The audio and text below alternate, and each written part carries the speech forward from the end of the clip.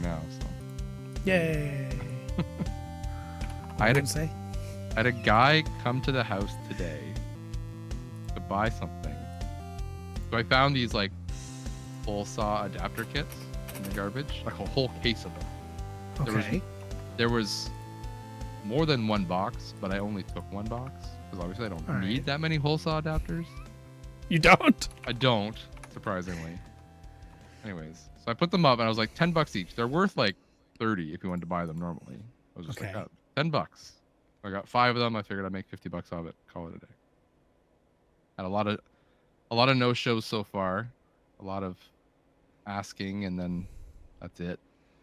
This guy was just kind of like all over the place. He would message me, then 2 days later I wouldn't hear anything. Then 2 days later he'd be like, "Oh, what's your address?" 2 days later, okay, I can come tonight. That kind of thing. So he shows up. Old, like they're older than me. I would say like they're in their 40s probably, 40s or 50s. He shows up in a nice suit, and he has another guy with him who looks significantly older than him, and he says, "Oh, this is my brother," who's not wearing a nice suit, kind of wearing like just normal like everyday clothes, right? Okay. I don't really want to make a distinction, but maybe there was something to it. I'm not sure. Okay. You can tell me what you think. So he's like, "Oh, my brother wants to buy it, so he wants to look at it." All right, no worries. So I grabbed the box, I bring it out, and I said, "Take your pick." He's like, "Oh, are you running a business?" I said, "No, I just found them, and I don't need that. I don't need 5 of them, so I'm selling off what I don't need." Oh, okay.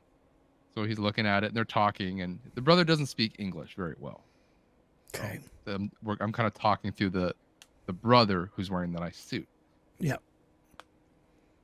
And they say, "Okay, we'll take it." And I had these, like I said, I have these listed for $10. And so the brother says, "Okay," and he takes out $5, hands it to me, and says, "Here you go, thank you," and starts to walk away. Mm.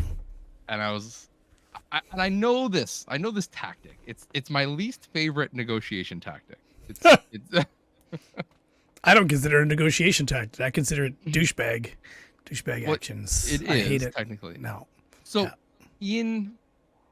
I can only relate this to my time in Africa. In Africa, this is a legitimate negotiation tactic because I know what something's worth.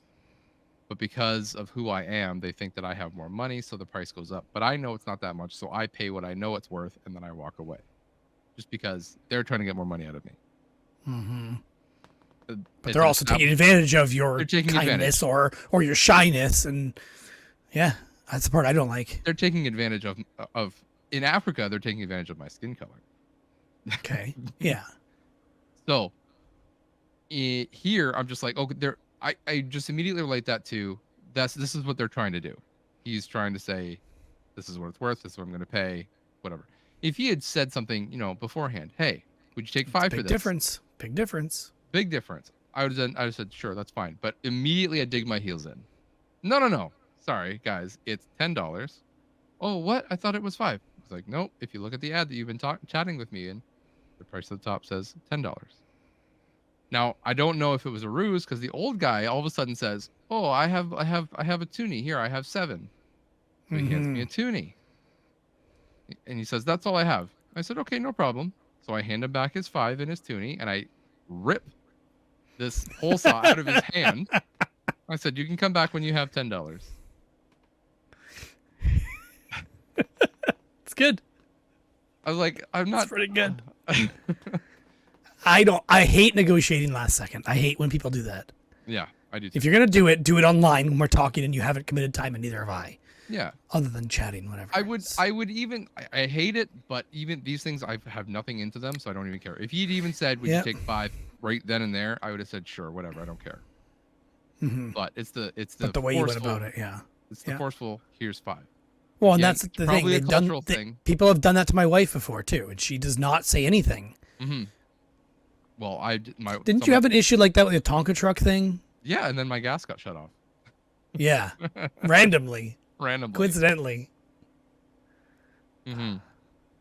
So, anyways, he turned to his brother and said something, and then his brother pulls out $5 from his coat. Oh, here, we'll make it 10. All right, thanks.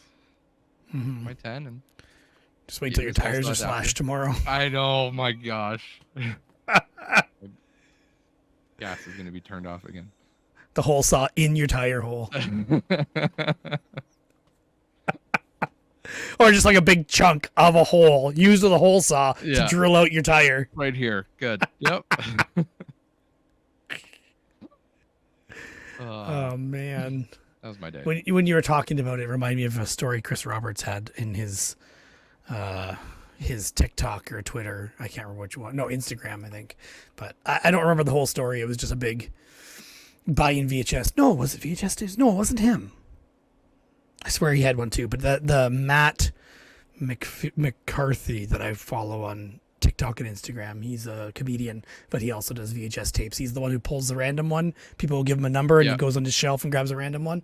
Mm-hmm. He had a story where someone was trying to sell tapes and I forget the details, which makes it less interesting, and I'm still rambling about it. But essentially it was, he wanted to offer like 50 cents a tape, and they're like, you mean $5 a tape? You mean $2 a tape? It was ridiculous. Yeah. People suck. Negotiating sucks. I almost want to do the, like, if I'd have been smarter or cleverer, I should say, at the time, I should have said, oh, sorry, guys, it's $15. Yeah, just increase it. We're like, no, it's fine. I'm like, well, if we're just changing prices willy-nilly here, I'll just say 15. Fine. Yeah. So. Yeah. So if it's going to be $15, why not just make it 50? Oh, sorry, just for you guys, it's $50. Oh, wait, the ad says 10. Right. Well, we'll just stick to that then. Yeah, maybe just stick to the original agreed on price. Yeah. Because if you don't make an offer before you come, then you're agreeing to the price, is my opinion. Yeah, that's the way I always treat it. I completely agree. Yeah. I think there's been one time where I've offered less when I get there, and it's like, could you? I still have the full amount with me, and if they say no, I couldn't, but I still offer it verbally before making the trade, or maybe it depends on condition too, because I've gotten there and things have been worse before. I can't remember what it was, but conditions have been worse than expected. I think that's still reasonable. You're not, coming with you're coming still with the expectation of paying full price, or even if you weren't, you would say, are you negotiable on price?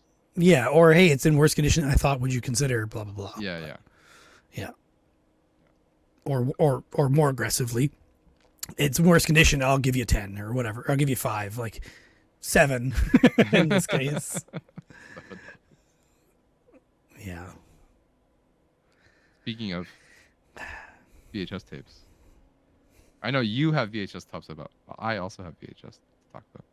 Oh, I haven't even talked about VHS tapes. I've been keeping quiet because it's embarrassing at this point. The boxes and boxes, but I think I have like 6 or 8 tapes over here for you still. So. Oh yes, I forgot about that. You did mention it. I did. Yeah, I like I said before, I had hard drive issues, right? I had one hard drive dying on my NAS, and of course it had to be the operating system or the main drive, the drive that holds all the programs that the NAS runs. Of course. So I created a support ticket for that and asked for help, even though I know the NAS is out of end of life. I just thought I'd try. The NAS brand is QNAP, and they do enterprise support. So I thought maybe this is a known issue they've been seen before. Or, no, it wasn't even that I created the ticket for. I know the drive is failing. It's just an older drive. It's from like 2019 or 2018 or something like that. Drives lasting 5 years is more than expected. So basically whatever the warranty is, it's going to last that.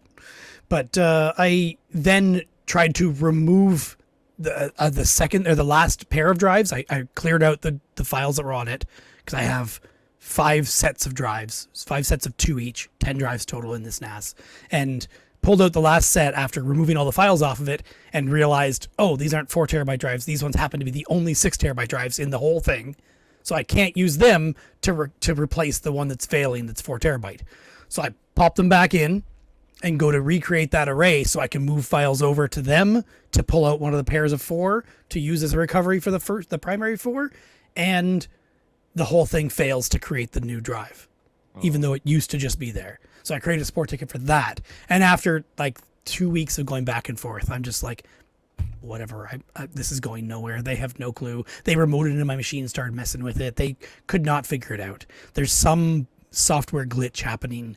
And I think it has to do with me having created the drive, deleted the drive, and then trying to recreate it within the same like session without rebooting the machine or so quickly after or something like that. Because there's probably like a cleanup process or something that's not happening. Who knows? But it did not work. And the only solution was to get all the files off the server and redo the server. Oh, jeez. Like reset to factory. So I had to take out 2 drives, which is the 6 terabytes, put them in my other computer in a RAID array still because I wanted them to be a copy of each other. Move files over the network. That took like 8 hours. Yeah. Then take those drives, take the next set of drives that I just cleared off out of the server, move them into my computer, copy files over, and then the drives, every time I created a new array on my computer or on the server, no, it was only on the way back on the server, it has to do like a syncing, which is like copy every bit on the hard drive and make it the same on the 2 drives that are supposed to be a mirror of each other. So that wasted another 6 hours or so in between. So like 6 hours for that, 8 hours for the copy, do that over 10 drives, which is only 5 pairs, but it was a lot of work and a lot of time and it was terrible, but I did it and it's finally working and I'm down 2 drives because of the one failing. So I have less hard drive space, so my Plex library has shrunk quite a lot. I did notice things were disappearing. Oh yeah, big time. So my VHS recordings hasn't been affected by it, but I need to make my way through those. I did start going through some earlier this week, cleaning up ones that I know have nothing that I want. Yeah. Or there was a couple that I'm like, okay, this is a neat clip. Like there's this one where it's this tape I got from the Asian guy somewhere in Waterloo. He just set them on the side of the road and put a Kijiji ad saying, go get them. And those were the ones, a lot of those had mold on them. I cleaned them all up after whatever time that I got capture cards set up and everything. And one of them I had recorded and I saw this clip in it where it's like a late 90s, early 2000s drama in, I'm assuming Chinese. I don't know for sure. And the guy in the show, there's a cop that goes into someone's house, like sneaks into someone's house and starts going through all their VHS tapes. I'm like, that's a cool clip. Cool. So I grabbed that clip off of that and then deleted the original because I don't need any more. I just grabbed that like 2 minutes of a police officer in someone's house sitting on the floor in front of a TV going through VHS tapes because that's a cool clip.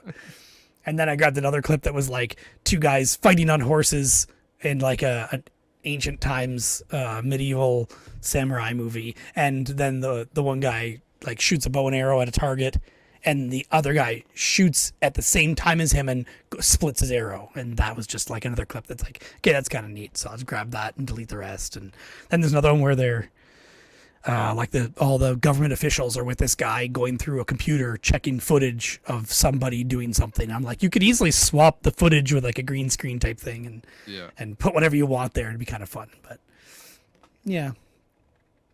Do it. If I ever have time to do anything with it. But either way, at least I was able to like take out this 100 megabytes of stuff that I wanted and delete the 7 gigabytes of unwanted part. That's true. Yeah. Start saving some space. Yeah. So that's kind of what I'm doing with the commercial stuff too when I have time, but the commercials obviously takes more time to edit. I've got one open on the monitor above here that I was editing with Bugs Bunny and Tweety show from, I don't remember what year this was. I can't remember. I hadn't gone through the commercials to figure out what year it was yet either.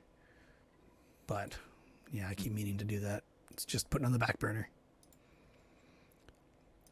And then I decided that the audio was too quiet, so I should take the ones that I've already done and just redo them. I already have the markers set of start and finish of a commercial, so it's not hard to go back. But I boosted the brightness of the video. I exported the audio and tried 2 different methods of cleaning up the audio because it was very quiet. I used one was Audacity, which I knew was going to work well, but it's a lot of work. The second one was I was trying to use FFmpeg to do the same thing, where I boost the audio, then do noise reduction, and the noise reduction thing just did not work well. Audacity just has the best way of doing it, where you like highlight and sample a part of the noise from like a dead area where you just have the noise, and then run through the noise cancellation. It removes that from everywhere. And after doing that twice to remove like the high pitch sounds and the low pitch sounds, it's cleaned up so nice. It sounds great. Like Oh. it sounds way better than original. Hmm. Yeah. That's So, cool. but then I had to re-export all the videos that I did on that tape. So. Yeah. And then I just create myself more work by having More. to do that for every video that I feel like doing now. So I don't know. We'll see. Goodness. Especially when there's interference. But You're just creating more work for yourself. and I can't script it either because it's Audacity. So I can't just like do like FFmpeg where I could have passed in command line parameters, said do this to the file, then do this to the file, then I'll drag it back in and put it in my editing program. Actually, I could have even not done it in the editing program. I could have used FFmpeg to replace the audio in the original video file. That would have been nice. Mm-hmm. Which I guess I could still do with Audacity with FFmpeg to recombine the Audacity file, audio file in, but that's a lot of work and I'm already doing the Audacity stuff manually, so why not just do the part in the video editing program manually too? Oh, man. Jeez. You're far more dedicated to this than I expected you to be. And this is why I have 1,500 unedited recorded tapes. That's true. And 1,500 is the last time I counted it. It's probably more. I've got a box just that I'm start- going through here. And these are all 8-hour tapes, too. I got 3 of them on the go right now. We've got Ugh. Lethal Almost like Weapon. Yep. It's like you need a place to show these. Yeah, it's almost like I do need a place, like maybe my live Twitch stream that's been going constantly for 6 days. 24/7 of I noticed. so did Top Spot. At least he came out and talked to me in the chat. Well, I just assumed you weren't there. I was like, I'm Yeah, really you just- not. you I'm just not, hit but- stream and walked away. That's what I would It's do. I'm there once in a while, but it's still going. It's I realize that Twitch seems to stop the stream automatically at 8 a.m. every day and start it again. I don't know what's going on with that. Like literally, it stops and starts again exactly at 8 a.m. every day or 7:59. But I believe this is the 6th day. I meant to double check that. Your stream summary is ready. I get every day, every night, I should say. Yeah, they probably do that just to get you a stream summary. Yeah, so it's at 6 days. On the 7th. Now, I'm assuming you're going into repeats now. Yes. So I did the math. I believe it repeats. So I have 920 videos. Let's say they're about 30 seconds each. So that means 920 divided by 2 to get how many hours. Sorry, how many minutes it is. Right? 460 minutes divided by 60 is only 7.5 hours. 7.6 hours, if I did that right. So every 7, it's on random too, so you won't see the same one necessarily, but Yeah, it's not about just- every 7.5 hours or so. Yeah, Are you adding to it as you get more? I'm going to, but I haven't edited any out. Well, I've done a couple, the ones that I've been fixing the audio on, but I've been waiting to finish that whole tape before I put them in because I need to replace the HTML file that OBS is using that contains the random list of all of them, or the list of all of them that it randomized, I should say. I found a cool tool on GitHub that someone created just for this kind of thing, where you just put the executable in a folder, run the executable, and it creates an HTML file that you put in OBS to play a random video from that file, from that folder, and it just keeps going over and over forever. You can also do a transition video in the middle of the files too, which I kind of want to play with, but like even if it was just like a little clip of VHS static, it'd be kind of cool. Or a channel change type picture would be kind of cool. The test bars, like. Yeah, I thought about that too. I wouldn't want the sound though. That would be kind of annoying for every 30 seconds. Just have it like have the sound play randomly. There you go. A real challenge for you. Yeah. Let's not do that. I think Or that'd be just really cool if I or could just get a. like a channel flick. Yeah, that's what I want, is a channel flick. I have several recordings of people channel surfing, so I could easily get a channel flick out of that and only have it like half second or less. But Yeah. that'll be fun to play with, assuming it works on that. Like I've never played with the transition, so I don't know exactly what it does. Like it could require transparency in the transition or something, but I haven't played with it to find out or read the documentation enough. Cool. It's pretty fun. And I don't know if it's related or not. I wouldn't think it is, but it just so happens that my YouTube channel has been like, I would say blowing up compared to what it was, because I was at like 250 subscribers and now I'm at 339. It says 45 new subscribers in the last 28 days. So I don't know if it's related. I wouldn't think Twitch would drive traffic to YouTube. I think it's just coincidental. It's probably just your commercial on YouTube are garnering attention. That'd be my guess. That's my assumption. There were a few that stood out as, oh my gosh, if only I could type. There's a couple that stood out as getting a lot more views than average. Like if I go to the ones that came out recently, of course, YouTube doesn't do what I want it to do. It just says, okay, public videos. And of the ones that came out recently, one that came out like 23rd, so 3 days ago, has 1,400 views, 1,441. It is a advertisement for Jeep and Eagle. It's mainly like the Eagle Premiere, 1988 Eagle Premiere, and people are like commenting on it like crazy. I mean, for me, 8 comments is a lot. That's a lot, yeah. And 26 likes. And people are commenting like, oh, why would you buy an Eagle? And someone else like, I thought Eagle was Mitsubishi and all this stuff. So the discussion in there has been fun and people crap talking Eagle. Yeah. I don't know. Because the video is, sure, I can afford a European car, but I bought an Eagle because it's so great. So that's drawing some controversy, which is always good. And then another one that I have 260 views, came out on the 20th, and it says, so much like sugar is the title and what the girl says. And it's for Equal, like the sugar replacement stuff. Yeah. So it was not Equate? No, older. Oh, okay. 1988 is when this is from. Oh, okay. Yeah. Because it's equal to sugar. Equal Get to it? Sugar. Gotcha. Yeah. So yeah, things are doing pretty good, especially these 1988 commercials. Those seem to be the ones that people are latching on to the most, at least on YouTube. Yeah, well. A couple random other ones, but it's pretty cool. I like it. So I've got 2 videos a day coming out now. I don't know how long it's been doing that. I've been doing that for, but that's what I've got it set to. And I've got 194 scheduled videos. I'm scheduled like not 2 a day all the way, but like up until like April of next year. But I've started doing 2 a day, and I think up till January or so, halfway through January maybe, I have 2 a day scheduled out, and then I have 245 drafts that need to be scheduled still.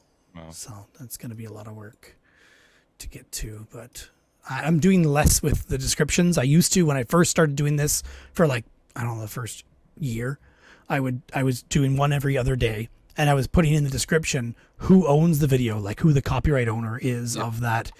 And that's just way too much work, and no one else does it. So I stopped doing it. So now I have just like a standard automatic description for everything. Oh, that's sweet. Yeah, it's way easier, and no one else cares, so whatever. Now, if they want to know who owns Equal now, they can Google it. I'm not going to Google for you anymore. They come at you saying, we don't want you to have this video. You're like, fine.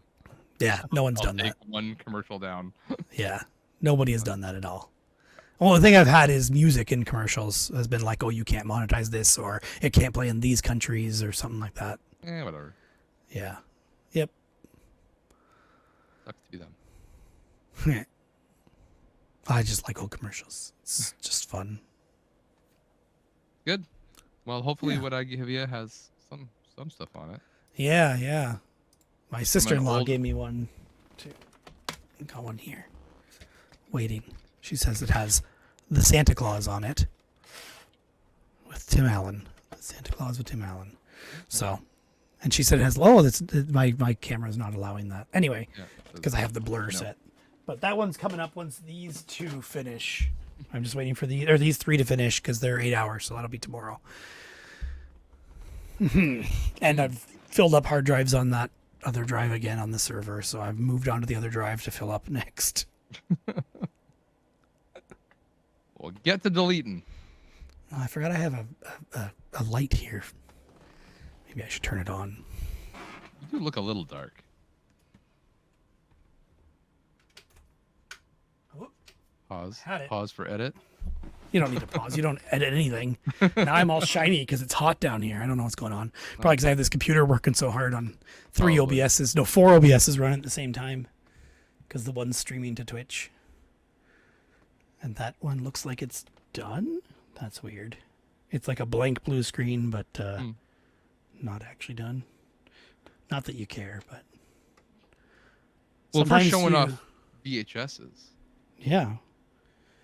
Sometimes you run into times where their tape has copy protection because a person copied it directly from a VHS tape with copy protection, and the VCR just blanks the screen for that. Interesting. I remember we had like a camcorder, and then I remember my mom. I may have said this on the podcast before, so stop me if I have. I don't think so. My mom would run the VHS into the camcorder and then record the VHS onto this other,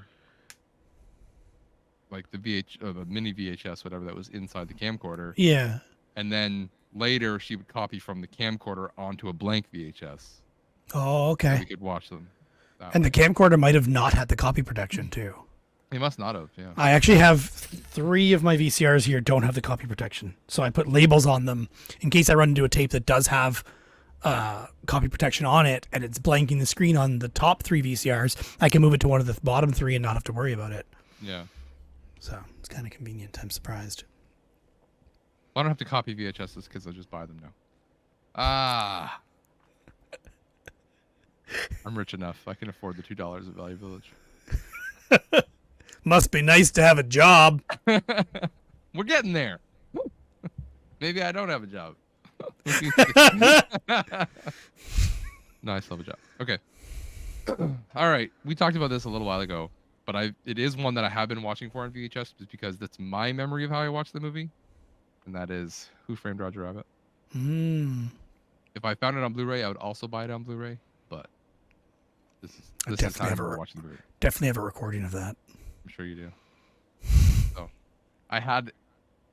when I heard the podcast on it, I went and checked my downloaded file, and I still had an old like AVI 480p copy of Roger Rabbit on my Plex server. So I fixed that. It is now a nice 1080p version, and then I have whatever this is, 240p.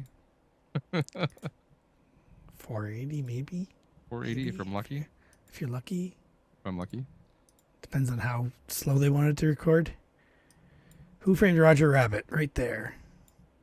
Oh, that's a commercial. I have a commercial for Who Framed Roger Rabbit. Vista Series DVD. I have the Touchstone VHS. Cool. I'm just and then I bought the resident movie of this podcast. I think it's like the full embodiment of what we think this podcast represents. Oh, I'm curious what that is. You're not going to be surprised when I hold this up. I might be because I'm not looking at my monitor, my stream of you right now. You better look at it right now. You know. Waterworld. Because it's not a special movie. Is that why you say that? Because it's the movie that no one likes, but it's actually good. You should tell them about our comment that we just found in the YouTube. That's true. One from here we go. Ago. I found my Roger Rabbit commercial recording, I believe. I just wrote Roger Rabbit though. That's weird. That might be the commercial. It's probably the commercial. Yeah, I swear I had it, but like recorded somewhere. Anyways, this is the special letterbox edition. Okay, but that's not the super long, awesome. No, it's not. Copy. It's not the other cut. No, it's not. But I thought it was cool. It is cool, but are you gonna watch it on tape? I would probably, yes. If any movie I'm gonna watch on VHS, it's probably gonna be this. Yeah. Because I literally just put it on my CRT that's right here, and just have it on, and love it. All right, we're gonna go into another one. I'm gonna champion this movie. This is gonna be another movie that failed, but I'm gonna say is not bad. It's not as bad as everyone says it is. Okay. It's actually good, and it's another post-apocalyptic Kevin Costner movie. Take a guess. Post-apocalyptic Kevin Costner. I don't know. I can't remember what he's even in. I think this came out like pretty much right after Waterworld. I think. It's like action, because he's not usually an action movie guy, right? But he was at that time. I don't know if you would consider this an action. I guess it's kind of an action. I'd say it's more drama with action bits. I don't know if it's actually a... Okay. Post-apocalyptic, I pretty much always picture like Mad Maxy action. Wouldn't you consider Waterworld to be action? Yeah. Yes. Waterworld's an action movie. Yeah. This isn't. They says this is an adventure movie, I guess. But, this takes a year in the future year of 2013. Oh, that's 10 years ago. Just so you know. Anyways, it is The Postman. I never did see that. I also really like this movie. Okay. Not everyone's favorite. I think the back-to-back between Waterworld and Postman basically killed Kevin Costner's career. But I still think it's very good. So I keep meaning to watch it, but never have. I will tell you that it comes Josh approved. It's long though. This is 178 minutes. So buckle up. That's really long. It is. That's like too long. But I think maybe I like it just because, like, this is the version of the movie, like, of Postman. Like, they didn't really cut it down. Waterworld was way too long, and they cut it down to make it more palatable, I guess, right? And this one, he's like, no, you're not cutting it down. It has to stay good. Yeah, I think so. But then it was just like, wow, this is really freaking long. Yeah, but it's all, like, world building. Nice.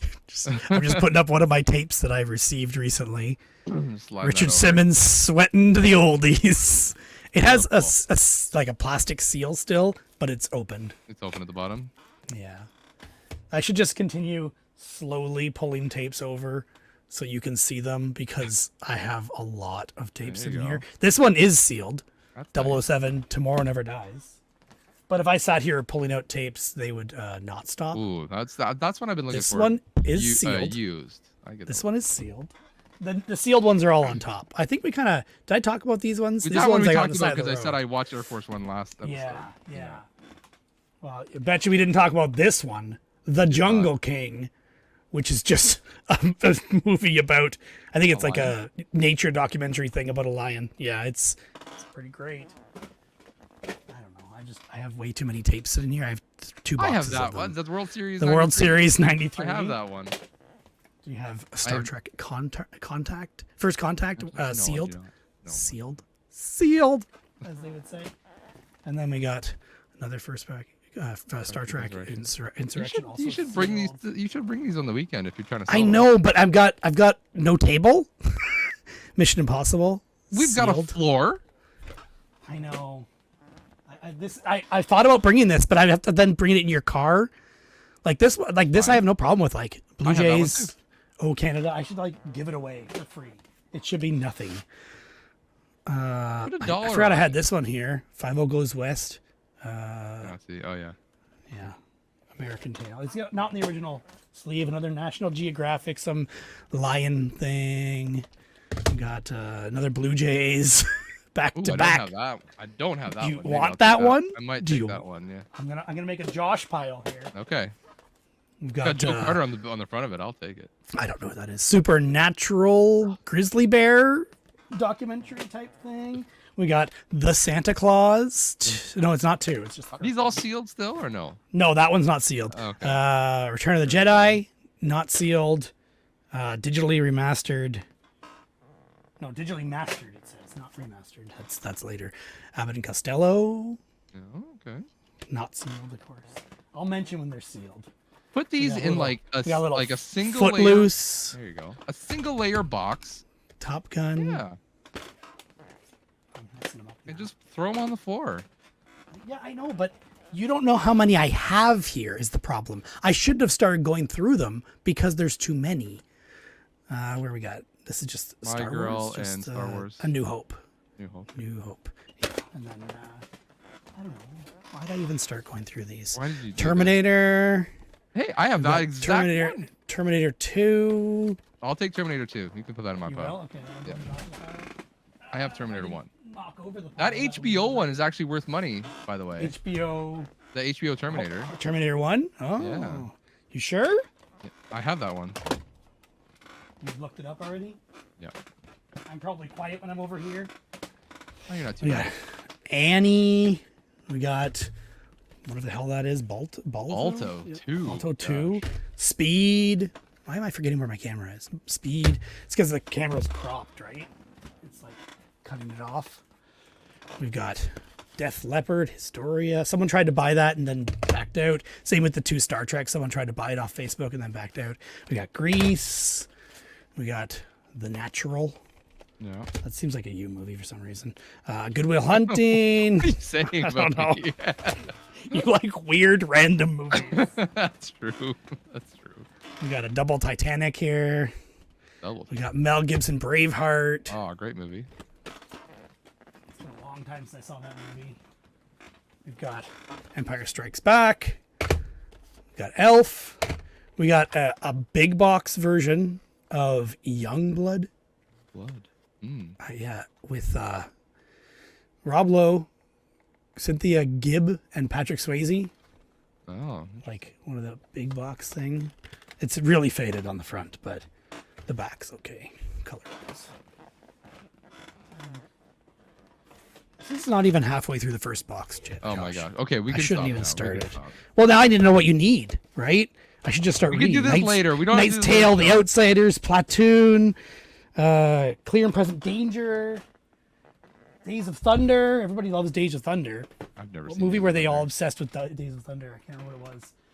I want to see it, but I haven't seen it. I have it on VHS. I'll be honest. I'll probably watch it before I commit to VHS. VHS on people Ransom, like movies I really Shawshank. want. Shawshank? Great movie. Great movie. I know that. That's why I pulled it out for you, because you're a bit of a whore for some movies like that. The ones that are like classically good, right? Everybody says they're good. Yeah. Sometimes. And then you pull out the hidden gems that everybody's like, it's not a good movie, but I like it. We got someone that had a big Tom Cruise love. This is The Firm. And we've got Risky Business and Jerry Maguire. Like there's a ton of those. There's also a ton of Clint Eastwood that were in that one pile as well. Oh man. Yeah, like a ton. Twister, Ed TV, Ace Ventura, Schindler's List, Cocktail, Rain Man. Here's the Mission Impossible, A Few Good Men. This chair's still creaky. I did get it better though. Okay, good. I got it better by tightening every screw, except for the ones that are behind that little cushion that moves. Oh, I couldn't tighten those. Yeah, I think it probably needs tightened again. Speaking of the chair, so with my desk, we'll just move on from the tapes. There was one I was going to show you because I just heard a podcast about it, and then I got the tape for it the next day. It was Cabin Boy. Have you heard of Cabin Boy? With No. Okay. it was I a might flop. have. It was considered a huge flop, but apparently watching it again now, it sounds like it's actually pretty funny. So it's 1994, and it had Chris Elliott, if you remember him, the small hand guy from the Scary Movie. Okay, yeah. Yeah, he's the main guy, and then I don't know, James Gammon, and then Brian Doyle Murphy. I've seen the cover of this, but I've never actually seen the movie. Okay, so anyway, it sounds like it's supposed to be pretty funny and like ahead of its time and out there for the time, and it was shunned because of that, I guess. Okay. People like didn't get it, is what I got the impression of from the podcast I was listening to about it, which was a VHS podcast. But anyway, I got it on tape for free the next day. So these tapes were all free. Yes, I think they were all free. Yeah. Some of them came with a bunch of the tapes that I'm recording over here. So, yeah. I'll have to There's just way too many. and see if it's worth it. But I did think, you remember the boxes that, or the bins that I used for games that sit one row? I'm Yep. thinking if I can line those two boxes up and have them on the floor with tapes in them. Maybe that would be the way to try to sell some of these. Or, I mean, $1 each. I don't know. $5 each for some of them. I don't know. I would just put $2 a piece on them and call it a day. Like if you got them for free, you want them to move. Yeah, I kind of do. I'm tempted to be like, these are free. Well, but it's not getting me anything out of that. Then. Yeah, exactly. It's not even worth bringing at that rate. Yeah. I would say $2 a piece and just get them gone. You want to say $1 because then you're almost like you're undervaluing it a little bit. You ever heard of this movie? Have you ever heard of this? Cadillac Man with Robin Williams and what's his name? Tim Robbins. But this one I've never seen anywhere has a red VHS.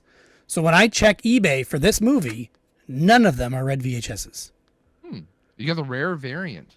I'm tempted to say, Chris Roberts, is this rare? And even the Orion down here at the bottom, who's the company that puts it out, this is red on mine, and every other version of it, that's white text. I wonder if it's just like a Canadian variant, like red. It says... Is it bilingual at the back? No, it's not. And there's nothing down here that says US or Canada at the bottom. Yeah. I don't think it is. I don't think it's a Canadian variant. I think it's just... Anyway, and then I also got an indecent proposal, and it's a green tape. Ooh, interesting. Now, I didn't look this one up to see if that's normal or not, but my wife was like, oh, we should modify the green one to make it the leprechaun. Like, just cut it out, put a label on it, and then put lights in it and sell that for, like, people who want a display item. And then the green one, or the red one, she wants to be Christmas Vacation. And I'm like, yeah, but if it's a rare variant, I'm not going to do that. So I don't know what I'm going to do. Just re-spool the Christmas Vacation tape into it? I could. That would be easy. I saw Christmas Vacation on VHS the other day, and I didn't buy it. So.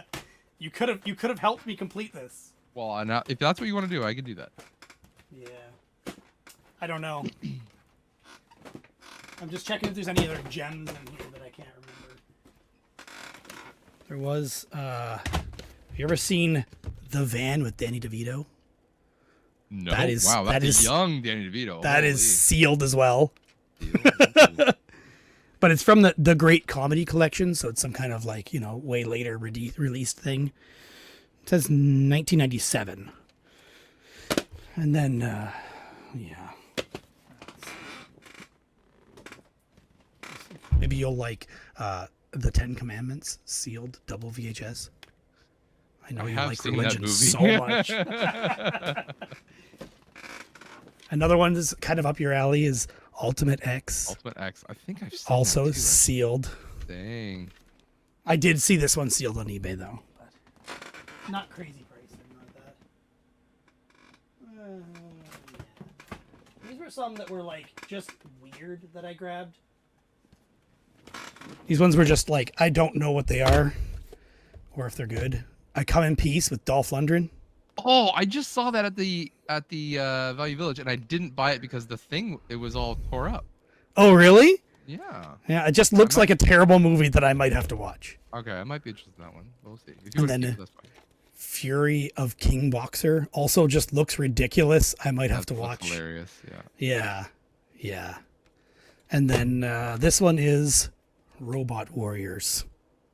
Robo Again, Warriors. Robo Warriors. Oh, with James I may have Remar to watch in it. Okay, that would be cool yes, too. the back is like priceless screenshots of the robots fighting. It looks like Power Rangers Megazord fighting. Yeah, that looks cool. Yeah. And then this one I grabbed, what was it? Deadly Devoted. It was just free VHS tapes that this guy had. He had 6 bags of them, like garbage bags full.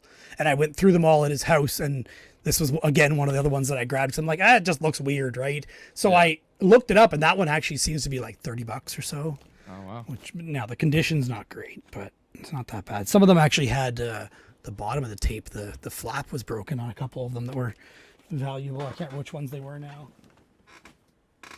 And this one was one of the ones that's valuable, but Express to Terror, I think it was like $50 or something like that. But when you pull it out, look at the title of it. It says Classic Films But that's actually the way they released the movie. It's a very uncommon movie. Somebody put their own little label here that says "Express to Terror" on it, and then the flap on the top is broken. So I could probably just replace that with another one, and it would be fine. I just need to find one that's similar, which is most of them. But yeah, just ridiculous. And if I replace that, then I sell it. I don't know, because I have no interest in watching it.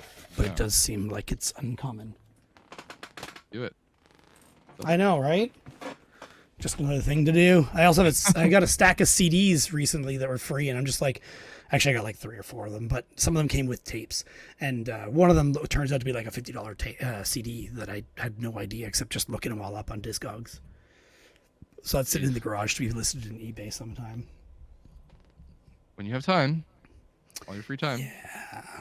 Yeah. All my free time is spent looking for a job. How's that going? It's going. Going? What's the, I need a progress report. I have now applied for 267 jobs. Jeez. I've interviewed for 14. I've received no or given no on 69. Nice. Except it's a no. I think there's only like 3 that I've said no to, and usually it was just because the pay was way too far off. Mm-hmm. And at this point, maybe I should have said yes to them. I don't know. But I'm still interviewing for 2 of them. One of them is previous manager of mine, or director of mine. He was 2 levels above me way back in like 2004, 2005. And a lot of people I know him. So he posted a job available, and I'm like, I could do that. That doesn't seem hard, but like it seems like a good challenge.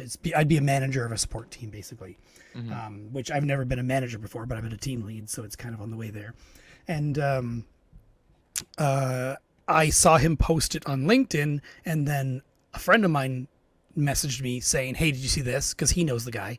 And then another previous coworker of mine messaged me, and she said, hey, did you see this? And then I think another person also I was talking on the phone with another friend of mine, talking on a Zoom call, because another friend of mine had posted a job, or a previous coworker, and he said, unfortunately, that job's kind of like a placeholder. Otherwise, he would have loved to have hired me. He just hired 2 people 2 months ago, and it was kind of a placeholder for when he hopes to get another opening in like 2 more months, which is a weird strategy, but whatever. It probably wasn't up to him. But then I told him about this other job, and he's like, oh, I know that guy. I'll let him know that you're good. So he messages the guy, and then the first friend of mine, who's the guy who has the B-movie parties and had the What We Do in the Shadows birthday party, he messaged the guy as well and said, Derek's awesome, you should hire him. So 2 recommendations sent to him at the same time, and then the guy's on vacation, so I have to wait until next week to have the interview with him. So we'll see. I already had a call with the HR person, and it went good, but I always seem to do good with the HR person, so we'll see. Yeah, I just hope that not having been a manager doesn't hurt me, but maybe it depends on my answers. Maybe it depends on who else is applying, because that seems like, I think that's the number 1 killer for me right now, is just there's so many layoffs happening, and anybody who's willing to hire remotely, there's just way too much competition. And people with less experience, but therefore also cheaper to get. So I haven't found many jobs that are like, we want 20 years of experience or even 15 years of experience. Pretty much every job has been, 1 to 5. Sometimes they'll say 5 to 7. There was one job that I saw that was like 10 years experience they wanted. And everything else has been much lower, and therefore the pay is also lower. So I don't know. But soon I'm going to have to just take whatever I can get. Then the other problem becomes people don't want to hire me for something that I'm overqualified for, because then they fear I'm going to leave soon and they have to rehire someone else. Yeah. So that's also a problem. Well, it's a legitimate fear or concern. Yeah. Yeah. Because if something else did come along, then you would probably take it, right? Like the reality of it. Yeah. Yep. So rock and hard place, basically, at this point. Yeah. Well, best of luck to you still. Like, you're still welcome to come drive a truck with me. It's about all the best I can offer you. Yeah, I don't know what to do. I'm not happy about the whole thing. I can say that for sure. Yeah, well, no one ever is. Well, in a way, I wish I had just taken that Ottawa job and dealt with that. But I found out later on that they had talked to my director and they had asked for, they said to him, can we get him for this much money? And he said yes, because that's exactly what I was at. And he didn't want to give that to them. But yes, you could hire him for that much. And that's when I talked to them. I told them the same amount. And then like a month after talking to them, they finally are willing to make an offer and they come in at 20% lower. Huh. Just ridiculous. Huh. So, yeah. But yeah, I started talking about chair. I've done a lot of talking, but whatever. No, that's fine. You gave me this chair. I did. And I hate when a chair won't slide under a desk. You know what I mean? Yep. Yep. Like the arms are in the way. Yeah. So with this chair at the height that I want, for the monitors to be at the right height, and for the camera to be at the right height, and for me to be comfortable sitting with my feet flat on the ground in the right posture you should be, the arms hit and the chair wouldn't tuck in. So therefore it's hard for me to get out of this area because of all my VHS tapes and my VCR and my kids' Barbies over there. So I wasn't really thinking too hard about it, but at one point, I think I was actually watching an off-road video where the guy was modifying a truck, and I thought of spacers that they put in lift kits to put in for a body lift. And you just put in basically a piece of plastic that's like, people even do hockey pucks sometimes. You just take a hockey puck, drill a hole out through it, and use that as a spacer to lift the body up to give you room. And I'm like, wait a second, go underneath the chair and think, yeah, that'll work. So I went on the computer, I measured up with a caliper, and then on the computer designed spacers to go in where the arms screw into the bottom of the chair. And I made these 1-inch spacers that go perfectly in the chair to lower the arms 1 inch down. Oh. And it works awesome. I did need longer screws, but luckily in the garage I already had exactly 8 screws, and 4 of them the right length and 4 of them were too long. So I used the ones that were too long and it was okay, but then like I'd move around the chair and it would poke me because it's sticking up inside by like an extra inch. So I took them out to the garage and cut them off, which was annoying because I only have really a Dremel for doing that. I guess I could have used my what's that one that you use for like cutting trim, the straight edge cut thing? Oh yeah, your multi-tool. Yeah, but I mean my Dremel is also called a multi-tool, so it's hard to. But the other multi-tool, the more new multi-tool, the oscillating flush cut. Yeah. Anyway, the oscillating one. That I could have used that. It probably worked decent, but I just didn't have it out, so I probably could have saved breaking a couple cut off discs on the Dremel. But either way, it worked good. I cut them off, and I'm happy with that. So. And the arms still go up higher too, right? Because they always have movement up by like 2 inches or so. Down. They just didn't go down any further. So good. I'm glad you could make it work. Yeah, it works even better. I was already happy with it, and I tried with the arms off for a week, and it was okay. But even just moving the chair around, I often grabbed the arm to move it. I need arms on my chairs, so It is way more comfortable, but well, it just takes the weight off. It takes the weight off your shoulders. Right? Well, I put it on my desk for that. Like I try and push, the desk is so deep, and I try and push the mouse and keyboard in further so that I can do that on it instead. I mean, it makes my microphone swing over too far this way, but it works pretty well. So I don't need them for that. It's more about when I'm relaxing, watching something or listening to something. Like I've been taking job postings and putting them in a text-to-speech app so that I can do other things while I'm listening to the job description. Also, that I don't need to read because it's so slow. I get distracted all the time. So I've been doing that as well. So while I'm doing that, sometimes I'll just sit back and listen to the job description and see how I'd fit, kind of thing. So that's what happens when you read like 1,000 job descriptions a freaking day. So yeah, and at least you're keeping busy. Yeah, well, it'd be better if it was busy getting paid. But then you wouldn't have time to do all this other stuff. Yeah, well, I have gotten some stuff done because of this. Oh, also Halloween decorating I've done as well. I was going to ask, how is the Halloween decorating going? I didn't send you anything. I meant to send you a picture of the house, but we, last year, we expected to be part of the like neighborhood decorating competition thing, and we never heard anything about it.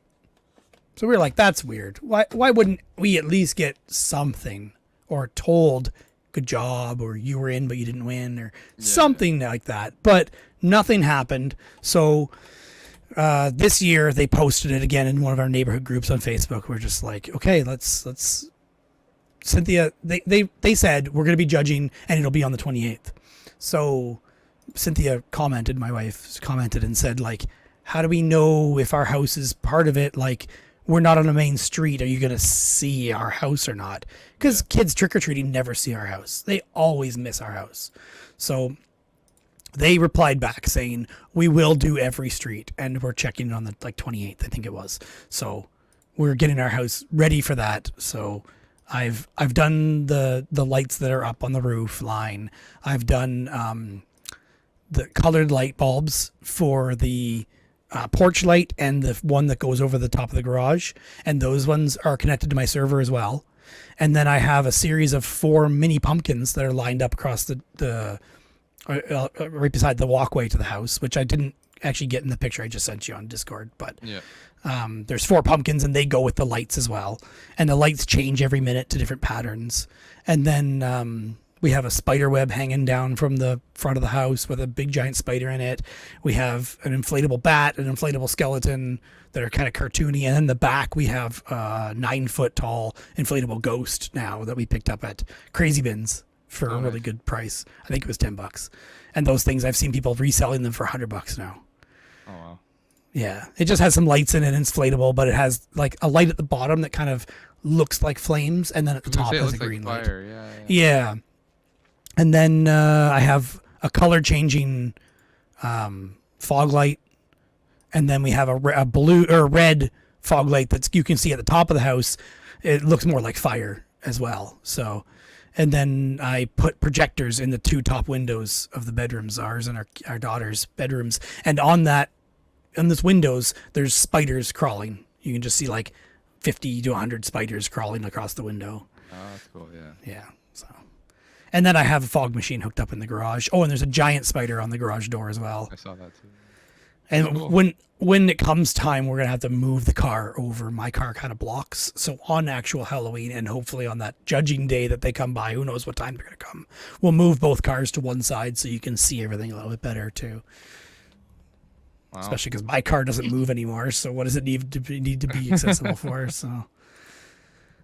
Yeah, and I really wanted to hook it all up to music as well, because I can do that with my server. I can have it broadcast to FM and then put up a sign that says tune to this radio station, but I just haven't done it because it requires a lot of what they call sequencing, which is timing the lights to music. So I started doing Thriller like when I first built the lights last year, and it's just so tedious to do it because you want to change with the beat every time. And they have a tool that automatically detects the beat, and you can put markers in where the beat is, but it's still so much work to change something when the beat goes. I think there's ones that can automatically detect the beat and like do something on the beat as well. Like if it's a motion where it does a pattern, you can make the motion go with the beat, but I just haven't played with it enough to do that. So. And there's people that sell sequences or give them away for free as well. So you could get those and just customize it to your lights, but I haven't done that yet. Wow, that's a lot of work. It is a lot of work. And I have fog machine in the garage that I haven't really played with too much yet. I have played with it, but I haven't used it much. So we have 3 jugs of fog that we bought years ago and have not used on clearance at Walmart. One year we bought 2 jugs for like $1, and we bought a fog machine for $5 at Walmart on clearance one year, and then we bought another jug of fog at like Spirit Halloween for maybe $3 or something like that.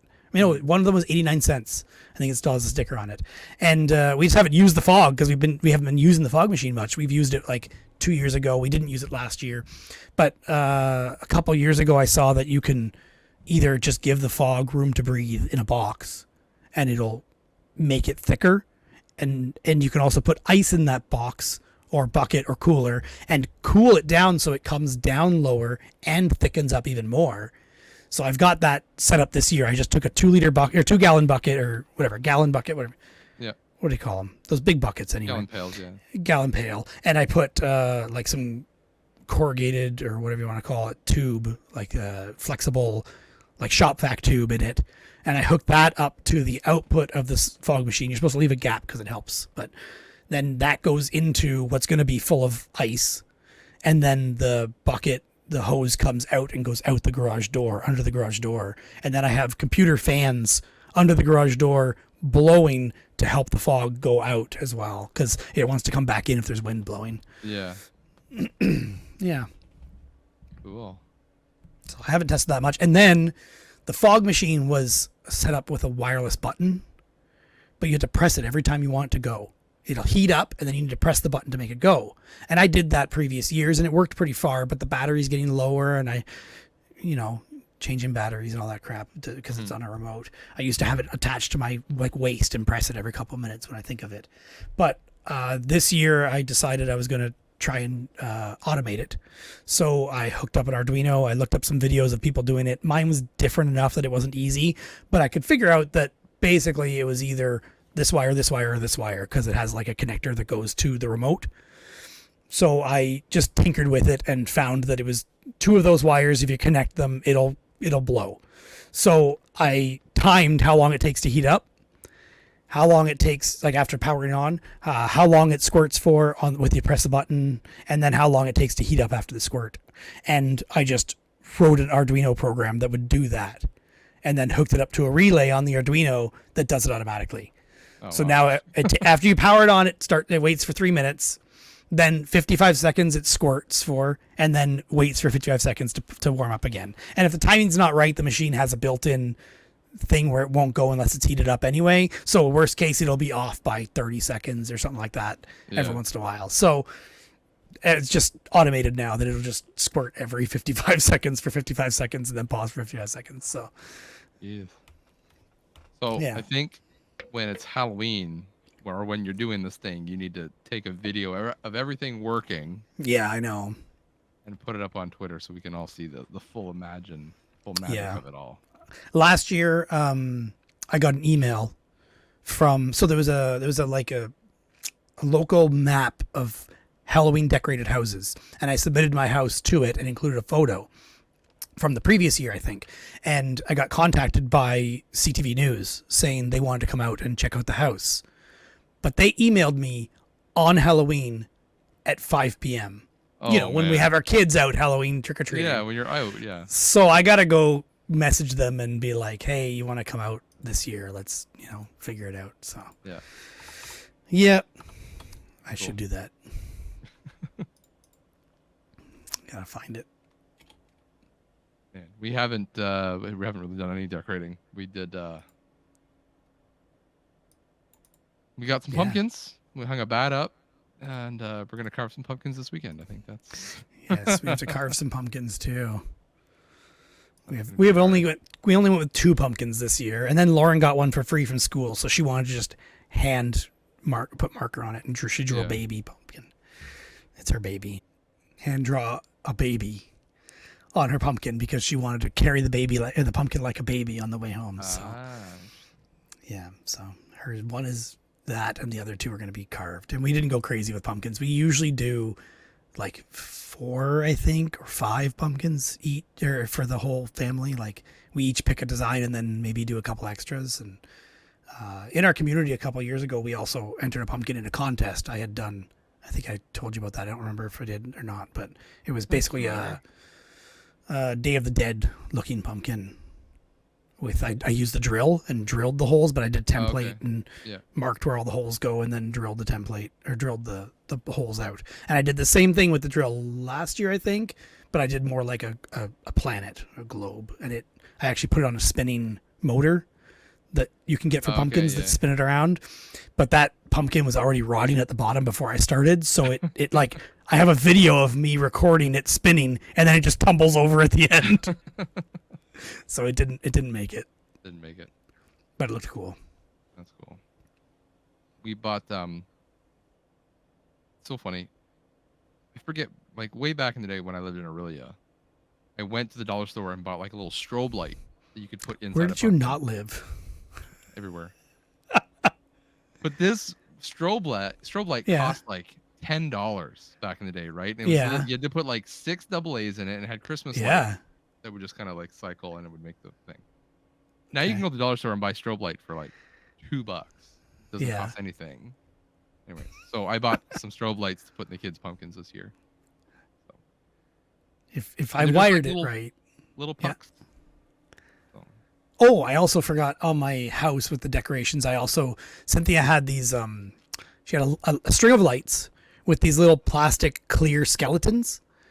And the skeletons kept falling out or the light strip died or something. So I took those and glued them onto my RGB like programmable lights with a little unit on it. So across the top of our front door, we have these skeletons hanging down and they go with the pattern of the roof lights and stuff too. Oh, okay. That's cool. But I've started building these boxes that I can build or make that have this little computer in them that connects to Wi-Fi, and then I can remotely control it with my server. So technically, I could put one of those in a pumpkin, and or several pumpkins, and I could have pumpkins all go with the music as well, which would be cool. But more work. More work. Like I said, I already have 4 of those mini like plastic pumpkins that do that on the front of the lawn. But you're running out of time.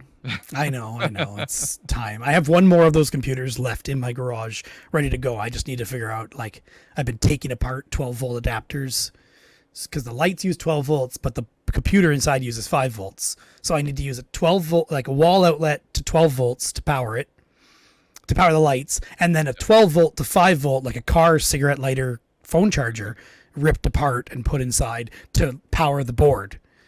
So the 2 things, I have to find enough of those in my house already or go buy, but I have enough of them somewhere. I just need to find them. Or I could hook both up to the wall outlet power, because I just take like a computer power supply cord, cut the end off, shove that inside the waterproof box, tap onto those 2 for the power to the converters. I could just tap one for 12 volt, one for 5 volt and be good too. But yeah. Sounds like Derek in the Technicolor Halloween house. Actually, I really wanted to make a costume with lights that are like controlled by a computer, but Jeez. They sell masks on Amazon that are just a mask like with LEDs, and I've been wanting to buy one of those for years, but I wish I could just make my own. It's just, it's not really worth the money to make my own. Yeah. There is someone on Facebook Marketplace selling one for $75, and I offered 50, and he wouldn't do it. When we were at Bear Game Exchange, they had like backpacks with like the LED panels on the back, so you can put whatever you want on them. And I was like, those were cool, but they were like $200. Oh, that's ridiculous. The panels themselves, if you get the really big one, like the 3 inches by 6 inches or something like that, are like $60. And I've been thinking about that, or even getting a couple of them and putting them in a waterproof like frame, basically, so I could make, like, I could do a video on my garage door, which a lot of people do. Did you ever go to that guy's house in Heidelberg? No, I keep meaning to, and I never did. Okay, because I don't remember if he does much for Halloween, but he does definitely for Christmas. And he's a former coworker, and when I saw what he was doing, he explained it briefly to me, and then I found resources of where he found the program to do it that runs on a Raspberry Pi, and that's when I started doing this. So, yeah, for anybody curious, look up Falcon Player, FPP, Falcon Player Pro, Falcon Player Pi, I forget, or X-Lights is the program you use in the computer to program it all. Yeah, I forget what it's called, Falcon Player. Man. Yeah. It's just a lot, man. I'm just tired just hearing all the stuff you have to do or have done. And this is a hobby. This is for fun. Oh, man. Want to come to my house? At the VHS tapes. I need to do the second. That's actually something I wanted to do this year and was planning to do before Halloween this year, if I hadn't got laid off, was to do the second roof line of my house, like the second story. Yeah. I really wanted to do that roof line as well, because that would have looked so much better having both of them lit up. And then I could make them match each other and the patterns go with each other, and would have been really nice. I already have the lights for it. I just need to go get the J channel to do it, and then more wire, more connectors. My power supply is already strong enough for it, everything. I have it planned out. I use the same hole in the wall. And do it. Yeah. Well, I don't have a job. it's just wire and connectors. It can't be that expensive. Yeah, it is. Oh, Well, I mean, the lights themselves I already bought, and that's like yeah. $150 or something like that. Okay. Can't remember for sure. I got 500. No, it's less than that because I bought 500 for. Anyway, it doesn't matter. So the lights are already bought. The wire itself, I need to get connectors. Then I need to get it up there somehow. That's the other thing. As I was hoping to rent a Genie Boom or something like that to do it safely. Okay. Oh. Because I need to not just hook it up. I need to measure and put in the pieces, right? Because I need to make J-channel that goes below the soffit and then put the lights all in it and then wire them all up and screw them in. And then, yeah. I can get you a really long ladder. That helps. How long? Very long. Almost as long as a sea container. You'll get up there. It's tempting. And I want safety rope because I don't trust myself that much on a ladder when I'm screwing something into a soffit. I'll come and hold you. We'll be okay. My dad no longer works at a place that rents Genie Booms, so Yeah. not that me being here and him being an hour and a half away helps me get that stuff anyway, but It's a weekend rental. yeah, was originally the plan to do that, but I'd feel much safer doing it in a GB Boom than climbing a ladder. That's fair. And then I can worry about the hornet's nest that's probably up there. And your other roof. Yeah. Seriously. Man. What else is new? I got nothing compared to this, man. You've just been go, go, go, go, go. I've just been like, go to work. I want to wait for a guy's What's weekend. that like? Oh, man. Tell me about it. Yeah, I want to wait for a guy's weekend. Beginning of the year. Beginning of the month, year. Flashback. Yeah, no. It was just kind of like I don't want to say spur of the moment, but just like one of my friends was like, hey, let's do a guy's weekend thing. So we went on like Did you take Airbnb. mini bikes? I was going to, but I was like, we're only there for a weekend. It's a 4-hour drive up where we were. It's like it's 4 hours there, 4 hours back. We're probably just gonna want to like sit and play games and drink beer all weekend. Like I don't think we need to bring mini bikes. You played games? So And somebody brought a system? I brought my Switch, and my other friend brought a Switch, and so it was like we just spent the whole time playing a lot of Tetris 99. I haven't played that at all. We've really gotten into Tetris lately. I mean, we have been for over a year now, but every time we get together in a group, it's just like, what are we playing? Oh, Tetris 99, and we just pass the controller around to see how far we can get. Okay. That's fun. So I was wondering how you do multiplayer. Yeah, it's multiplayer with everybody else online, but then we just pass the controller. You did Tetris Effect, right? You did play that? Briefly, I do have it because I wanted to play it in VR, but I just haven't got there yet. So I played in VR. It's pretty cool. it does look really cool. I played the demo of it, but then recently we've been playing a lot of Puyo Puyo Tetris. I think I talked about that last episode. So I have people over again and again played more Puyo Puyo Tetris. I think it's lost a bit of its luster now. I don't think. I think we've run its course. But Have you found who's the good one in the team or in the group, yes, and then no they one just wants kick to play everybody's with butt? them anymore. Yeah. Yeah. We make them up the difficulty on their end, and then we lower ours. Yep. But it is fun. But, yeah, guys' weekend was fun. It was up near Harry Sound. Okay. It was literally just for however what was a day, and the thing froze again. But I'm hoping it just It froze for me, so I'm assuming it froze for the recording. I just kept talking, so hopefully it comes it comes through. Perry Sound is what the last thing I heard. That's about what I stopped. Yeah. So Perry Sound, and yeah, just drank beer. That's all I drank for the weekend. Perry Sound is very close to where I did my off-road trip with my wife. Yes, I think I do remember you saying that. Yeah, that was fun. We should go do that. We should. We got to start Me, planning you, and next Bill. year. Yeah, I'm sure we can recruit some more people if we need to. You need to get talking to your dad's neighbors. I know. Oh, actually, I talked to my cousin at Thanksgiving. Okay. It's his dad's property and all of his neighbors, and Okay. he said, "Yeah, for sure. Like, let's go." He's got his own side by side as well, like my uncle does, a two-seater one, and we've gone on an off-road trip with the two-seater and my dad's four-seater, or sorry, six-seater, and had a good time with it. So we could definitely do it. Okay. Yeah. Yeah. Let's start planning. I've had another. I went to a pumpkin patch thing with the kids, with other family friends who also have kids. I'm not super close. Like it's my wife and her friend who are like they're really close, and then she's married and like I know her husband. We're friendly, but we're not like super close Yep. or anything like that. But he's into I know that motorbikes. feeling. Yeah.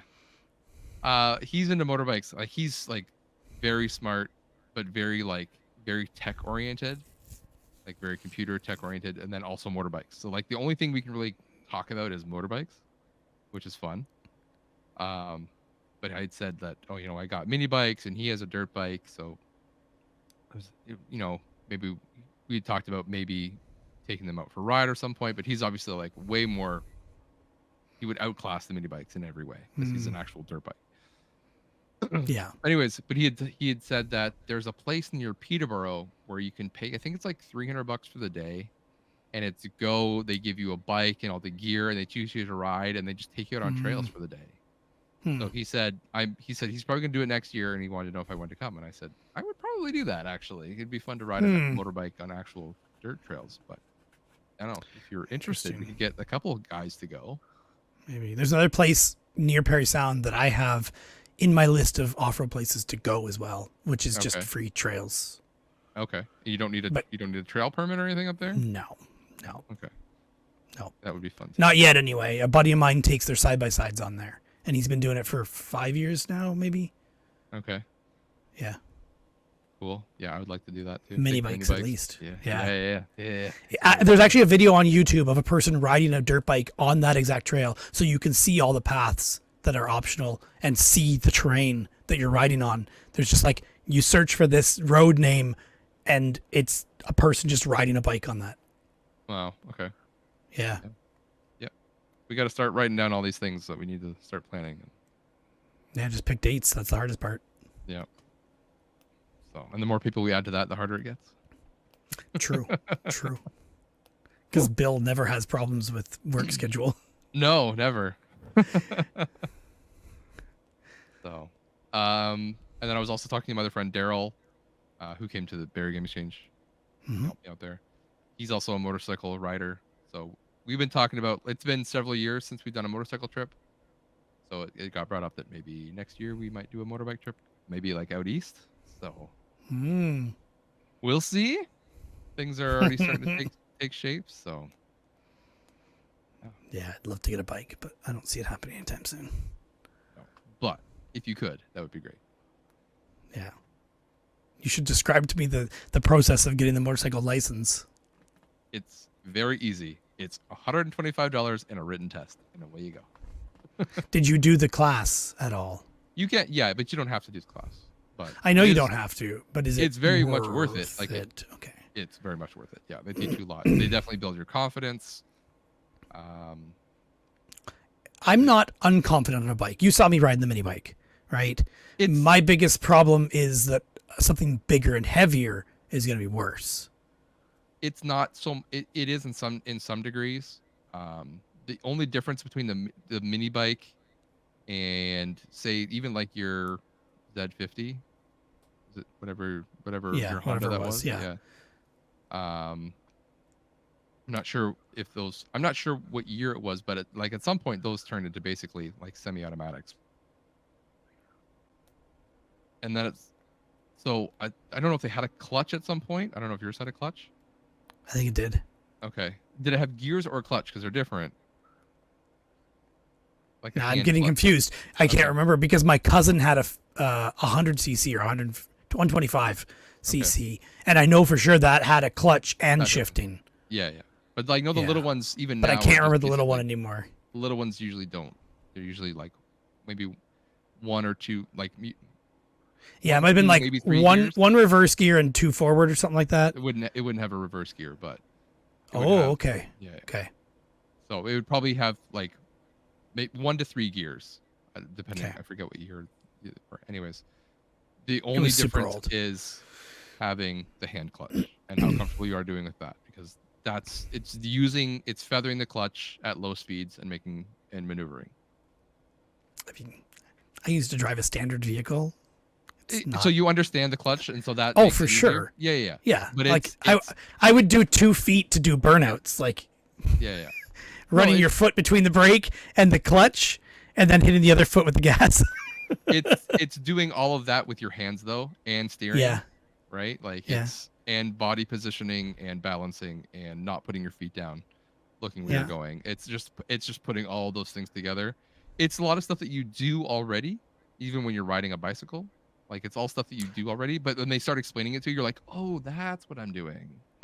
And then you almost start overthinking what you're doing. You'd be fine. But yeah. Don't you just buy an automatic and not have to worry about any of that? I don't think you can do that for the test. I think the test you have to ride a motorbike, and that's what's pushing my wife away from getting a test or getting her motorcycle license. She wouldn't ride a motorcycle really. She would ride a scooter, if you're anything. But if you want to get your full M license, you have to ride an actual motorcycle to get that license. So you have to bring one, even if you don't have one. If you do the test, so if you do the training course, they do the test as part of the training course, so it's included. Yes, but you're riding their vehicle or you're your riding own? their vehicles. Oh, okay. Yeah. Gotcha. So, but I'm not. I just always assumed that you had to drive your own. No, you can go and sign up for the course and ride their bikes, because they have them all stripped down, so that if you drop them in the course, you're not breaking mirrors or breaking handlebars and stuff like that. So. Gotcha. Which one of my friends did wipe out on a bike so hard he had to leave and come back the next weekend. Oh boy. But yeah, it's very attainable. It's very easy, but it's something you do at the beginning of the year because you only have your M1 for it's only good for 3 months. You have to get you have to get your M2 the next year, like the same year. M2, but there's an M as well? Yeah. So it is a 3-stage thing in Ontario for those people curious. Sorry, yeah. You got Ontario graduated licensing system. So yeah, it's an M1, M2, and then an M. So you have your M2 for a year. Gotcha. Okay. Yeah. And what are the limitations of the M2? You can't go on 400 series highways? Yeah, it's basically like a G. Same as a G, yeah. G2, whatever it is, or G1. I see.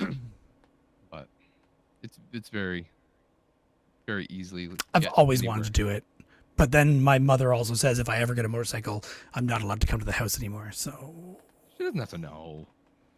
She doesn't listen to this podcast. If I got a motorcycle and went on a trip out east, she would know. It's a threat. It's only a threat. That's all it is. She'll still love you. She'll still let you there. So my brother, of course, in his way of working around problems and building things, he bought a motorcycle and converted it into a trike. I don't think he had it there when you were over, did he? No, he didn't. I wonder if he sold it. I don't know. It was either out back or he sold it, but he bought a motorcycle and converted it into a trike because whatever works. That way mom can't say he's riding a bike. True. Well, you could also he likes to tinker with things, but you could also just buy a trike, right? Like and that uses a G license, right? No, that uses an M license. Oh, okay. Yeah. Like but you still have to pass the test with. You still have to pass the test with a regular bike. Yeah. Yeah. You can just go out and buy they're called like a Can-Am Spider. It's out of your price range being unemployed, but right. Everything's out of my price range being unemployed. I'm still making severance, so I'm still making what I was making before, but I'm still trying to stretch that as far as possible. You don't have surplus for buying motorcycles as well. Technically, I have as much surplus as I had before, but we have literally cut our spending in half. Yeah. So we're less than half, actually. But, I mean, motorcycles are cheap right now. Like I'm on Facebook and I'm seeing motorcycles. I'm like, oh, well, and come wintertime, they're going to get even cheaper. Yeah, well, that's why it's right now is when people are starting to put them away, and that's why they're even cheaper. I think in winter they're actually gonna they're just gonna not. They'll disappear. Yeah, that makes sense. But right now you can get a really nice bike for like $1,000. A really nice bike. So. That's inconvenient for me. But I mean, if I got a job, like in 2 weeks from now, I could literally be buying something right away because Yeah. the money we have saved up would be spare money at that point. But Yeah. Yeah. then there's also convincing Cynthia. And you could buy it and store it, right? I can bring it to your house. It's not. A mini bike or a dirt bike or enduro type thing is what I would want to do to be dual purpose. Yeah. Because I don't want to have 2 bikes. But that's why you get a regular bike and then you get a mini bike. No, I don't want to have no, 2 bikes. But a mini bike is really cool though, right? But I could just use your mini bike. No, but you can have your own. If too. I came to your house and said, "I'm taking your mini bike for the weekend," bye, you'd be like, "All right." Yeah, probably, yeah. Unless I was riding it. Yes, yeah, there's that.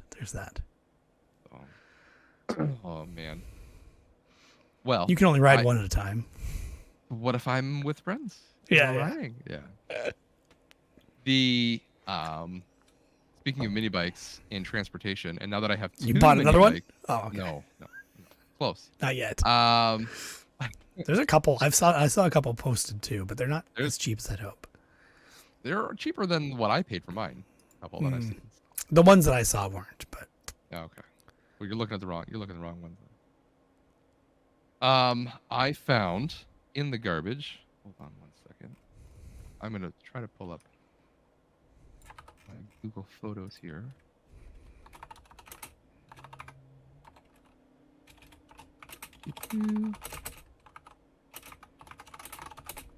Something was found in the garbage. I'm emailing the news people. Okay. This is not a great picture. Probably the best we're gonna get. All right, I'm sharing my screen. Sorry for the audio people. You can. Can you see that? No, because I'm typing an email to the news people. I I have to attach a picture and then send the email. Where's my thing? Where's you? There you are. Priorities here, Derek. Okay, I'm looking at your screen and I see a utility trailer. Yes. I found a utility trailer in the garbage. Oh, what? Who throws a utility trailer in the garbage? A roofing company. A roofing company throws a group. They dropped it off. I happened to be at the right place at the right time. It was in our yard, and I happened to be there, dumping beside. Because otherwise, it would have been like crushed. It would have been pulled and thrown into the metal pile and crushed. Oh my god! And so this is a picture of it attached to your vehicle here. Well, yes. I don't think it was attached at that point, but yes. Oh, okay. Attached to my vehicle. Okay. And it works. You have to redo the wiring. I have to redo the wiring. Yes, it doesn't look great. I probably need new lights. It needs a new floor and it needs new tires. I should check my stash of lights because I have some like really cool old lights that were my grandpa's. That would be kind of cool to put on it. Yeah. Like off of like 1960s cars. Yeah. That would be sweet. You can hook them up to blinkers, then yeah. Yeah. Well, I'd even gut them and put an LED in it, but that's me. Yeah. I'll leave that to you. Yeah. But anyways, it's perfect. It's small. My car, so I have a Ford Focus, and I pulled that thing with flat tires out of the pile and backed it into over here, and it was no problem. So, it's smaller than my father-in-law's utility trailer. But it looks like it would fit 2 mini bikes real good. It would fit 2 mini bikes real nice. Really good. Yeah.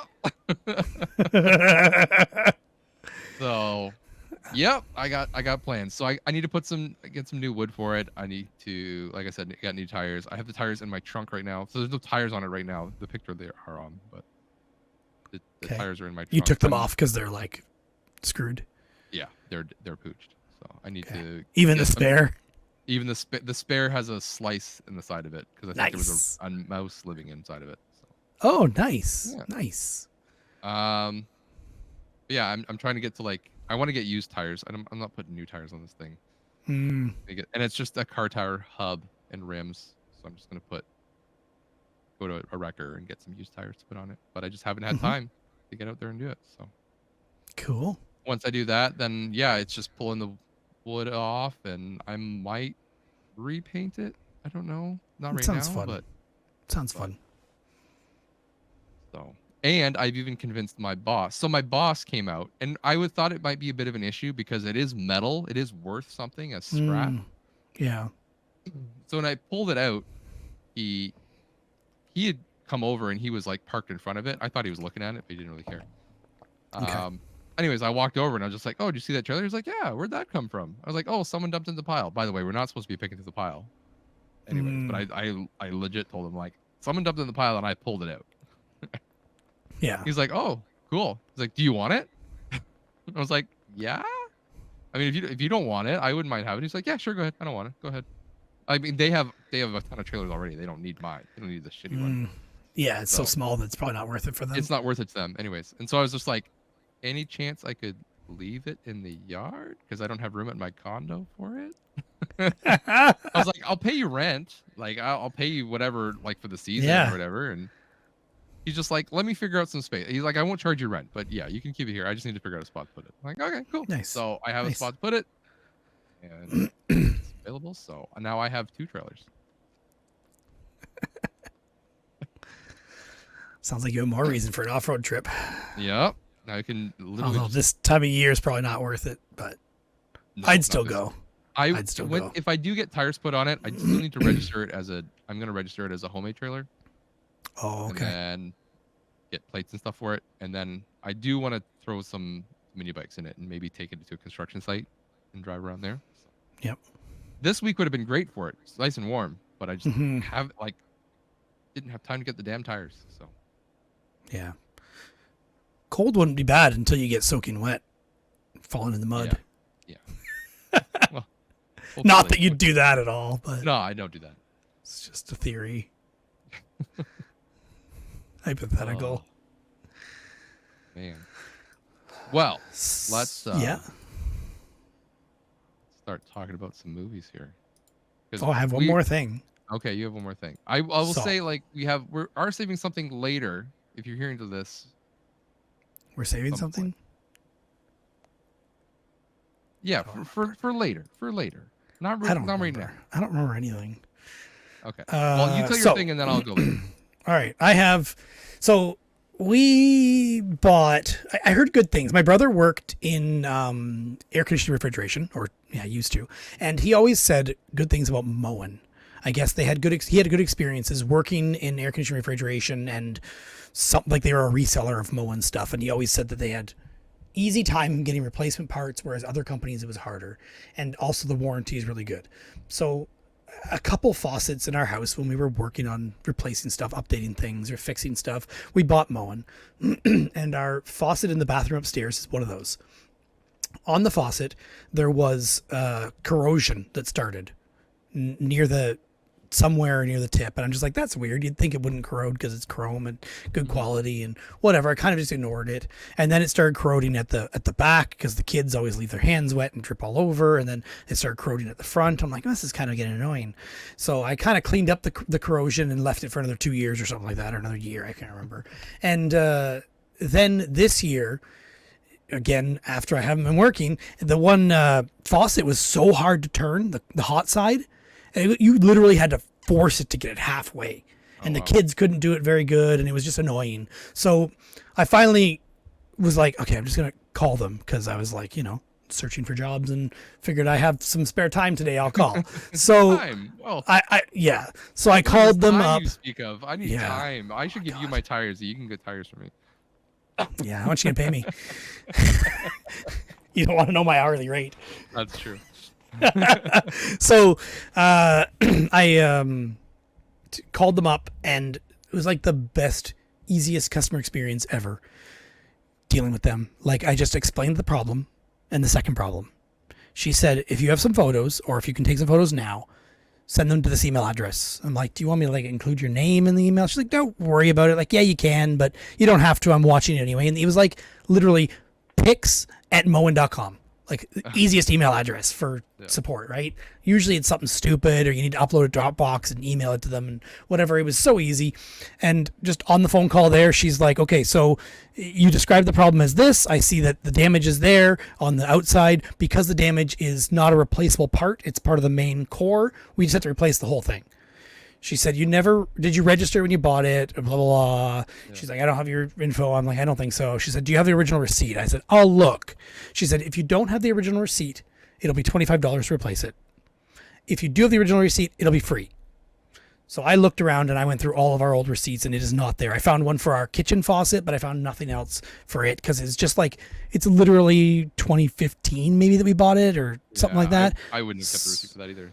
So, and it was expensive, but it was on sale or something like that. And I felt like, I didn't even know if we bought it from Canadian Tire or Home Depot or what it was. But either way, I searched for the receipts and could not find it. So I just paid the $25 and that was it. That was including shipping, like, done, paid with a credit card, and they shipped it out and it was here 2 days later. Wow. And it was a brand new, exact same faucet in the box, nothing wrong with it. Like, throw it in, not a refurb. They said keep the old one. Yeah, what are they gonna do with it, really? Right? So I got a spare parts one now. Like, maybe I'll take apart that tight faucet, and because now I know how it's supposed to come apart. Take apart that tight faucet and try and fix it, or the one side, and then I'll have those cartridges, they call it, or like the section that's removable and serviceable to replace if I ever need to in 5 years or whatever. So, yeah, I mean, that was a great experience mowing faucets. So, there you go. Lifetime warranty as far as I can tell. And they actually seem to keep the products that you buy, as opposed to other companies where, they change over their products every year and you can't find that same one again. I went to Moen's website and found my product, and that's how I was able to tell them exactly which one it was. So Good to know. It's pretty easy experience. Couldn't believe it. I thanked her. I said, like, I've worked in customer support for 19 years. I can see a good experience when I have one. This is a really good experience. You guys made it so easy. Well, there you go. Did you leave a Google review? No, I didn't. Google's not the right place for that kind of review because there's no location, right? It's map-based. But, yeah, I could easily do something, but I did. I think I sent a survey afterward, right? Yeah. They sent, like, how was your experience? I'm like, great. I did a warranty replacement. We just talked about this before. Yes, I had or have Sony Bluetooth earbuds that I wear for work because they not the ones that went through the wash. Not the ones. No, I bought different ones. They went on sale again, so I bought another pair. Yeah. But I like them because they last 10 hours on a charge, which is like that lasts me my full day, whereas other ones only last like maybe 5 to 6 hours, which means I'm taking them out halfway through the day and charging them just to try to make them last a bit longer. But these ones, same thing. They last all day. They also fit really nice in my helmet. So if I ride my motorbike, they'll fit nicely in. They work as earplugs, and I can have my music on low. So that's nice. Yeah. Anyway, so very nice earbuds. So I had on one of my camping trips when I was with my family, like when we were staying on the St. Lawrence River a couple months ago, or in August, I guess it was. My left earbud stopped charging fully. It would only charge up to like 50%. Then it would charge up to like 20, 25. Time for that. Anyways, so yeah, 25, and it got down to the point where it just, you'd put it in and it just wouldn't charge anymore. Okay. I would pull it out and put it in my ear and be like, battery low, and it would just never. So I was like, this is ridiculous. And they're not cheap earbuds. So I went through looking through my Sony replacement warranty, things like that. Yeah. So it was past the 90 days, so I couldn't do the Best Buy warranty. So I had to go through Sony themselves. So I had to go, started a ticket. They wanted you to, submit original receipts. So I had to go back to Best Buy and have them look up my receipt, reprint it. I had to scan it, send it in. Which they can only do because you have a membership or something, or what? No, they can look up anything. Like if you go in with your debit card and be like, I bought this 3-4 months ago. Most companies wouldn't even bother doing that, though. Yeah, I've done it with Best Buy before, and it's the only reason I know they could do it. So I'm just like, they Okay. can just scan your Good to card know. and look through your transaction history Good to for know. however long.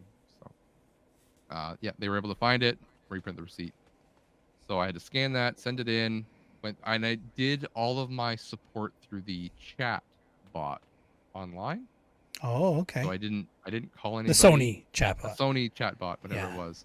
And eventually I did get transferred to a live person, but same thing, I just chatted with them saying it's this. And they said, okay, let's run through some troubleshooting.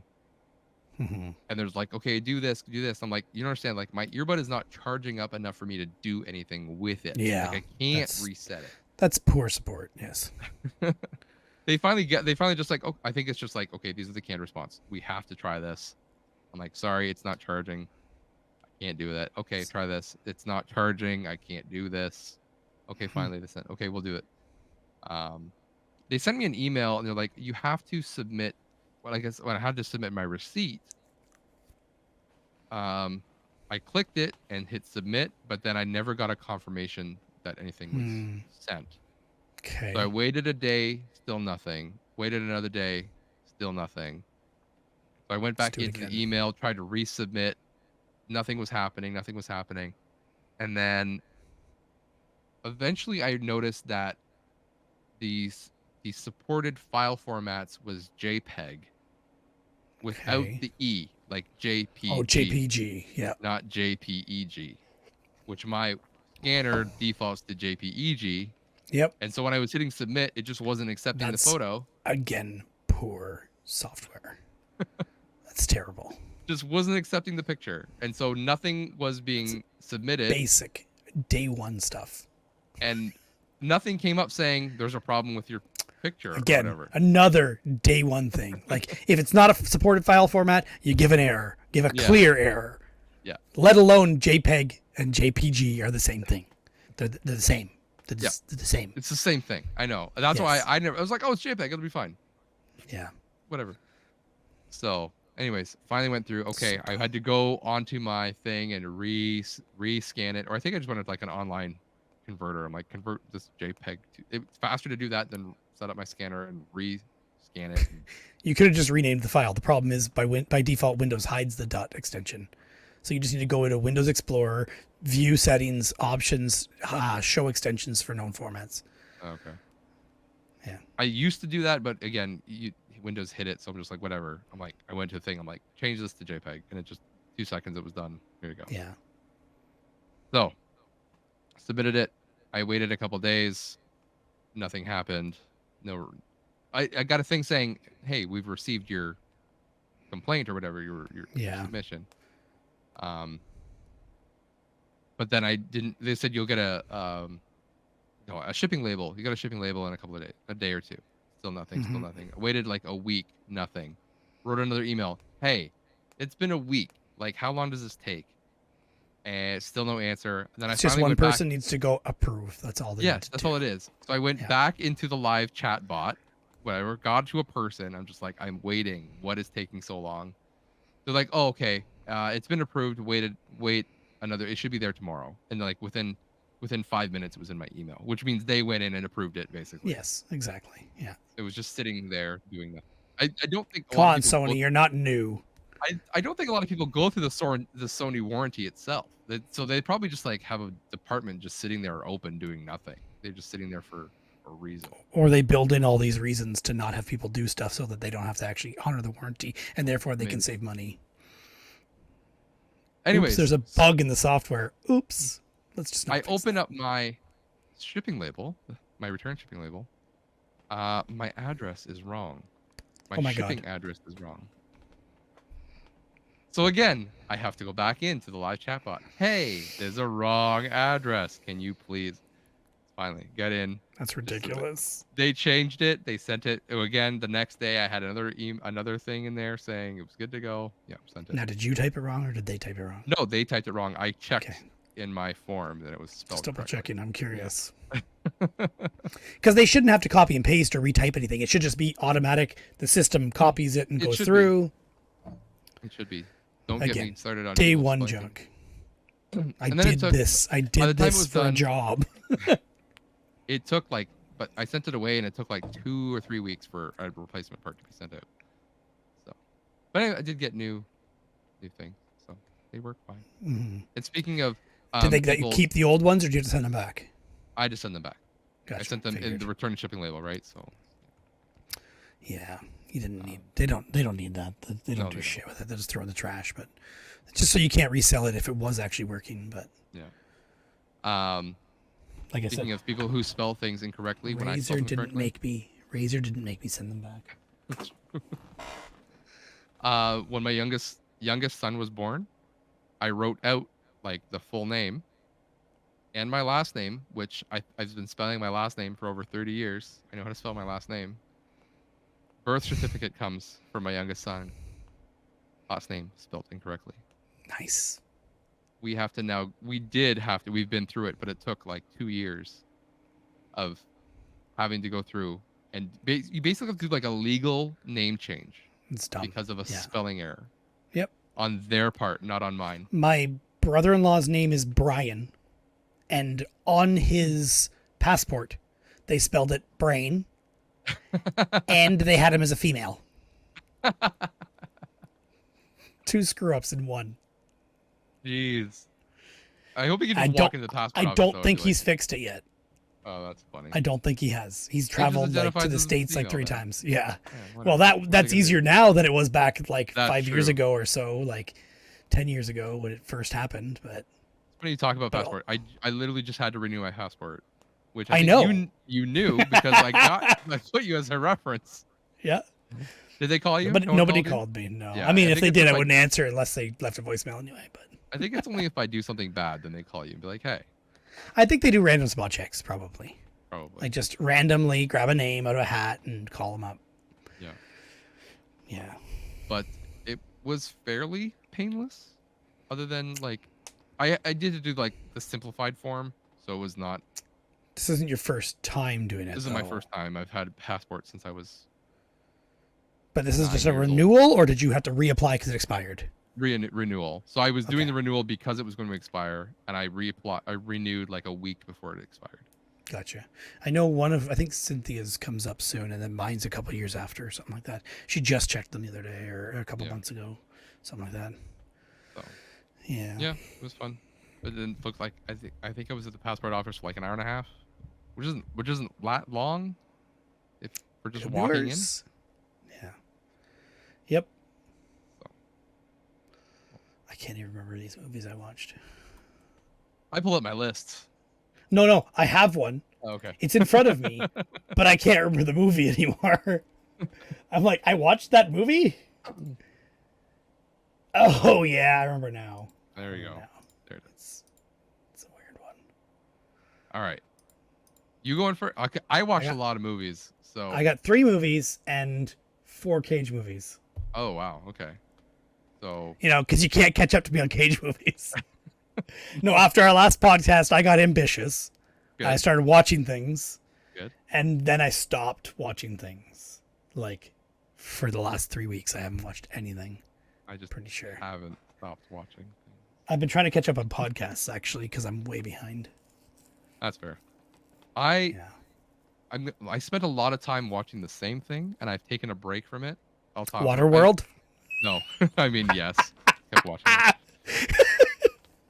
I found a new cut of it. Okay. Yeah, exactly. An extra 20 minutes. It's this one made by this guy on Reddit. The fan cut. Yeah. No, I've been, like I said, I was watching Oz, so I just continued watching that. Oh, that was yeah, you did say about that. That was, I've finished season 2 now. That's the other thing is my Plex server was off, right? Like completely gone. I had to redo it. It was on the server that I had to redo. So everything was not accessible for a while. So that did not help. Mm-hmm. Yeah. So, yeah, that would definitely throw a wrench in the plans. Yeah, which makes me forget what I've watched as well. But I think I have it all in tracked. Hopefully. If it's syncing correctly. Oh, it's syncing because there it is. Oz is still good. Still a good show. It's still cheesy, still shows its age, but still pretty relevant. So I will continue to watch that. But I had to put it down because I was like, I'm going into Halloween month. Should probably start watching some scary movies. And I'm not. We're recording this on the 26th, so I still have a few days. I have some stuff saved that I'm waiting closer to, but I will say what I'm going to watch when we get there. I just haven't got there yet. Okay. But I started straight out from the beginning. I watched a movie called Hardware. I don't think I've ever heard of that in my life, but it does sound. I mean, it sounds generic enough that maybe, but it's from 1990. It's I saw it on your server, didn't I? Maybe. I think that's why I saw it. It's again post-apocalyptic science fiction horror. Just like post-apocalyptic and science fiction are like my two key. You put those in a video description, and I'm down. Like those are like my two most highly interested movies. I'm just watching the trailer, and it looks like something I'd watch. It's funny because it's like except the horror part, but everything else kind of like the sci-fi, the robots. It's there also seems to be a little bit of sex going on in this thing too. There's some sex happening there too. Yeah. I'm gonna say it's horror, but it's not scary. So, have you seen the movie Screamers? Because this has reminded me of that. Okay, I haven't seen it. Yeah, you should see it. I haven't seen it in forever. I need to watch it again, but this has reminded me of it. In that it's, yeah. Go ahead. In that it's like technology and horror, sci-fi all in one. Yeah. Yeah. This is like a guy walking through a wasteland comes across a robot. He brings it in to get checked, and then this other guy buys it as a Christmas present. So is this a Christmas movie? Maybe it's a Christmas movie because he buys it as a Christmas present for his girlfriend or whatever it is. Anyways, brings it in because she's into like cyberpunk art deco, basically. Like she makes art projects out of stuff. That's why he bought it, and it's supposed to be a thing. Anyways, it wakes up and starts killing people because it's part of like this government program for the world is being overpopulated, so the government basically starts building these machines to start killing people. Okay. That's their solution. This is all spoilers, by the way. It's that's fine. A very cheesy movie, but it's fun. Now I want to watch it. It's ridiculous. Yeah, it's a cheesy fun watch. So the whole thing is basically, I'm gonna say it's Terminator, but in an apartment. All right. It doesn't in an apartment. It doesn't leave the apartment, and it's basically this guy leaves, and it's his girlfriend stuck in the apartment with this robot trying to kill her, and she's just trying to get away from it. She can't leave the apartment. She can't leave the apartment because for whatever reason. Because reasons. I don't really remember the reason, to be honest. But anyways, I think he locks the door or something like that. But it's really cheesy. Like you can definitely tell like this robot is so big they can't even move it. Like it's on wheels. They're pushing this thing around, so you can only see part of it at a time. Okay. Yeah, it's cheesy. It's fun. Okay, I'm gonna give you some more description of Screamers because I haven't seen this since it was new, or like saw it on TV after it came out. So it came out in '95. I bet you I saw it in like '98 or something like that. But it says from the novelist who brought you Blade Runner and Total Recall. Oh, okay. And the top cast on it starts with Peter Weller. Okay. I don't know anybody else in it. There's more people, but Screamers, just go watch it. I'm going to try and get it, and then we should watch it and talk about it. Well, I will try to put it on my list to watch through. I mean, I just listened to that movie podcast again, and they just talked about RoboCop. So, Peter Weller, big thing. Directed by Paul Verhoeven, who directed Total Recall. Like, it's all good stuff. Yeah, I was trying to see if there's anybody else in this one. What else? Do I want me to go with something that I watched here? Sure. So I have been continuing to watch Taskmaster, the TV show. My wife and I have watched season 15, which was last year's, 14, and 13. We're going backwards now. We finished 13, so we've just started season 12 now. Okay. Yeah, season 12. It's great. It's British, so a lot of comedians we don't know.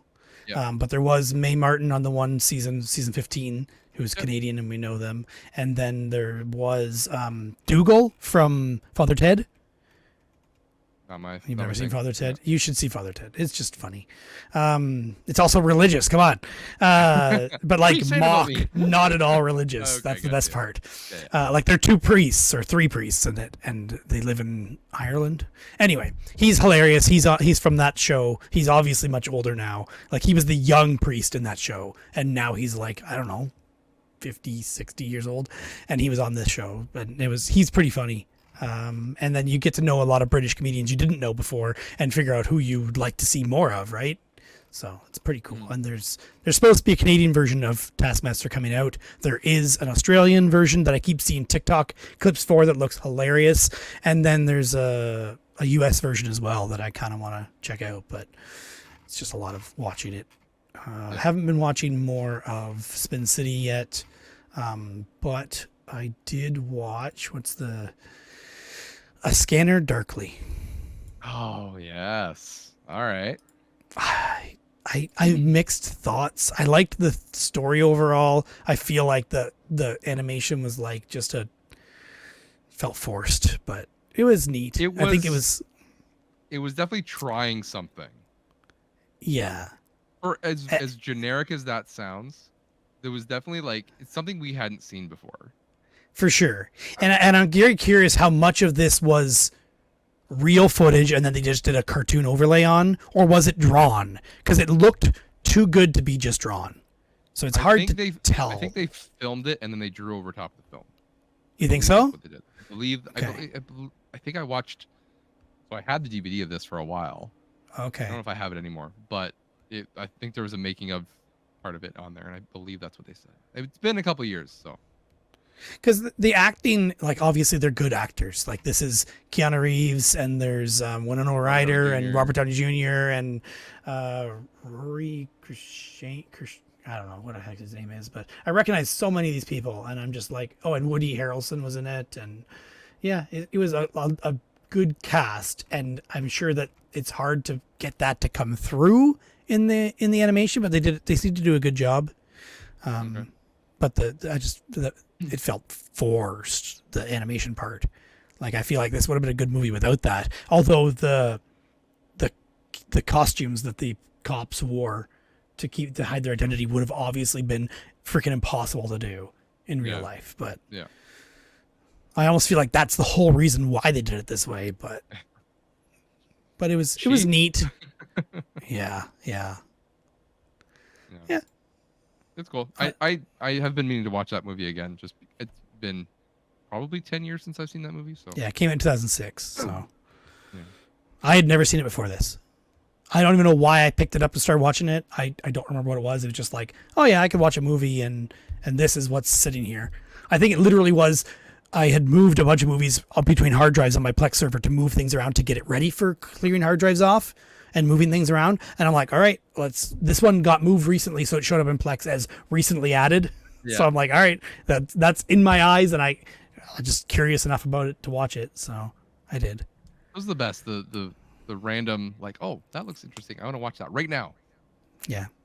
That's a lot of my stuff. I have a lot of plans. Like I'm gonna watch this. I'm gonna watch this, and then I look at my Plex. I'm like, oh, but that looks really good right now. I'm gonna watch that. Yeah. Or this one's shorter. Like, this movie's shorter. I'll just watch that. It's older, so it's obviously gonna be shorter and from the 80s instead of from the 2000s. Yeah. Cool. How many more you got? I got lots. So Next you do one. 3, I do 1. I watched a movie called Strange Days. That sounds familiar. Again, a lot of the stuff comes up because I watch it, and then Giant Bomb talks about it. Huh. Freaking Dan Reichert also watched this movie recently. He watched it. That's I watched the hilarious. movie, and then like the next Bombcast, he was talking about watching Strange Days. I'm like, what is going on? I'm gonna call this the not so special effect, right? That's the thing. Yeah, I don't know So- this, and I don't know like anybody. And there's people in it. Yeah, I recognize people. It's a really cool movie. So it's directed by Catherine Bigelow, and I'm gonna imitate Dan Reichert here. What that is. I know you don't know, but everything that she's directed that I know of, I've liked. So I need to follow her directing. The Hurt more. Locker, Zero Dark 30, and Near Dark are ones that are listed there. More importantly, she directed Point Break, which is one of my favorite Keanu Reeves movies of all time. Okay. Probably my number one. So. Okay. I've never seen Point Break in one sitting. Oh, so good. It's cheesy, but so good. Anyways, so Strange Days is cool because it takes place on, like, it's basically like New Year's Day or New Year's Eve, 1999. It's the turn of millennium. So it's all that freak out of potential shutdowns, that kind of stuff.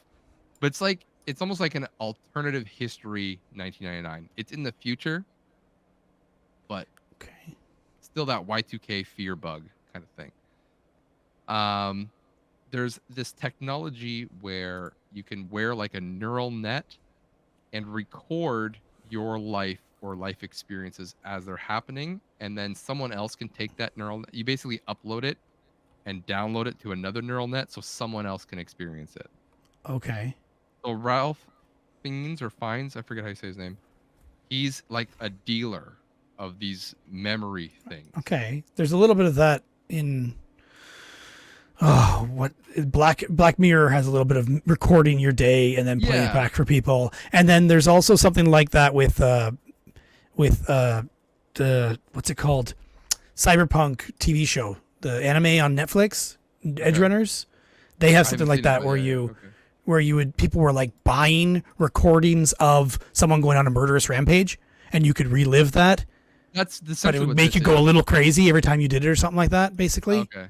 It's essentially what this is. Like if you wanted to rob a bank or rob a store, you could buy a recording of that. But not only do you see it happening, you feel everything. Yeah, that's the same as the so you feel the adrenaline rush, you feel the thing. So same thing with like sex? Spoilers. Sex, but what happens if like the person you're having sex with is being murdered? Okay. Right? It's weird, but at the same time, interesting. Especially if like the person that is being murdered is the person that you love, and so now not only are you feeling the same feeling that you had when you were with them, you're also feeling the pain and loss of them being killed. Especially if they were the ones having the recording. Right? You're feeling them being killed. Okay. Right? Sure. Yeah. And someone bought their memory. Well, no, it's just been not bought, but they're it's been they've been killed, and there's the recording out there, and they're trying to find it. Okay. He's only aware of it because he's a dealer, kind of thing. Gotcha. And he has the technology to find it and use it, and use that to try. He's basically doing that to find out how this person died. And yeah. Solving murders using their. It's solving a murder using a neural network thing. Yeah, it's cool. Yeah. It's very cool. Good movie. Interesting. I would recommend a watch. It's long though, almost 2.5 hours long. But doesn't feel like it. But doesn't feel like it. It's Strange Days. Yeah, it looks weird. Just from the photos. Yeah. Okay. Am I going again, or? Yeah, you go. You got more than me. I only have 2 more that aren't Cage. Okay. Next, I watched. The reason this came up is at Barry Game Exchange. I was talking with Troy, Canadian Retro, previous guest, and Bill from SDC Pod, also previous guest. And we were talking about all the cheesy 80s horror I'd been putting up on my Plex server because I kind of had a thing. And the one that they talked about was Night of the Comet. Okay. Which one that they apparently had watched a bunch or had some fond feelings for, either because it was cheesy or because I liked it. I don't really remember. Anyways, so I was just like, I'm gonna watch that because they were both kind of laughing about it. Oh, Night of the Comet. Yeah, that's a good one. Or they're like, they don't know why it's good, but they watched a bunch when they were kids. Yeah, it's a cheesy 80s horror movie. Night of the Comet, 1984. Okay. In a good way. It's I can't say too much without spoiling. It's not very deep. Okay. If I say much about it, yeah, they'll spoil it. Basically, the night comes down and everyone disappears, except for some people. But why didn't they disappear? And what happened to the people that are left? Have they changed? Are they different? The answer is yes. It's like I Am Legend. Yeah, and the government it gave me Stranger Things vibes, like later season Stranger Things vibes. I know you haven't seen it. No, I watched first episode. I started watching and just gave up because I would watch it, but it just did not seem worth my time when I was trying. It's good. I think it's worth a watch, but that's up to you. Same kind of vibes where there's like a government conspiracy group, not government conspiracy. There's a government group out to control what happened, and you don't really understand their motivations, but things have happened. But it's kind of cool to see, you know, I forget what city they're in, but there's nobody on the streets, and it's just them. It's basically like teenage girls going on a shopping spree in a mall. They don't have to shop though because it's free. They don't have to pay for it. It's that kind of surrealism, but then the horror aspect comes out of it later. It says two Valley Girls fighting Yeah, against. they're like cheesy. I guess Valley Girls. So Valley Girls, that's got to be California, right? Yeah, it must be somewhere in the Valley, Los Angeles. Yeah, San Fernando Valley is what the Wikipedia says. There we go. Yeah. So, end of the comment. Fun watch. You don't have this Strange Days on your Plex, do you? I do. It's not showing, but that could be because it's getting confused with the Doors album, Strange Days. It's there. Weird. Not showing up. Okay. Oh, sorry, I blocked your access. There it is. Found it. Found it. You mean after I blocked everybody from mine and then reshared it? Sorry, guys. Stay away. Yeah.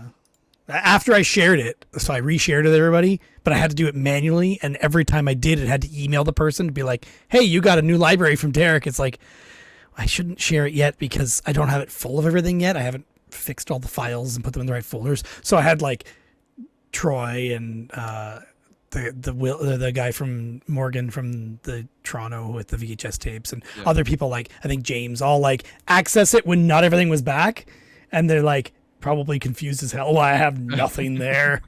Why is he sharing this with you when there's nothing there? I'll say I didn't get an invite, but I guess I was still there. I don't know why. It's weird. They all, I believe, got an email. It told me that it was going to. Maybe it emailed you too. I don't know. Went by junk maybe mail, you don't have access right now. That's also true. Yeah, I got access. We're good. Okay. It was different for some people. Some people I had to like re-invite them. Other people it just worked. I think you were one that just worked. Oh, it's if they have nothing shared with me. I think that's what it was. If they have nothing shared with me, then I had to add them like a brand new person. Whereas if they had stuff shared with me, which you do, then it worked flawlessly and like smooth. Yeah. Okay. Yeah. Yeah. I believe that's what it was. So you want me to talk about something?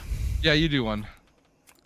Because Scanner Darkly has Keanu Reeves, I watched John Wick Chapter 4. So say Point Break? You watch Point Break? All right. Have you watched John Wick Chapter? Have you watched any John Wicks? Yeah, I talked about it in the last episode. You watched 4? Yeah. Okay. So maybe that's part of the reason also that I watched it, because you don't listen to me when I talk. I listened, but then because when you're talking about a movie that I haven't seen yet, it's hard for me to picture what it is. Now I re-listened to the episode, I swear, but I don't remember it.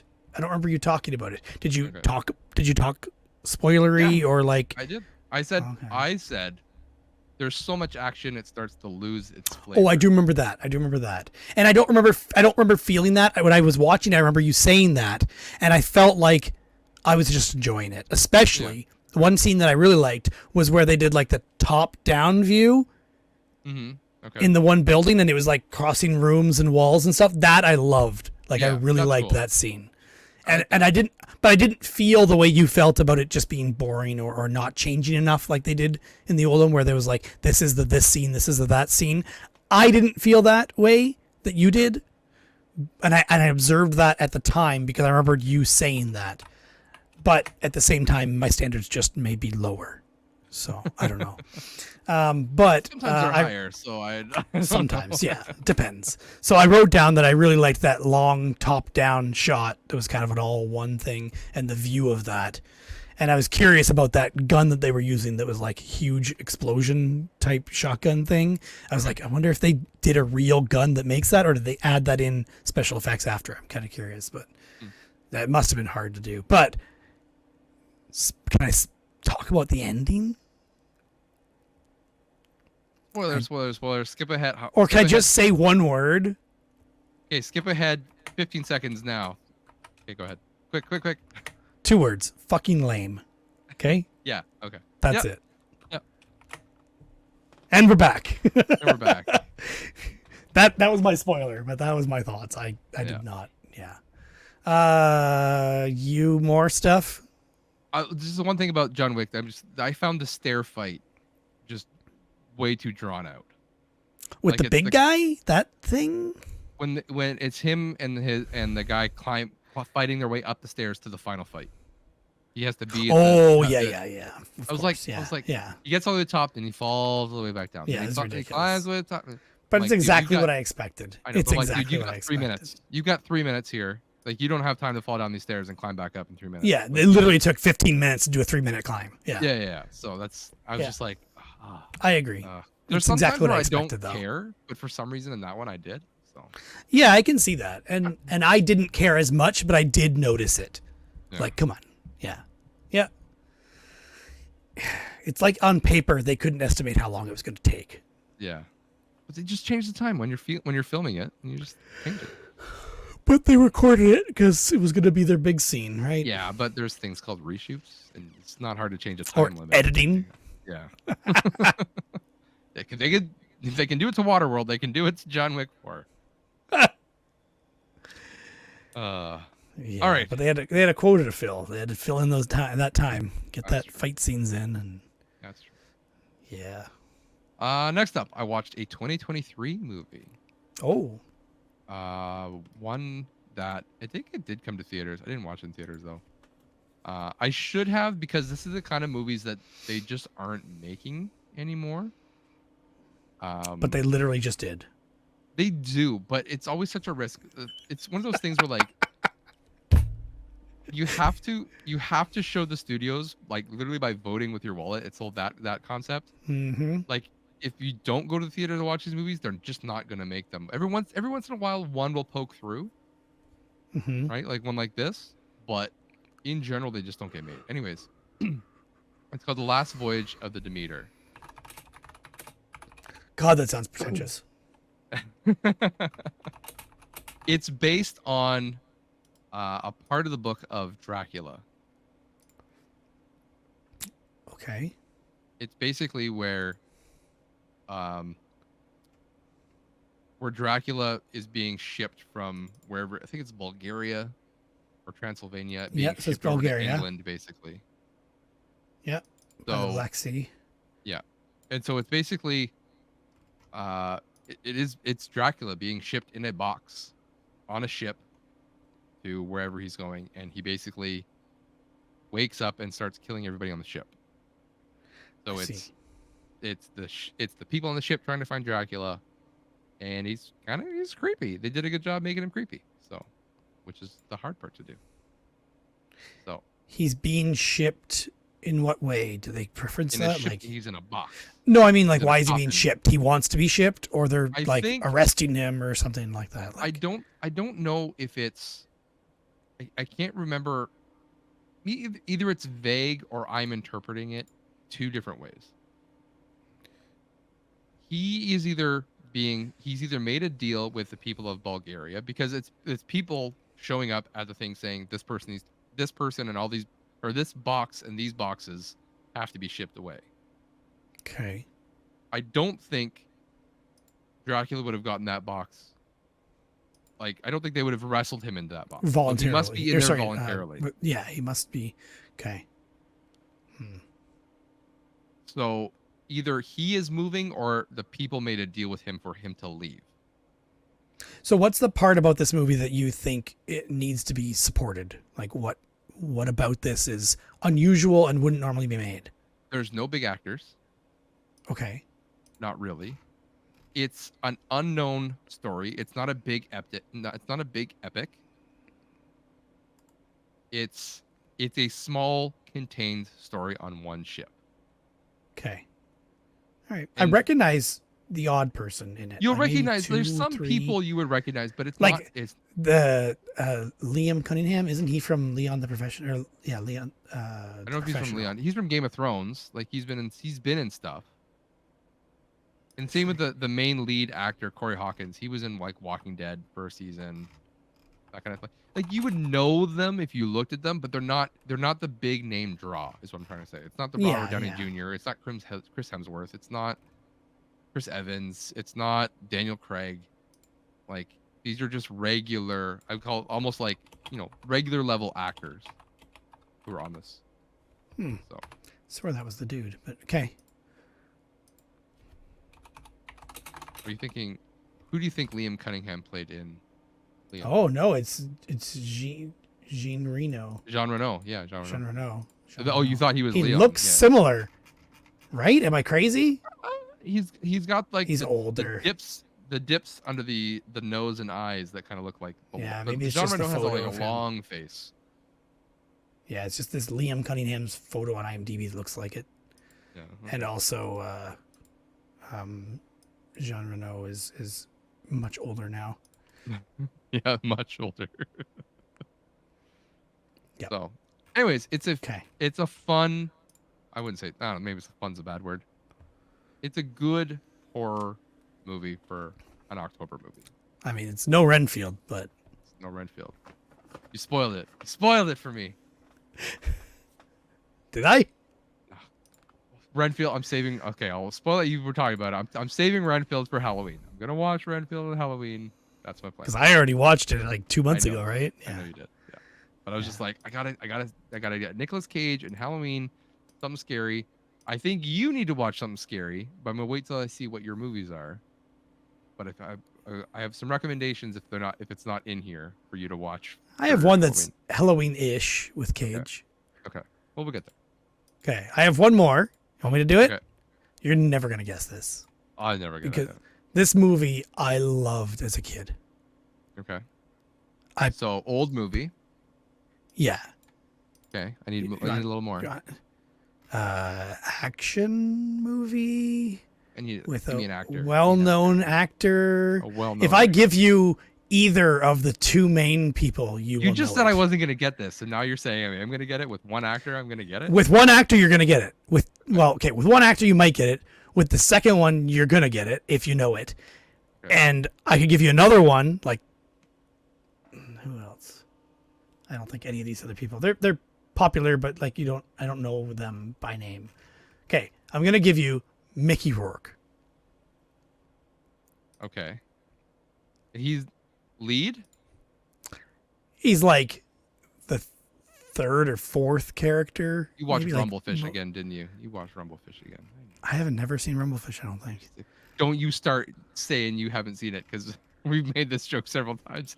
Rumblefish, sorry. When you said it, I pictured what's the one with frickin' Halle Berry? That one I was picturing for a second. Something fish. Swordfish? Swordfish, yeah. Yeah, that's what I was picturing for a second there. No, I have Rumblefish. No, I did not watch Rumblefish.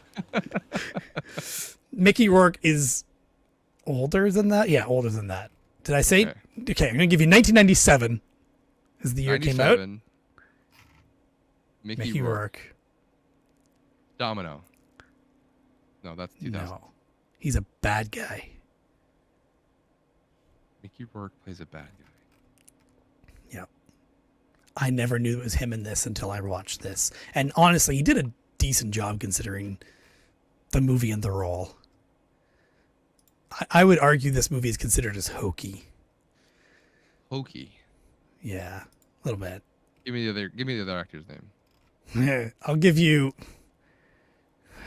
I don't know which one to give you because they're just too obvious. Let me see how many. The lesser of the two. Well, that's the thing. He's only been in. Well, it says 34 movies, but I don't think he's been in another one with Mickey Rourke. I may not know the movie either. That's also possible. Yeah. I think it's a little obscure. Okay. Van Damme. Van Damme and Mickey Rourke. The next one, which is like the number 2 person, you're going to be like, oh, either Van you've Damme's heard of it number- or you haven't. Van Van Damme's number 1. Yeah. I don't think I know this one. Dennis Rodman. Double Team? Double Team. Okay, that's the only one I know. Nah, okay, I haven't seen it. It's. I was going gonna to say, have you seen I've it? Never seen it. I want to. Yeah.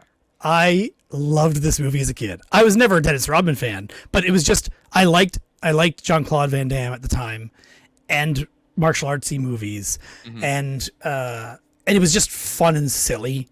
The quips and one-liners and the like international like espionage or spy, or not really spy, but like, yeah, it does say spy teams, international spy teams.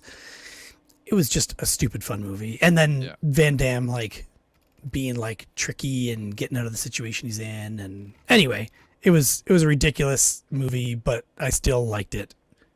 And maybe it's nostalgia because I remember it from the time. And I would love for you to see it. I remember seeing the commercials for that. I memorized the commercials, but I never have seen the movie. It's one I've always wanted to see. But I love what you're talking about. Like that it's almost like a core memory. You remember watching this movie so many times. Oh yeah. And it's just one of those movies that sticks with you. And I love rewatching movies like that. I'm scared to share those movies with other people because I don't want to ruin it for me if they don't like it. I don't care what other people think. Yeah. I would love it if you find this fun. I don't think you have to like it. I guarantee you I will find it fun at least. I guarantee you. Okay. Yeah. But if you didn't, I couldn't argue because I know my nostalgia is probably a big part of it. Yeah. And it's hokey. It's corny. Yeah. It probably makes no sense. Yeah. It definitely there's parts that make no sense, but I still enjoyed it. Anyway, this is Double Team, okay? As in Jean-Claude and Dennis Rodman are a double team. They are like a dream team of people to take over or destroy spies. Yeah. Good. I guess technically Van Damme is the spy, and Mickey Rourke is like a terrorist. Yeah, terrorist. A mercenary terrorist for hire to the highest bidder. Okay. And he's like the best terrorist. But he is like ripped in this. He's been ripped for a lot of his movies. Yeah.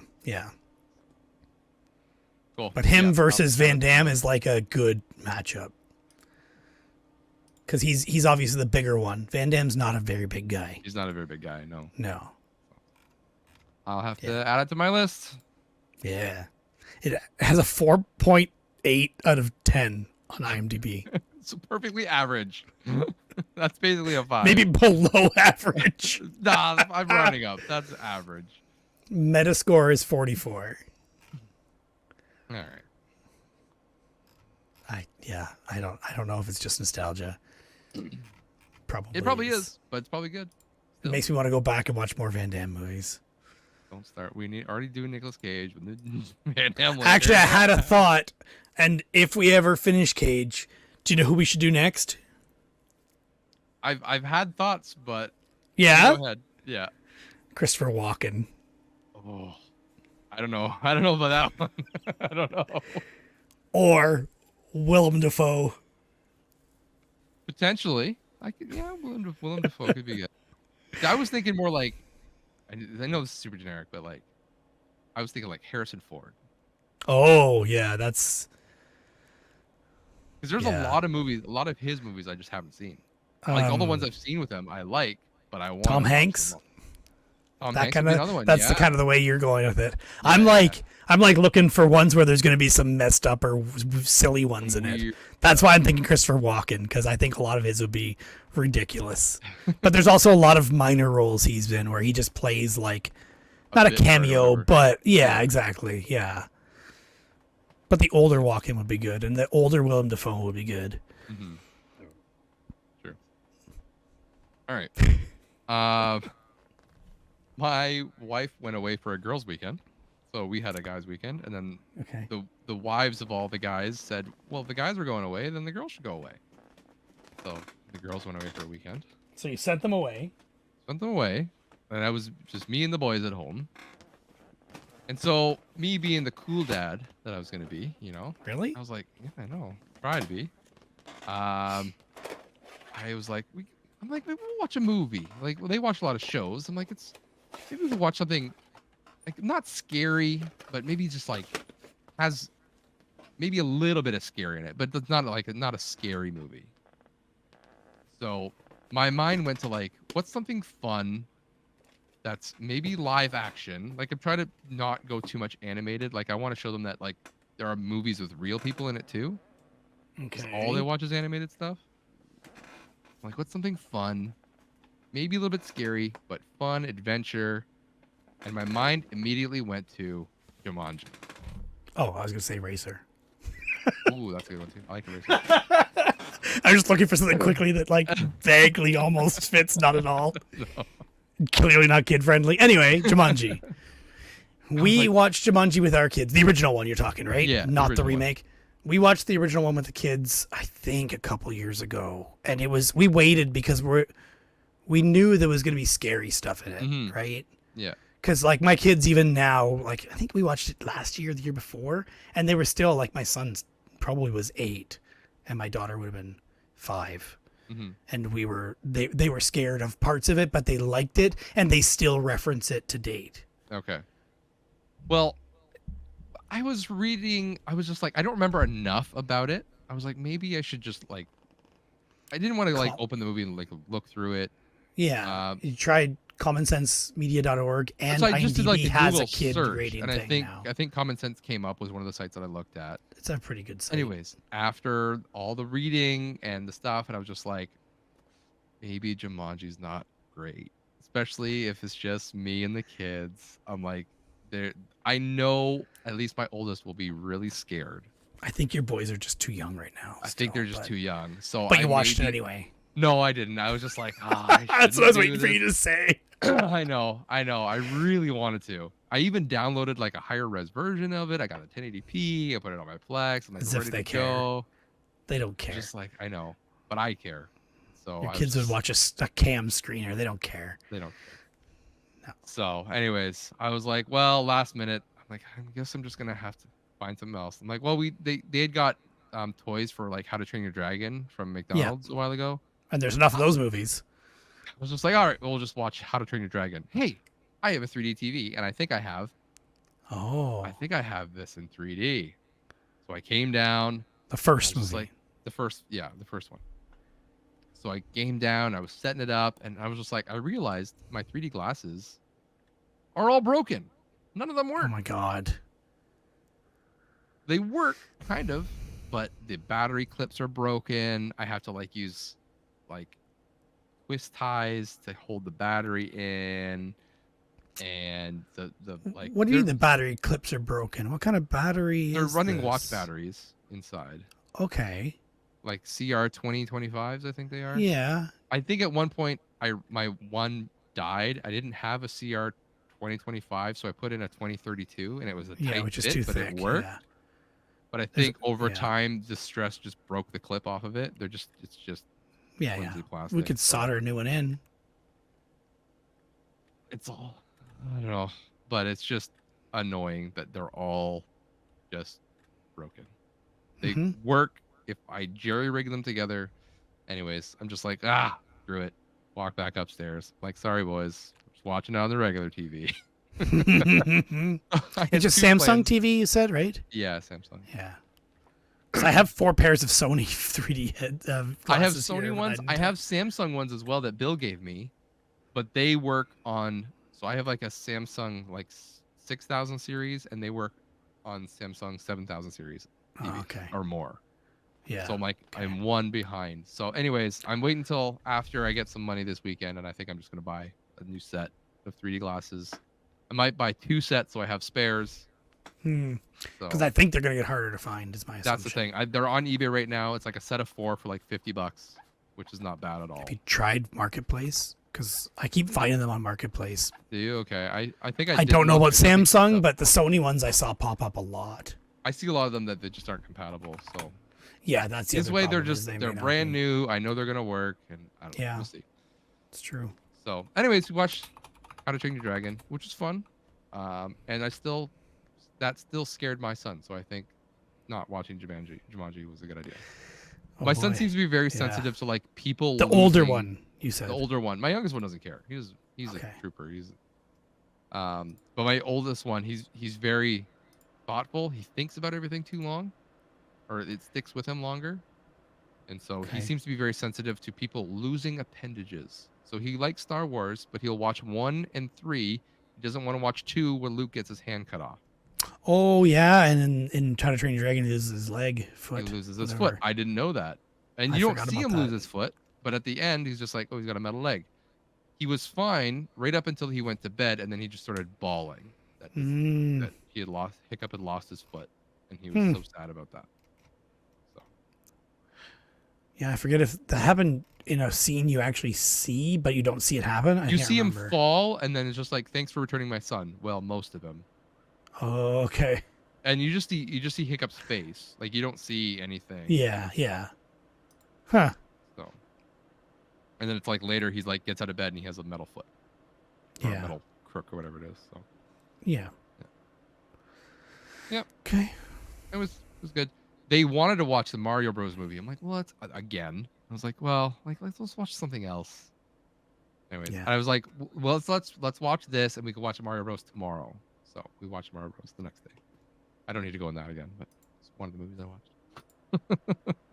Again. Again. Right. Another one that I think I just gotta go here until we get to, because I've got some Nicolas Cage too. So you just have Nicolas Cage left, you said? Yeah. Okay. I have 4 Nicolas Cage. Okay. I have 3, so good. I think it will be a nice little send off. Unless you're Bill. Coming off of watching Daniel Radcliffe movies post Harry Potter when he's trying to break his Harry Potter typecast. Yeah. So I watched Horns. That's one I would actually watch all his movies too. Okay, that I would. So far they've been good. Horns I watched. Have you seen Horns? Did you say you watched? Yeah, I did. Yeah. I was like, it's kind of devilish-y, maybe. Yeah, I think it's decent. Yeah. Yeah. I Oh, liked it's it. definitely It was- devilish. Yeah. Yeah. So I was like, for October Horns, yes. Yep, I think so. Yep, definitely. It works.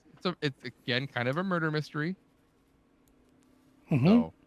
So he gets horns, and then he can basically people just start confessing their deepest, darkest secrets to him, and he uses that to figure out who killed his girlfriend.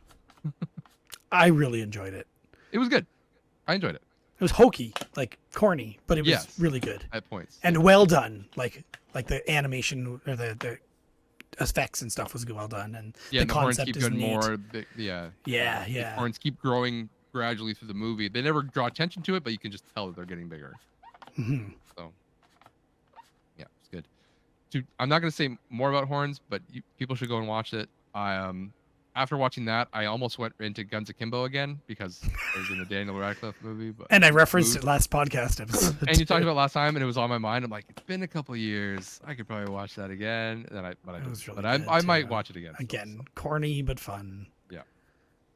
but going to that, I wanted to watch another. I forget how this. I think this was like one of those YouTube videos, like the greatest Robert Pattinson movie you've never seen. That one of those videos on YouTube. Okay. And I know Robert Pattinson, same thing, was trying to break out of his Twilight Oh, typecast. okay. And I was so like, who is that? But yeah, okay. he was very vocal about like he took Twilight because like Harry Potter was like one of his first movies. So again, the Daniel Radcliffe, Robert Pattinson tie-in together. He was in Goblet of Fire. I didn't even know. I haven't even seen all the Harry Potter movies yet. Okay. He plays Cedric Diggory. He dies, spoilers, in Goblet of Fire. You ruined it.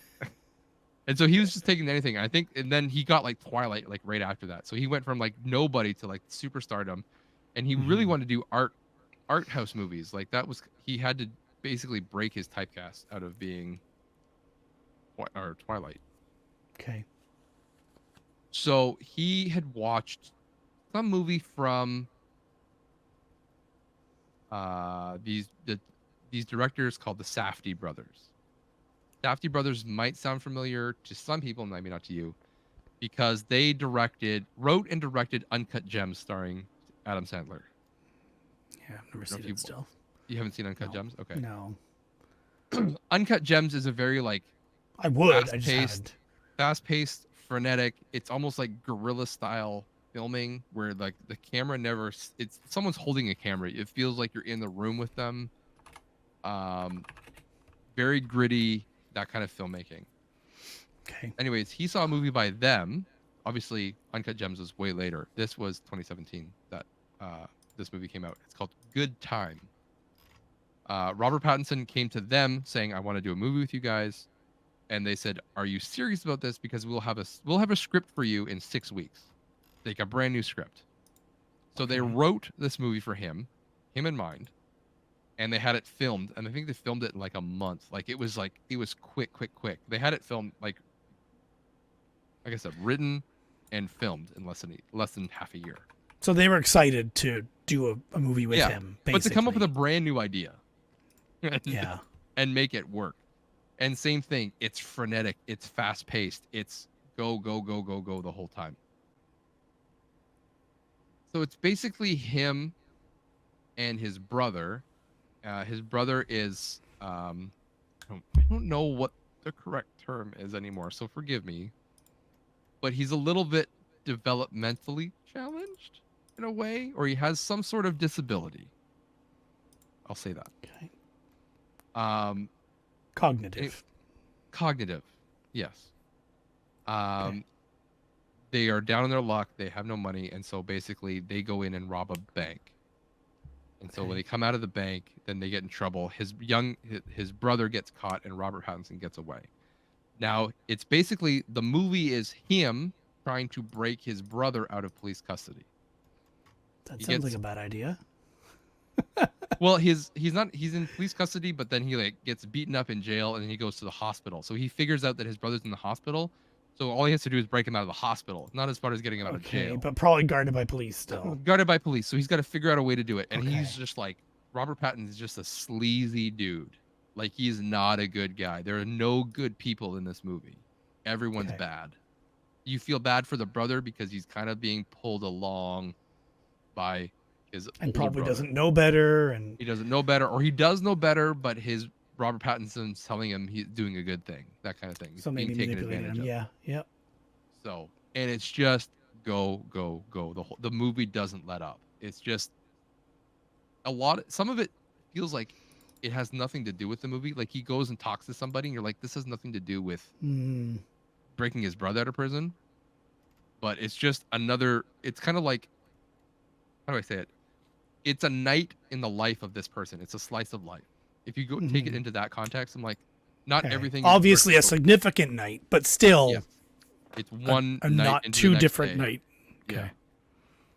So it's like the leading up to it is like a couple of days, 1 or 2 days, and then Give me the too main many damn movies to watch, dude. Well, if you don't take 3 weeks off, then maybe 3 weeks. You just it's been 3 months. No, I mean from watching movies. Yeah. But it's good. I would say it's one of Robert Pattinson's better movies. So I've never seen Twilight. I haven't either. I haven't either. I don't think I've seen him in anything. Maybe we should watch all of his movies. It's a shorter list than Nicolas Cage. That's true. But I would rather watch Daniel Radcliffe's or who was the other? Elijah Wood. Elijah Wood, yeah. Yeah. Oh, that means we get to watch Lord of the Rings again. My wife actually said she would watch one with me. I was going through the VHS tapes, and I pulled out Fellowship of the Ring. Ooh. And I said, maybe we should watch this. Yeah. That's the one that has the... If you have the VHS of Lord of the Rings Fellowship of the Ring, that's the one you can see the car in the background. Oh, really? Yeah. They took it out for the DVD release. This is good stuff here. Derek hunched over his VHS tape. I had that exact one. I gave it away. Special extended VHS edition. So this has a car in it? Yep, it has a car in it. That's hilarious. Somewhere in the Shire? There when they're in the Shire? when I think it's when Frodo and Sam are walking through the field.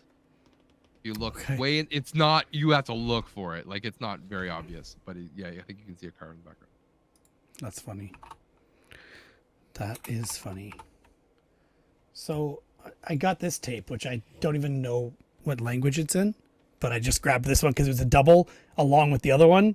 It's like how to use a computer, but it's not in English. I don't know what language this is. I really want to figure it out. It looks like something that could be really terrible. In 1999. Yeah. It says Vietnam by Night is it looks like production company maybe. Anyway, it just looks like it could have some good little clips in it that are like really dated and funny. Although it is 1999, it's not that old, but yeah. That's freaking 24 years old. Old enough. That's 24 years old. And it's a double tape, so like how long is it? Another free VHS tape, right?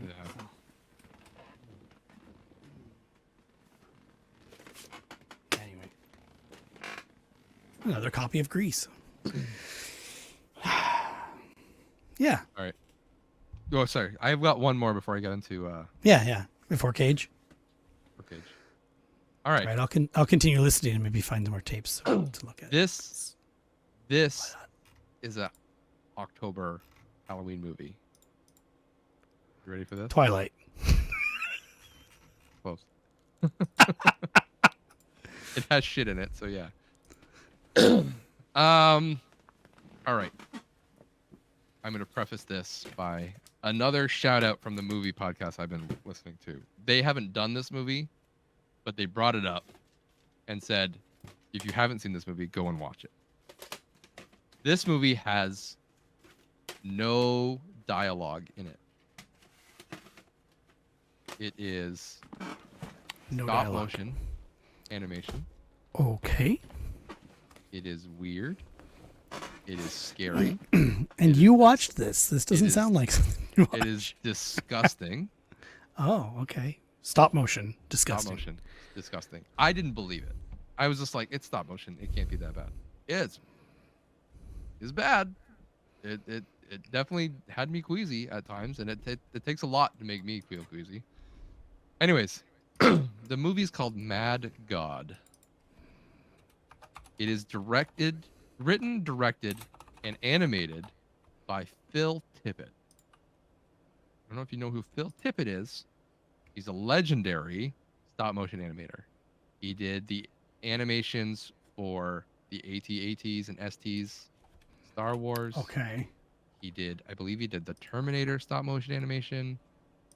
He did the Starship Troopers. I think he did like RoboCop. He did like Ed 209 or 109, whatever he is. Like anything stop motion that's not, what's the other, Harryhausen or something like that. Like it's Phil Tippett that does it. Okay. You said Mad God. It made me think right away. There's a video game called something of the Mad God. It's Realm of the Mad God. Made me think of that right away. And I don't know why I know this game at all, but. Anyways, yeah, it is a crazy movie. Oh, I think he did Jurassic Park too. He did all the stop motion animation for Jurassic Park. Okay. So, it is based. What about, you said stop motion and claymation? So is it Nightmare Before Christmas? I don't think he did Nightmare Before Christmas. No. Okay. Just curious. Like I said, no animation or no dialogue whatsoever. So I haven't seen Heavy Metal, but I believe Heavy Metal is the same kind of thing. Whereas it's just like, here's a story, here's an epic story. I don't want to say too much about this because this movie is very open to interpretation. The Okay. basic framework I will say, if you plan on watching this movie, just I had to look this up just so I could get a frame of reference. And after I had the frame of reference, a lot of the movie made a lot more sense to me. Mad God is the key to it. It is as if God was so mad at the world. It starts quoting the Bible at the beginning of the movie, like in Leviticus or whatever it was about, like like I will wreck you so bad, like your enemies will not even want to hurt you because you're already hurt as bad as you could possibly be hurt. Like your land will be wasted, that kind of thing. It sounded like something from like Conan the Barbarian. Like I want to hear the lamentations of your women and that kind of thing. Drink your tears, that kind of thing. Okay. Basically, what would the earth look like if God was so mad at the earth it just made earth a living hell to be in?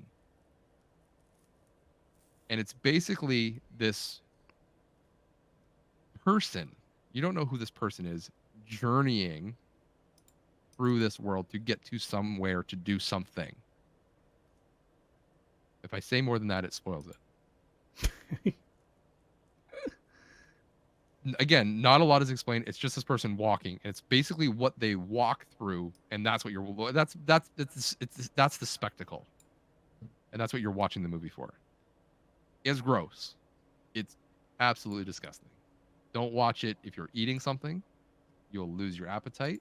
I was drinking something, and I didn't even want to drink what I was drinking. It's on my Plex. Go watch it. I'm seeing his name for Starship Troopers, Dragonheart, Jurassic Park, Willow, RoboCop, Dinosaur, which I assume is the Disney one. Oh no, it says 1985. Yeah, I have it on VHS right here. If that's the one. Return of the Jedi, Dragon Slayer. Yeah. There's more, but there's a lot. That's just the ones that have awards.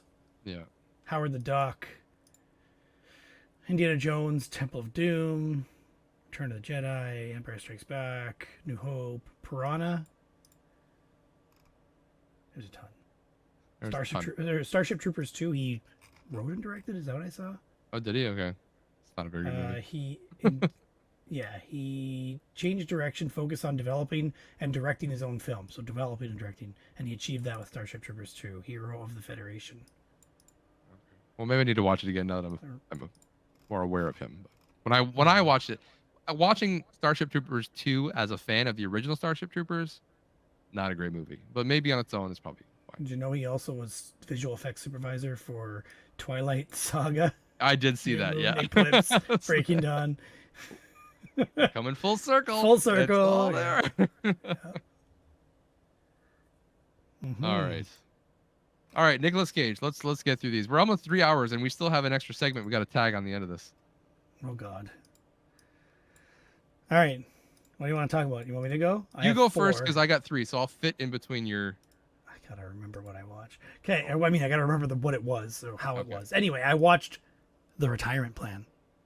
Okay, I just saw that on your Plex. When I looked at your Plex, I saw it was there. 2023, Nicolas Cage. He's basically this woman gets in some trouble and she goes to her father who she hasn't talked to in years because he's the only person she can go to for help. And it turns out he maybe was one of the best super spies. So he's Nicolas Cage. Of course. And he's old now. But it's corny and there's some bad acting and it's not great, but it's worth watching. I mean, it was fun enough. And Ron Perlman was good in it. Like he added heart to the movie, even though he's a bad guy. Okay. It was good. He was good. He did look pretty rough and old. Oh, and Ernie Hudson's in it as well. Oh, fun. Yeah. Good old Ernie Hudson. There's lots of people. Like there's. I'm watching him young in Oz right now. I didn't know he was in it. He's the warden. Oh, okay. Anyway, yeah. Where does it rank on the Nicolas Cage scale? Oh, crap, I meant to leave that open. Did I leave it open? No. Don't look at mine. Don't look at the bottom of that list until I don't want. I've already looked at it. I don't care. What did I do? Okay, I've got Retirement Plan. I marked it as a B. B? Okay, that's pretty good. Mostly because the movie was like fun and Cage was decent, especially the fighting scenes. Better than I expect for a guy his age and stuff like that. It was, yeah. Good. Yeah. You got something? You want me to go So next? I got so tied up watching all this other stuff that I have just spent this past week watching all Nicolas Cage movies to try to catch. I was like, I can't come in here with no Nicolas Cage. So it's been like, or I think it was like, yeah, Monday, Tuesday, Wednesday, every night this week watching a Nicolas Cage movie. You're Dedication. lucky I didn't do the same thing. Anyways, next one on the list, Amos and Andrew. Okay. Yes. And what did you think Um, of Amos and Andrew? Basic plot points. A Nicolas Cage buys a new We house. talked about it once before, but you probably Not all Nicolas don't Cage, sorry, remember. Samuel L. Jackson. Yeah, I know, but just for people, Yeah. just a refresher. Yep. Samuel L. Jackson buys a house, a new area. His neighbors don't know. His new neighbors don't know that the house has been sold, so they come to the house to see who's there or whatever. And then they see a black man in the house touching the radio. They think he's stealing the radio. They call the cops. The cops show up. "Quote unquote" hilarity ensues, but he's not. He's the owner of the house. He's a famous writer, and so to get out of it, the police chief who's trying to go for elections decides to make this whole thing real and actually get Nicolas Cage, who's a petty crook, into the house to actually be a criminal, so they can come and save and basically. Partly because the cops believed the black man was guilty. They right also away. believe that he was robbing the house. Yeah. And there's video evidence of it. They have it on the news or taped to go on the news, that kind of thing. Yeah. The whole punchline of this movie is racism. It's funny.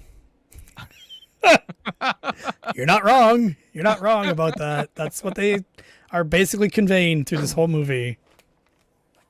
Don't get me wrong. I'm not one to stand up and be like, this movie's racist.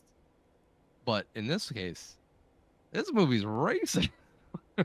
And there's even a little bit against Nicolas Cage too, right? Like, I don't know if it's really they make fun of him for being a particular race. I thought, kind of thing. Like, was it hick, or did they actually call? I thought they called them like derogatory Italian names. I can't remember now. I can't remember that part. I thought the cops did, but I can't remember anymore. I swear, Yeah.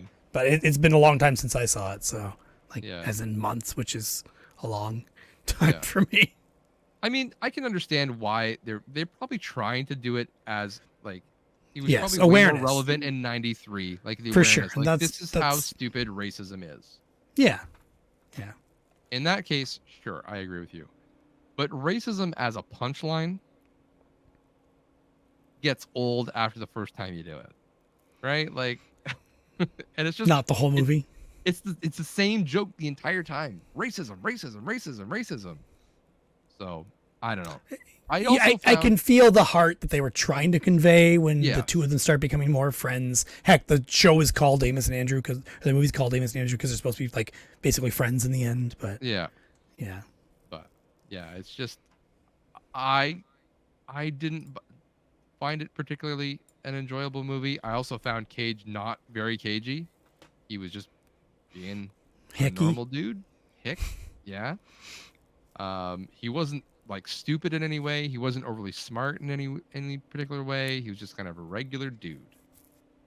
Anyways, so I put it down as a D. I think you had I it. put it as a C. Yeah. I don't remember why, but didn't find it entertaining, really. I was just kind of, yeah. That's all I can really say about that. yeah, I don't remember why I did. Anyway, okay. Okay, move on. Me. You're next, yeah. Another You, me. Nicolas Cage 2023 movie. Uh-oh. There's a lot of them. There's a lot of them. Sympathy for the Devil. I haven't even heard of this one, I don't think. Really? Oh my god.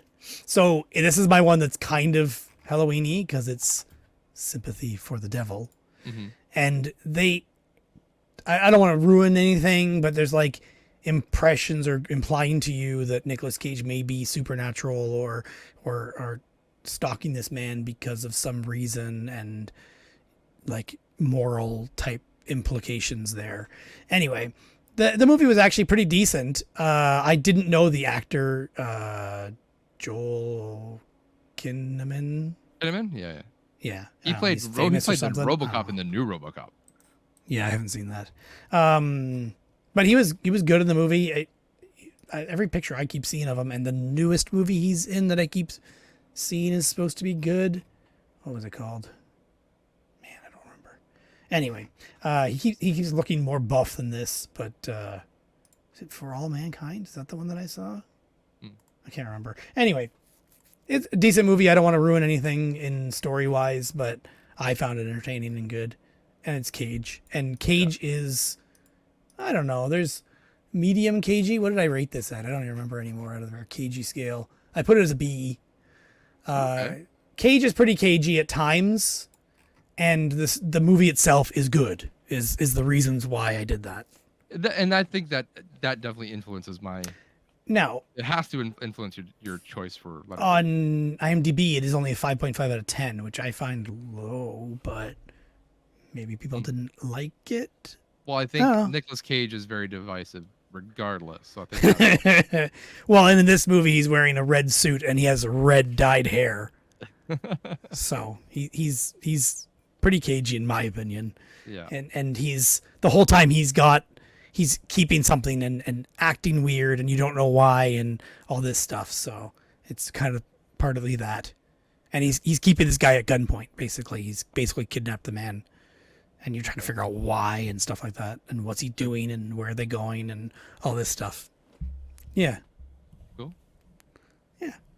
I'll get there eventually. Yeah. In 2045. Like I said, I am skipping. I am jumping ahead to Renfield in a couple of days, but Well, I rated Renfield an A. okay. Well, that's what I'm looking Like for. it was, That's why. if there was more Cage in it, it would have been an S. And that's why I was like, I need to watch like a good Nicolas Cage. So Yeah, I there's just not a took lot of Nicolas Cage in it. But it's a good movie. Like, Yeah. I enjoyed it. That's good. Yeah. All right. Anyway. I'm next. Yep. Next one on the list, Red Rock West. Oh, yes. The one that I keep forgetting I even watched. This is I don't blame you. This is I think Nicolas Cage's turn to attempt to be an action star.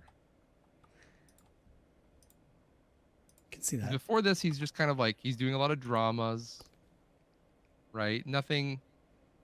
He's not shooting guns or anything like that. Like this is kind of like where that starts. I think. Yeah, and he's He shoots supposed to guns be. he shoots guns in Amos and Andrew, but that's kind of it's supposed to be more like a comedy, so it's not. Yeah, and he's a villain in that, like a bad, no planning type. Yeah. Yeah.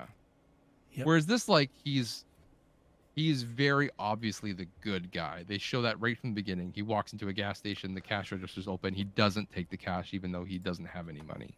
Yeah. That kind of thing. He doesn't do something because it wouldn't be right, as he says to some of the people. But then he walks to a bar. Someone says, "Hey, you're supposed to be here last Friday. You're here for the job, aren't you?" And he doesn't have a job. He's just didn't get the job he thought he was going to get.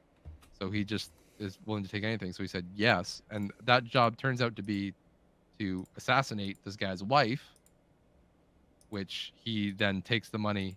He tries to be bad, right? So he takes the money and says, he basically says, I'm stealing this money. He goes and tells the wife, hey, your husband's going to kill you. So he's also trying to be good. He's also trying to be good, but he's taking the money that he's been paid to do something. Because he's being bad. He's being good, taking money from a bad guy. I think that's supposed to be the thought process. He's spinning it. Yeah. Yeah. But then she takes money. He takes money from her because she says, I'll double it. You go kill him. He takes the money for that and has no intentions of killing him, takes the money and drives out of town. And that's when things happen. He hits somebody with his car who's been shot. They think it was him. Yeah, it all goes downhill. Yeah, and then basically the real hitman comes to town, and then love triangle. He's in love. He falls in love with the guy's wife that he was supposed to kill. The real hitman is played by trying Dennis to Hopper. kill both of them. Yeah, Dennis Hopper shows up. Dennis Hopper is one of those guys that, like, he can't act. Dennis Hopper is just Dennis Hopper in every movie. I could see that. I was going to say he's always the same character, but I think you're right. It's because he's not an actor. So, He's supposed to be from Texas, but he just sounds like Dennis Hopper. Doesn't have a Texas accent. It's so And funny. He Nicolas gets Cage out. is supposed to be from Texas too. Yeah, he has more of a Texas accent than Dennis Hopper does. And Dennis Hopper's so like he's so cheesy Texan. Like he gets out of this car. He's got these like black cowboy boots on and the biggest cowboy hat. If you didn't think I was from Texas, this hat will trick you. It's almost comical. And we both rated this a D. Yeah, D race. Yes, both a D. It's not looking great for the rest of the movie that I want. Yeah, all right. Not great. He was not cagey at all. Again, he's trying to play it straight. He's just trying to be the good guy. Yeah. No caginess. All right. The next one I watched is actually 2 after that one. Uh-oh. I watched Guarding Tess. That's one that I was gonna try and squeeze that one in today, but I didn't quite get that. You should have. We could have a good conversation. I know. So this is obviously more of Nicolas Cage trying to be an action star. Okay. And I think it was decent. What did I rate it at? I rated it as a C. Okay. He's that's not saying much yet. So yeah. So he's basically a Secret Service agent. He's like a really good Secret Service agent, but he's on this terrible duty of guarding the former president's wife, and the former president has died and of a heart attack. So she's just like an old lady who's single and never does anything, and she's all depressed because her husband died. But at some point, basically, Nicolas Cage is supposed to be, actually at the beginning of the movie, he's supposed to be done his last day working for her on this assignment, but she calls in a favor from the president, who was her husband's vice president, and says, no, bring him back. And so it's a fight between him and her, and their conflicting personalities, and chaos ensues / friendships are made and stuff like that. I don't know. I liked the movie. Who is she again? Because she was really good. Shirley MacLaine is who plays her. And what is she from? Because I recognize her. Trouble with Harry. I don't know. She's some old actress from. I was going to try and name what time frames her movies were mostly in. 1950s, 59, 60s, 70s, 80s, 90s, early 2000s. She's just in tons of stuff. But wow. I'm sure there's something specific that she was like well known for. How about The Nutcracker in 1973? I don't know. Yeah, one of my favorites. Oh no, that one looks like it's an animated. Anyway, I don't know. She is good and feels like she's from something. Oh, she was in the original 1960s Ocean 11. Oh, there you go. I've seen that. I have not. It's on my list, but I haven't seen it. Around the World in 80 Days from 1956. So yeah, she's in a lot of stuff. Okay. Well known. Yeah. She was good. She really almost made the movie what it is, in my opinion. Without her being that role, it wouldn't have been as good. I rated this a C, just because he's not as cagey. It's really only when he gets like frustrated and angry and stuff like that it comes out, and he's trying to be an action star again, like you said. Yeah, I don't know what else. Okay. I enjoyed it as a movie. Okay. Yeah, I enjoyed it. I'm looking forward to it. I need a good one. I need a good one coming up because it was getting pretty dire here. It's not like entertaining or thrilling type one. It's more of a cerebral, like, how is this going to work out kind of thing. And cerebral. There's moments of cerebral? What are you talking about here? Well, it's her. It's mainly her. What's she going to do next to fuck with him? Yeah. Fair enough. Well, I watched the movie before that called Deadfall. Yeah. Boy, that's a movie. It is a movie. I just went back and looked it up and I forget it already. Oh, yeah, that. Oh, boy. So, this is a rare one where Nicolas Cage actually went back to a supporting role. He wasn't the main lead. Yeah. He was like a tertiary or lower. Yeah. It's hard to say. Spoilers. He gets killed like halfway through the movie. He doesn't I make it to the end. wasn't going to say that. It's he gets killed in a really fun way. Yeah. But he is wearing the worst makeup I've ever Oh my god. seen in a person. A wig and was it a The mustache? fake nose. I can't remember. It was the fake nose. It was like the Michael Oh. Jackson upturned nose that he was doing. It was so weird. He actually had a moment where it was a really good gifable moment. I almost thought about doing it and putting it in the Discord, where he's just like, he looks like the most high person, going like, I was like, yeah, that's a good spot. The wig and the mustache, it all. Oh my gosh, it's all of it. terrible. The sunglasses don't help either. His acting definitely doesn't help. His accent, right? Does it come and go, or is it just really, really, really bad? It's really bad again. Okay. I think, but there might be a reason for that. I think because he's an actor acting as an actor. Maybe. Acting.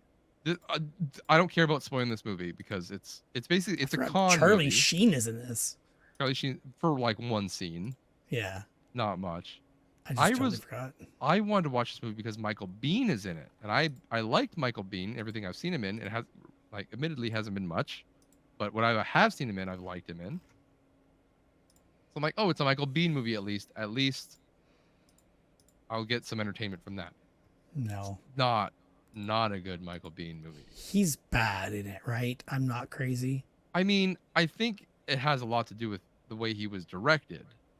Probably. Based on the rest of the movie, he can be good. So okay. I think. But is this just early in his career and he wasn't good yet or something? Yeah, maybe. But didn't like Terminator come out before this, and he was good in that? So. 94. No, this well. 93. 93. They're both 93. Terminator 2. Sorry, Terminator 2 is. No, yeah, but he was not. Yeah, so Terminator. Terminator was like 89, wasn't it? Oh, it's deleted scenes of Terminator 2. Okay. Yeah, I was gonna say Terminator I've not seen, but why is it not? Why the heck? And then he was also in Aliens, which I really liked. Terminator. So 1984. When was Aliens? 86. That was 86, and he was really good in that. So, yeah, like the first Aliens was like 79. So. Huh. Yeah, and this is 93. So. This is the same year as Tombstone, which he was also in. And he was good in Tombstone. I don't remember. So there you go. It's direction then. Yeah. So, there's a straight up like porn scene in this movie. Yeah, I forgot about that. It was a little bit awkward. Why did you gif that? Oh, sorry, wrong. Who says I didn't? So, I forgot all about that. Yeah, it's like I said, it's a con movie. The director thinks he's being clever. Yes, I forgot about that part. I mean, the con is a con, basically. Whatever you think is a con is actually a con. You think that con's a con, that's also a con. You think it's not a con, it is a con. Yeah, exactly. It's trying too hard to be clever. I forgot about that until the end of it. Yeah. I forgot that happened. So, unfortunately, it's another D. Nicolas Cage being, don't get me wrong, very cagey, very overacting. I think that's why I did it a C, because he was not cagey as hell. He annoyed me. And he also had the obsessed with her. He was like, he was not obsessive with her. I wouldn't say he was obsessed because again, he thought he was like dating her though, right? Yeah, they were basically dating. Yeah, that's true, but. And he wasn't. Yeah. He was more obsessed. He was more obsessed with the stripper on stage than he was with her. I can't remember well enough, but I don't. I only know because I watched it last night. Yeah. So, I don't think in all these movies he's not obsessed. Amos and Andrew not obsessed with anybody. Not even Red Rock West. He falls in love with her, but he doesn't trust her during the movie, and at the end he leaves her. Like he throws her off a train. Like, they have a rocky relationship and he's not obsessed with her in any way. So yeah, none of the Nicolas Cage stereotypes are in these three movies. So except the freaking out part of this one was a little bit, right? He was crazy. The part you were gonna gif, I'm assuming. He was just being like stupid high, kind of like, oh, okay. I thought he freaked out. I thought he freaked out at one point, but I He can't does remember freak out a anymore. lot. He does freak out. Yeah. And I just say the overacting part is there, but it wasn't. It wasn't. How do I say it? It's not a good Nicolas Cage. It's him overacting on purpose in a bad way because he's an actor acting as an actor for the con that's a con, right? Like it's layer on layer on layer, but it's so stupid that it's not even entertaining. So that's why it just turned me right off. I just found him annoying. I think I watched another Nicolas Cage movie I forgot to mention it. Or forgot to include in my number. Did I mention that I've seen Zandali? No. Okay. I did forget one on my list then. Oh, you have seen it. Okay, here we go. I watched Zandali. What do you want to know? I don't remember. He's obsessed with Zandali. Yes, he's obsessed with Zandali. Again, freaking full-on porn. What I'd say about Zandali, she never has her shirt on, like she's naked through half of the movie. Yeah, but she's supposed to be like innocent and yeah, being manipulated. I said, you wonder why everyone thinks you're a slut, right? And Judge Reinhold is like, I can't understand him in this. Like, sure, you're not supposed to. He's supposed to be an intellectual and a poet and troubled and stuff. But it's like, really, what is there to be troubled about? Your life is like freaking perfect. You're getting rich. You're working at the job. You making tons of money. It's easy. Yeah. You got an awesome woman, apparently, right? Apparently, supposedly, yeah. So they say, yeah. Up until she's frustrated and sexually frustrated, and yeah, it's a weird movie. It's weird. I'm glad to see we both have the same.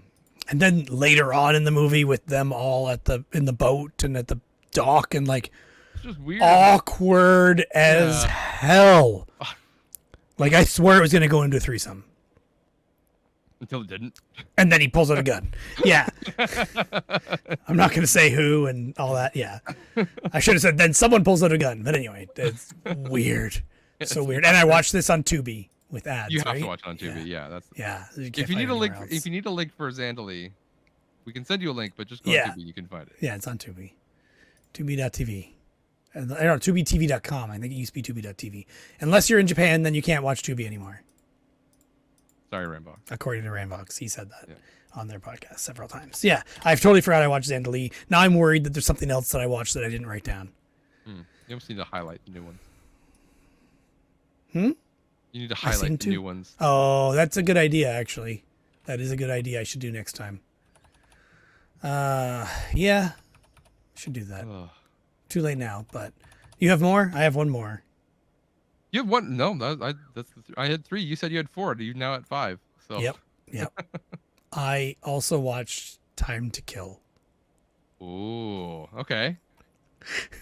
So this is the one where he plays the Italian soldier.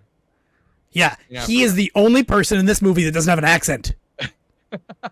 All the Italians have an Italian accent. All the Africans have an African accent. Nicolas Cage speaks like Nicolas Cage. Yeah. Yet he's supposed to be an Italian soldier. Yeah. It doesn't make any sense. Doesn't make sense. No. The movie is clearly low budget, terrible. Yeah. Not good. Yeah. And then the premise itself also doesn't make any sense, not good, right? Yeah. Like, can we just say the white turban is like, it's true, but then it's not true? It doesn't make any sense. Like, yeah, it doesn't make sense. Yeah, the movie just doesn't make any sense. The whole premise is dumb. I almost thought it was going to be good. I did for a bit. Like, I was like, oh, there's going somewhere. And then it nosedive off a cliff, basically. And then there's side tangents that don't make any sense. Like that guy who they're like, clearly he's like from noble blood or something, like rich or something like that. He doesn't belong there. And then it goes nowhere except later on you see him dead, right? Like, it made no sense. The story in several places makes no sense. Yeah. I forget why I rated it a C, but I did rate it a C. Okay. I don't know. I rated it a D. I was entertained more than I was any of the 3 movies I watched this week. Entertained because it was so bad? Maybe. Like if you told me I had to watch one of these, the ones that I watched. Well, let's forget the ones that are 2023 of Guardian Tess, Zandali, and Time to Kill. Time to Kill will be my last choice to watch again. Okay. Guardian Test was decent, but not very cagey, really. I would watch Zandali again if I had to choose one because it was maybe the most going on. I don't know. Yeah. I would watch Zandali because of how crazy it is. It's crazy. Yeah. But like Time to Kill is like a nothing. I could have not watched that. Yeah. This is why it's so hard to find. It's only posted on YouTube. You can't find it anywhere else. Yeah. I would bet you would not be able to find a tape of it. The guy on YouTube, the guy on YouTube had to grab the video from a VHS Italian copy and then grab the audio from, was it a DVD? Some other copy anyway of an English version. And there are parts of the movie that are just Italian in his rip because he couldn't find the English language version of it anywhere.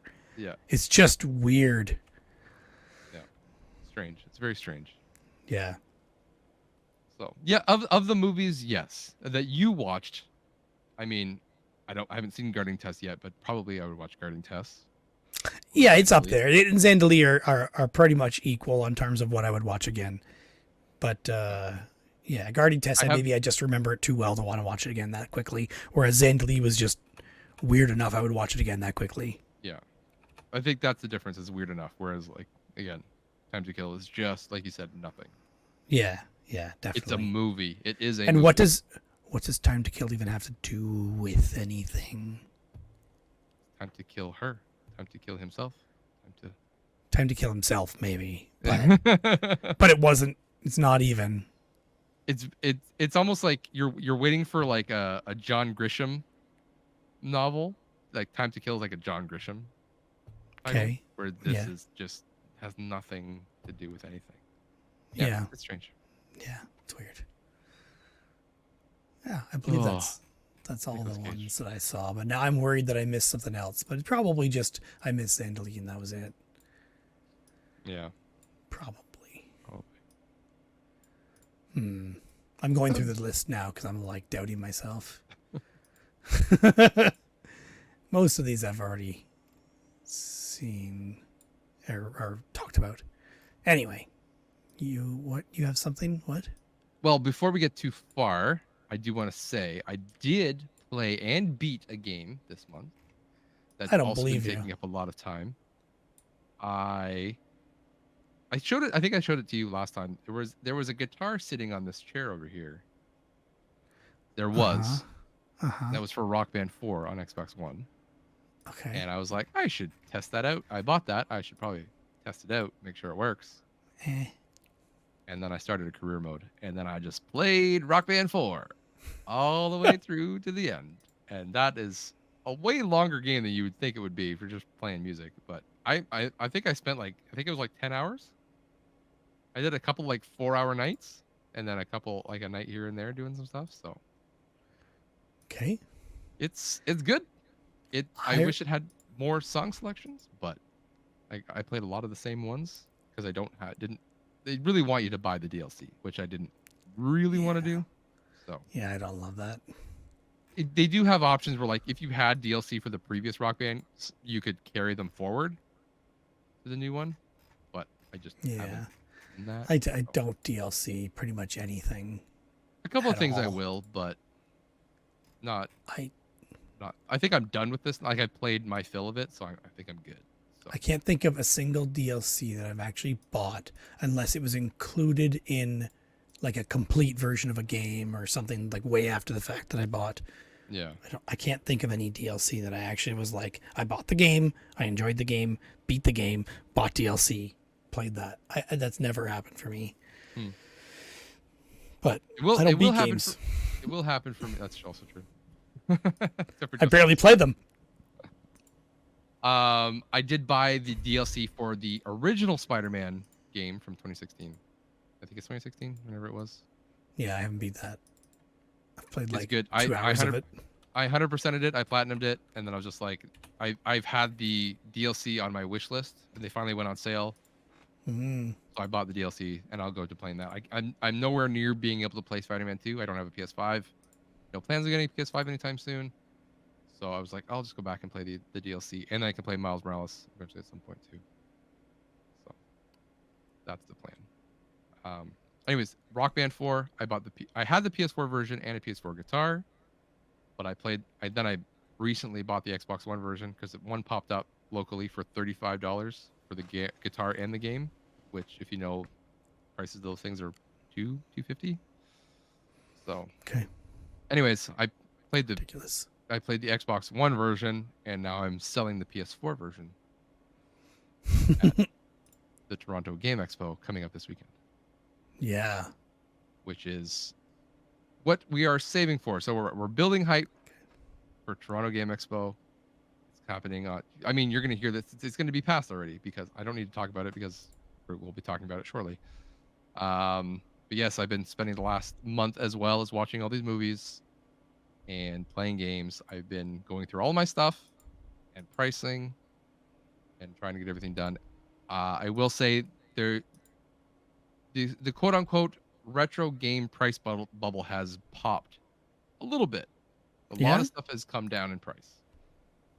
So when I was repricing everything was coming down between $5 and $10, and some even more than that. So it'd be interesting to see how things change. And then I even sometimes marked it a little bit lower than that because I wanted to go. And is this going to affect the number of people selling? Is the next show going to be smaller? Like, I feel like the Barry show is already kind of dwindling. I feel like the Barry show might be shrinking a little bit, but we'll have to see. That could be because the Toronto show competes with it now, but we could see. It's also a fall show, so we'll see how the spring show compares. I think that's that's true. I think Bill and Joe were talking about that. So that's not the thing I think about because I used to just go to all of them, right? Yeah, and I still do too. But you can definitely I could tell the fall show it felt a little bit less. I don't know numbers. I don't have Chris to show us numbers, but it felt a little bit less attended than when I was there as a vendor. So yeah. Yeah, Toronto Game, like I said, coming up this weekend. I just got table information today where we are. I got the map. There's a lot of tables, so I wouldn't be worried about that. And you have 5? I've got 5 tables, and we are what do I say? We are parked beside the YouTube celebrities. Ooh. Oh man, they're gonna steal all the attention. I hope that they bring people to our table. Yeah, but those people are gonna be there to get signatures, not talk to us. No, they'll have to buy games to get signatures on, right? See, that's yeah. They're not just gonna whip out their bra. Oh, I don't know about you do, but CJR's single now, man. I don't think he's part of the roster. I don't think so, but I don't know. Well, so anyways, we are going to pause this here because I know this is 3 hours already in 20 minutes. We're going to pause this here. We're going to go in a couple of days to the Toronto Game Expo. We're going to come back, do a little addendum about how the show went. Which will be seamless to you, but not to us. You won't feel anything. Time will have not changed for you at all. You will just be like, oh my God, this podcast isn't over yet. I know. You'll be checking your time. Did I skip forward? Did I hit that 30-second skip? So we will see you all in a little bit.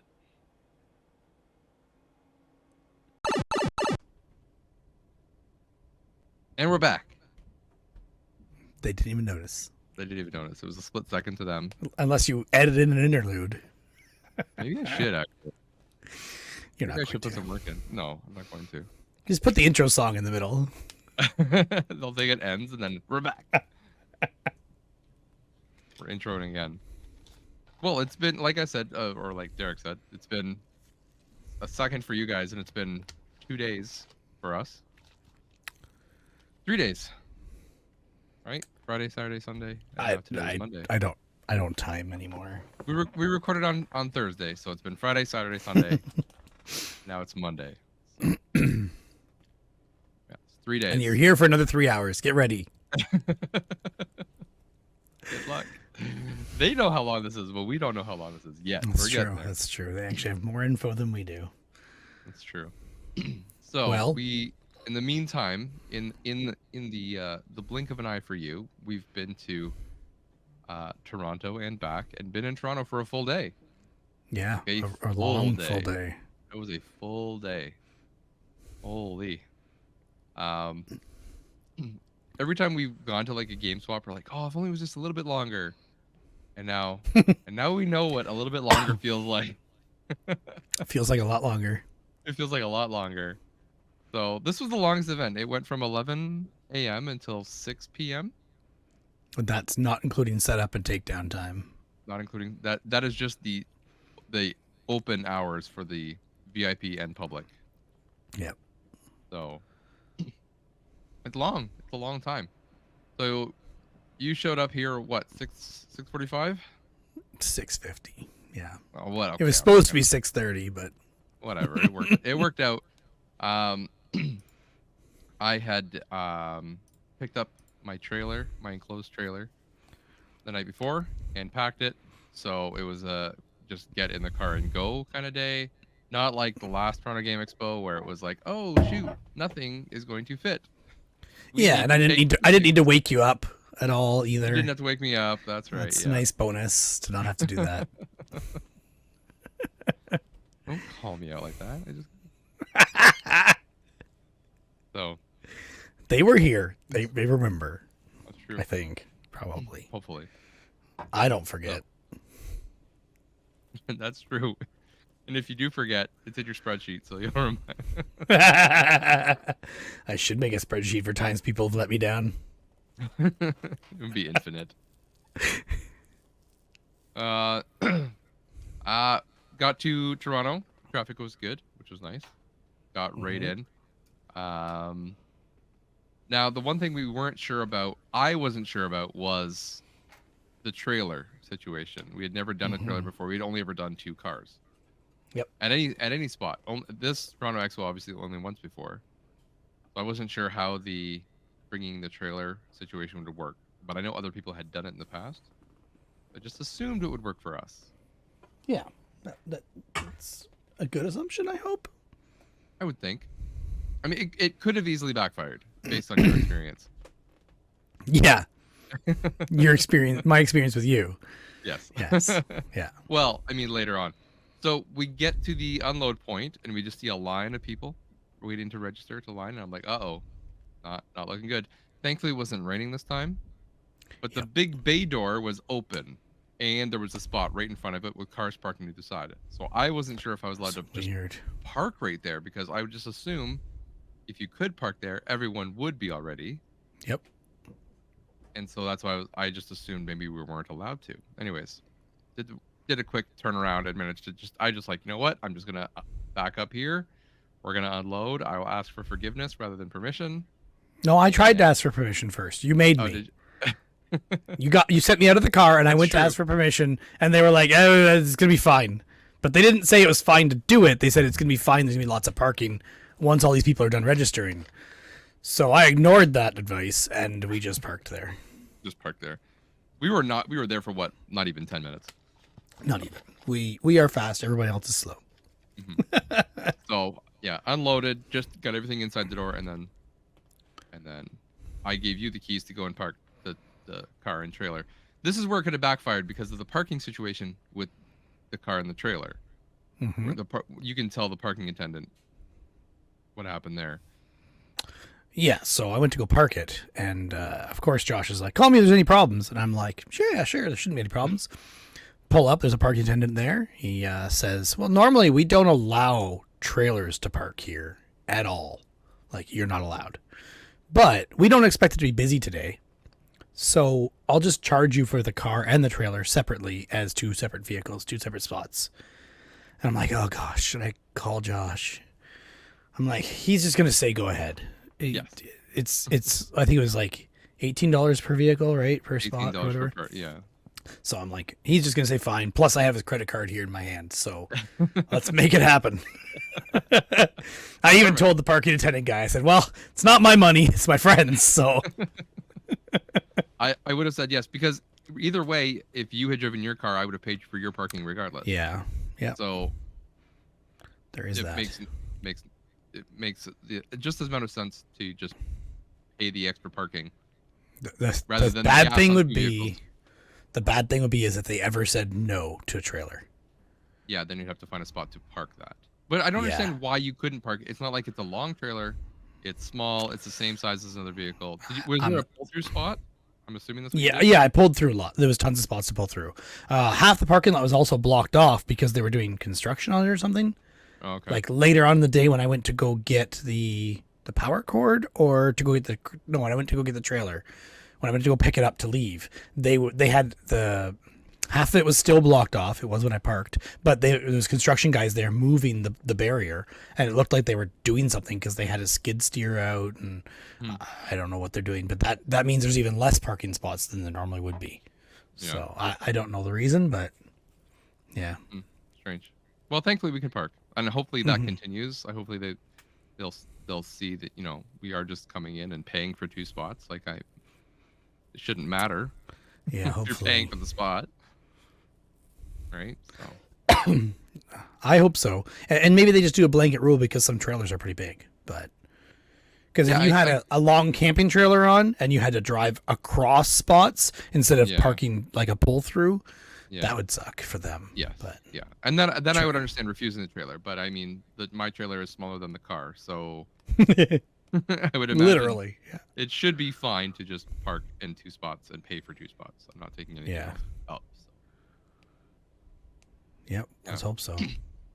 Anyways, that was good. Setup went smoothly, thankfully. We did get there. I did leave my wife in line to register, so we could just go and start setting up the tables, which I think we needed all the time to do that because we had 2 hours. Setup was bumped from 8 to 8:30, I think. So we had just a little bit less time to set up. So we used that time just to, we could register and set up at the same time. I think that worked out really well because we used the entire time to set up.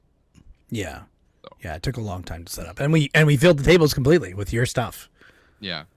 Which and Troy had some of his own, but Troy had some stuff, so he had a shelf at the end, and like I wish I would have had more space for everybody else who wanted to put stuff there, but just unfortunately. Cynthia did put her stuff out too. Yeah, she found spots. Right? So, she had like a spot for just coasters, and then she put the hats on top of one of your boxes, and then the other hat I had brought a light stand or a microphone stand with a mannequin head on it, so she put that one on there. Yeah, and that's fine. Like that's what I meant. Like just if you find a spot, put something down. Absolutely. So. It went well. My cousin actually messaged me the night before because she was looking through the legend and saw my name, and she messaged me and said, "Are you selling at this Toronto Game Expo?" I said, "Yes." "Are you?"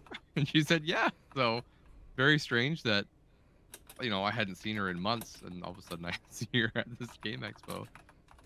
She does art stuff, so she does like perler beads, perler arts, bead sprites, that kind of thing, bracelets. And she has a friend as well that does like artwork on tumblers and that kind of thing. So my cousin did like she was kind of going through her old stock right now, but the stuff that I have seen her do, she's done like giant like canvas size perler bead arts. So yeah, you're telling me I didn't even notice her table, but like I even looked for the hair, and I'm like I didn't see her. When I looked around, one table, amongst the sea of others, it's hard to pinpoint one. So there's a lot of tables. I was gonna message. I haven't messaged her since, but I should. But I'm gonna see how if it she went wants for to do her, it again. If we do it again, I might just get an extra table so that she can just set up with us. Gotcha. Then it would just be easy. But then she would know us. We could hang out. It helps to have somebody to watch her table for her, and us to watch her to watch our table and whatever. Yeah. So yeah, that would make things, and it would also be like, I noticed a lot of the art stuff, and maybe this was by design, right? Is like a lot of the art stuff was all together, and then the video game stuff was together. And this was something my wife brought up. She's like, sometimes I'm gonna go stereotypical here. The guys are walking around, they want to look for the video games. The girls want to look at the art, right? And she was like, if I was going there and I was just walking through all the video games, I would be bored. because she's not into video games, she's into the art thing.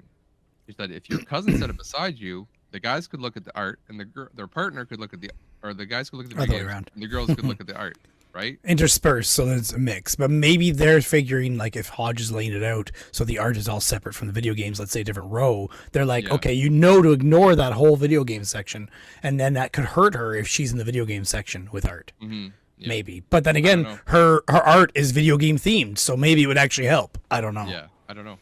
It'd be an interesting. I have to throw it by her and see if she'd be interested in doing that. Yeah. Be an interesting experiment. Mm-hmm.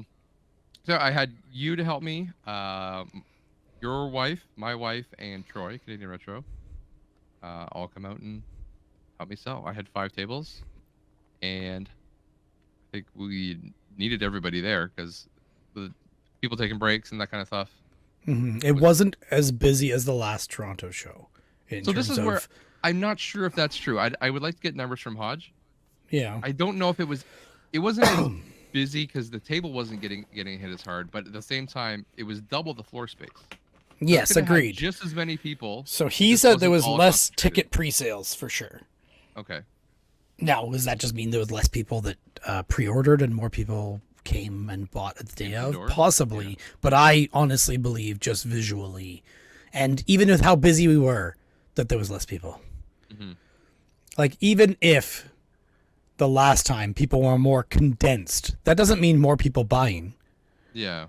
Whereas this time we had less people buying, I would say, by a significant margin. Not bad. It was still good. But good, yeah. It was definitely noticeable to me that there was less people, like, always at the table. Yeah. Yeah, it was still better than my best show at Barrie, right? So. Yeah, exactly. So I still consider it a good show. So. Yeah, it was cool. A couple things. Sold a couple things. Well, first I want to say that we set up, and then we were set up right beside Adam Korlick. Yep. That had the Sega Pluto prototype there, and the Atari Jaguar dental unit from the mold. So he set up right beside us, so we were able to talk to him right away. I reminded him of my NES, my Mario 3 blue card of fame, I call it. Yep. Where he had signed it several years ago in Waterloo when he came for the Waterloo video game swap. It's a long time ago. Yeah. He said it sounds familiar, but show it to me, and I'm glad I brought it. Yeah. I just wasn't sure if there would be someone else there that I would know that I wanted to get a sign. No one was that I knew, but thankfully, like, he was there and I could show him the signature, and he was like, "Oh, I remember this now." So, and then he saw the Django console, and he filmed a little segment with Blue Card of Fame and the Django console and me. So I'm not sure. I haven't seen it yet. Maybe it's going to be in a video or it's a short or something like that on Instagram. Good point. I wondered about that. I didn't actually even look for it. I haven't seen it yet, so I'm thinking it might be in his actual video that if he makes one. So, and then I got to play. I think I was the first person at the show to play the Pluto. I didn't play it at all. No, okay. But you went and looked at it. You went and held the hard drive. Yes, so, I did look at the hard drive. He explained it to me. Yep. Yeah, which is a very interesting story. And then at the end of the show, when they left the signs up, and I stole the signs. So I have signs for the handwritten signs. Let's say Sega Pluto prototype. Because why not? Because why not? I get them framed or something and put them up. And I'm like, this is so close to fame. I got him to sign that. That would have been funny. That would have been ridiculous. Now I'm checking through all his links to see if there's anything. Yeah, that'd be cool. And then beside Adam was Shane from Rerez was also there. Their buddy Scott the Canadian, who I don't know, I don't see him active very much anymore, but he's been around. I think he recognized us more than Adam did. Yeah, I would think so. I would hope so. He's also Canadian. He's also Canadian. He lives in Cambridge, I think. So. Yeah, I believe so. And then beside them was Pam from Cannot Be Tamed, and Miles from Flock of Nerds came to help her out, which is good to see him. I haven't seen Miles in years, so I have seen him, but not a lot. Okay. I saw him and I just went up and gave him a big hug and said, it's good to see him. I don't know if he listens to this, but Miles, you got to come out more and you got to hang out with us more. I don't know if he wants to. Maybe we're forcing him to come out, but it's possible. Maybe he I'm likes not the anonymity. Anything posted from Adam on his socials. He's got to be saving it. Probably making a video. Probably making a video. He even has a travel YouTube channel and nothing there either. It'll show up. I don't even think he has my handles to tag me in it or anything. No, I was thinking that too. I'm like, he didn't even ask. You could have told him you were creepy. Yeah, he figured it out. Maybe if I tag myself in it or whatever, maybe. That's what I'm picturing too.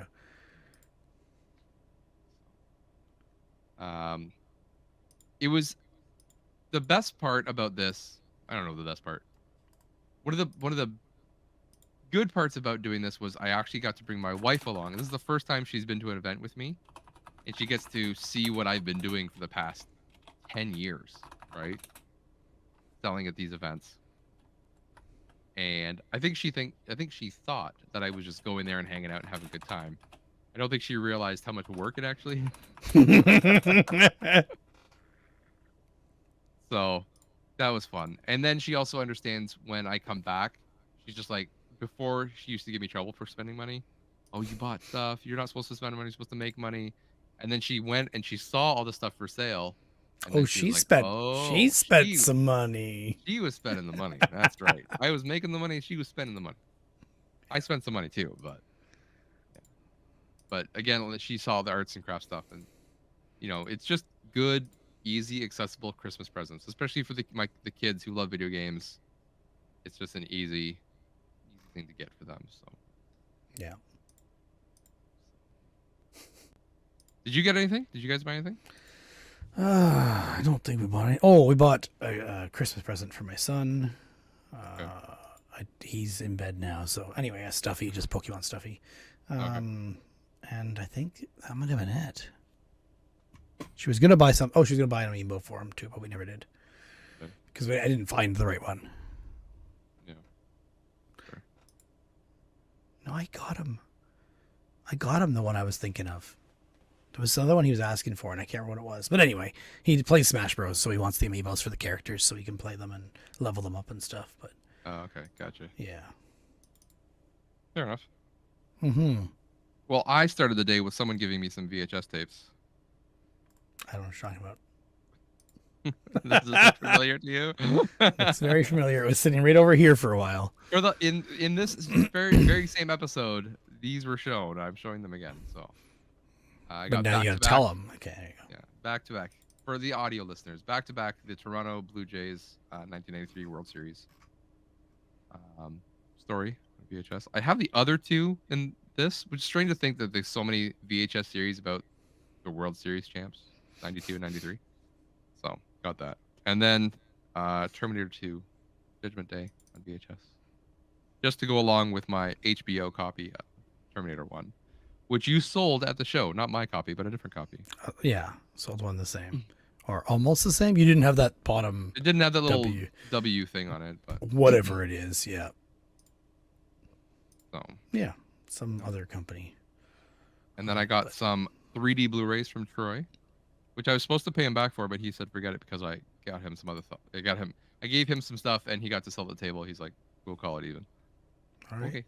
So I got Ocean Wonderland 3D.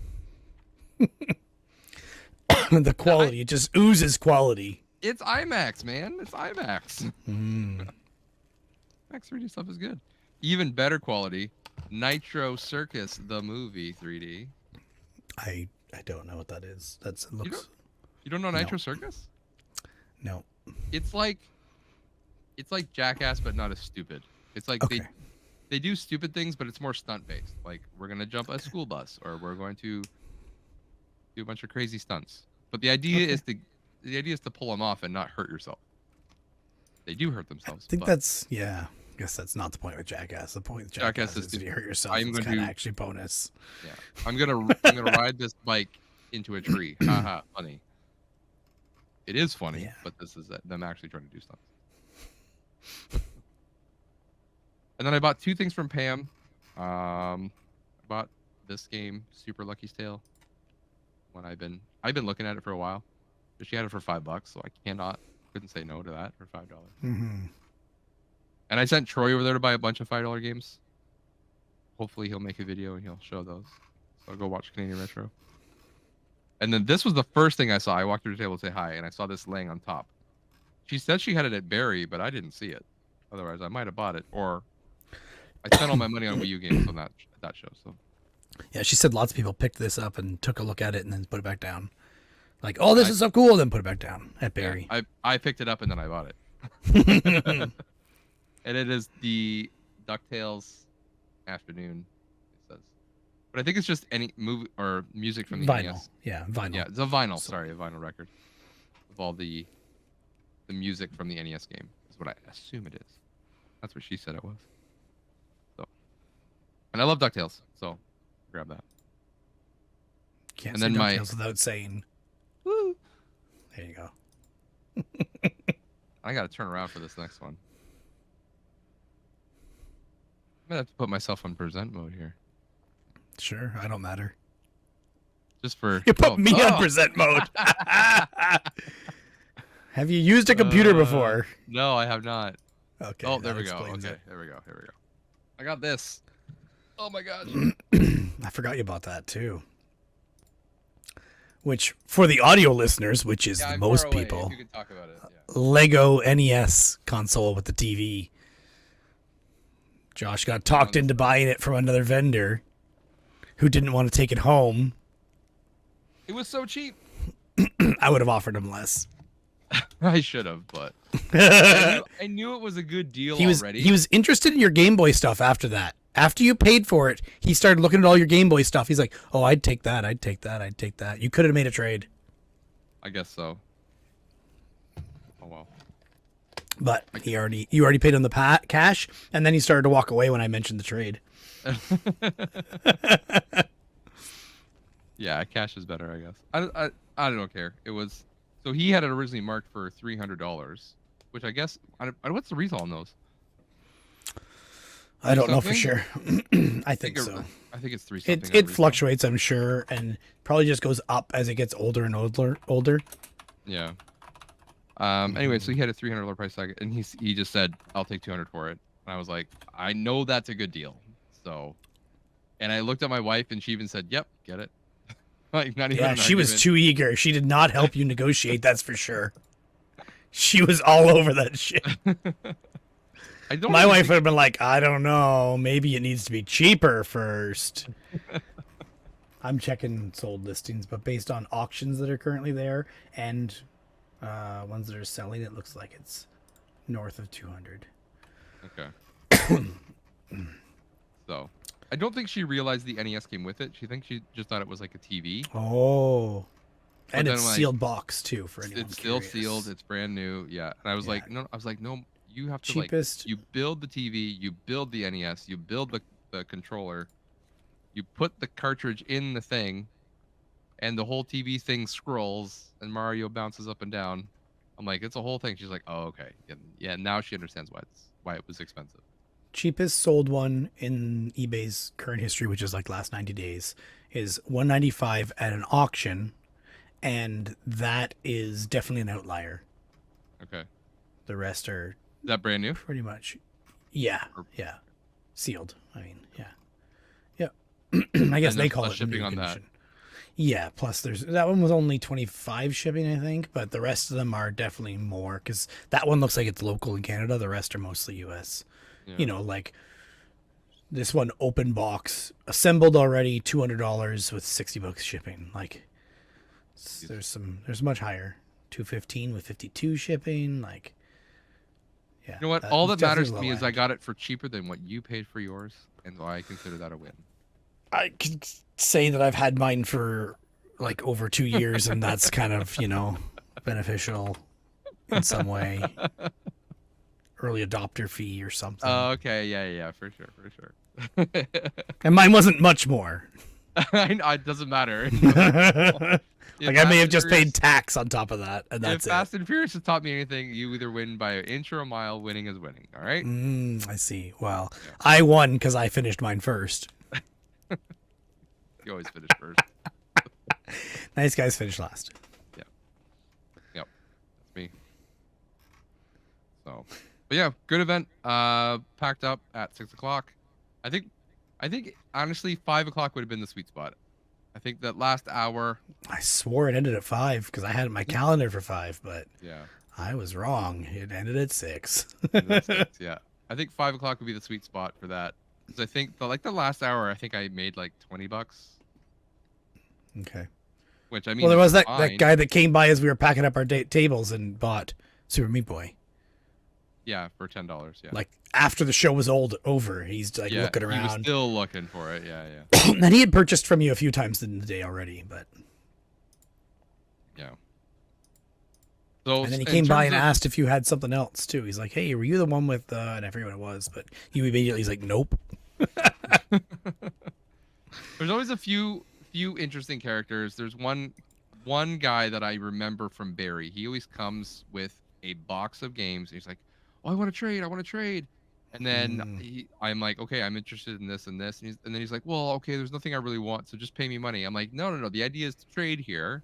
Mm-hmm. You know, he's one of these guys that like he's always trying to make a deal, right? But then at the end wants me to pay him money. And I did it once before, and now I see him coming. Now he had a vendor badge, so he was selling this time. Oh, okay. And he comes up and he just starts, putting this together, and now he wants, like a 50% discount because he has 2 games. I was like, come on, man! Like, I was just getting annoyed at that point, and I brought my price down, and then he starts arguing me. He's like, "Oh, I'll do." So for context, I think he had like $85 worth of stuff. And I said, all right, I came down to like, I immediately just knocked 5 off. All right, I'll do, 80. And then he's a little bit higher. And I'm like, okay, you know what? Let's split the difference. And then we'll do 70. He was at 60. I'm like, let's just do 70.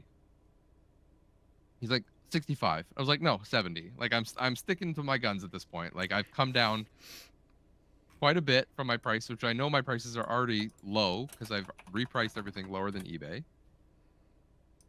So I knew they were good, and then he's getting a better deal on top of that. But yeah, he started digging in at 65. He just wanted that extra $5, and he was like, at the end of the day, would you do 65? I'm like, no. Like I didn't want to say, but for you, it's going to be 70. Like I should have started raising the price. At some point, you start paying an annoying me tax. Yeah. And then he said, "You rock paper scissors. If you get it 70, if I get it 65." I'm like, no. I'm like, no. The price is now 70. So, anyways, and he just looked. He must have stood there for 5 minutes just looking at it and thinking about it. And then I thought he was gonna like put one game away and like, okay, well, what would you give me for just this one game? And I'm like, I'll knock $5 off for one game. Yeah, like it's just I don't understand. Anyways, he finally did pay it, but didn't come back, thankfully.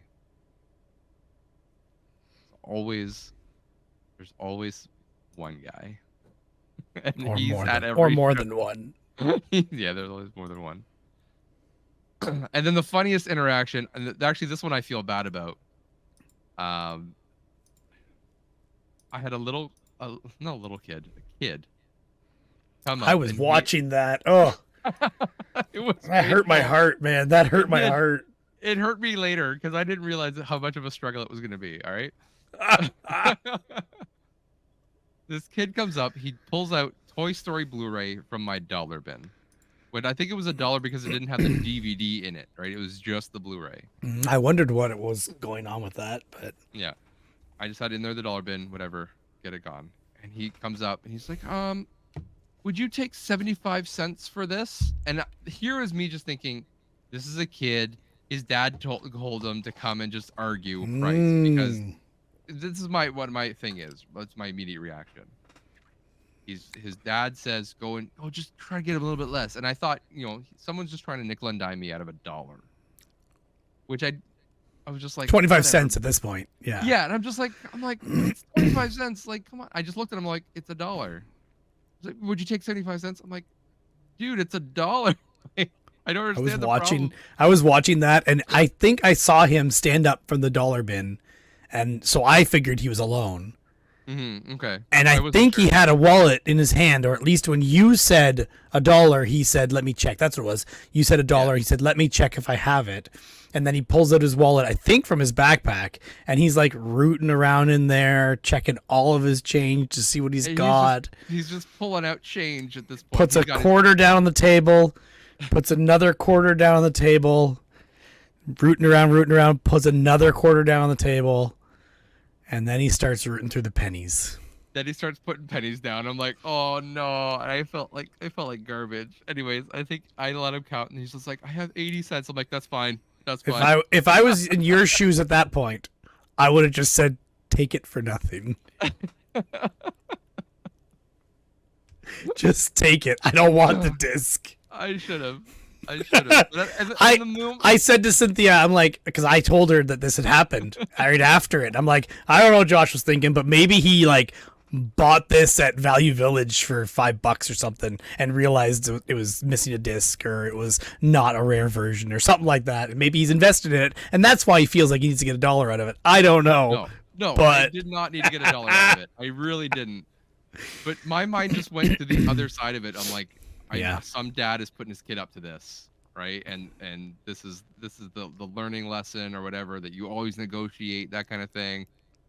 So yeah, I don't know why. For some reason, I was just like, it's $1. It's $1. And when he started pulling the pennies out, I'm like, oh, okay, all right, I screwed this up.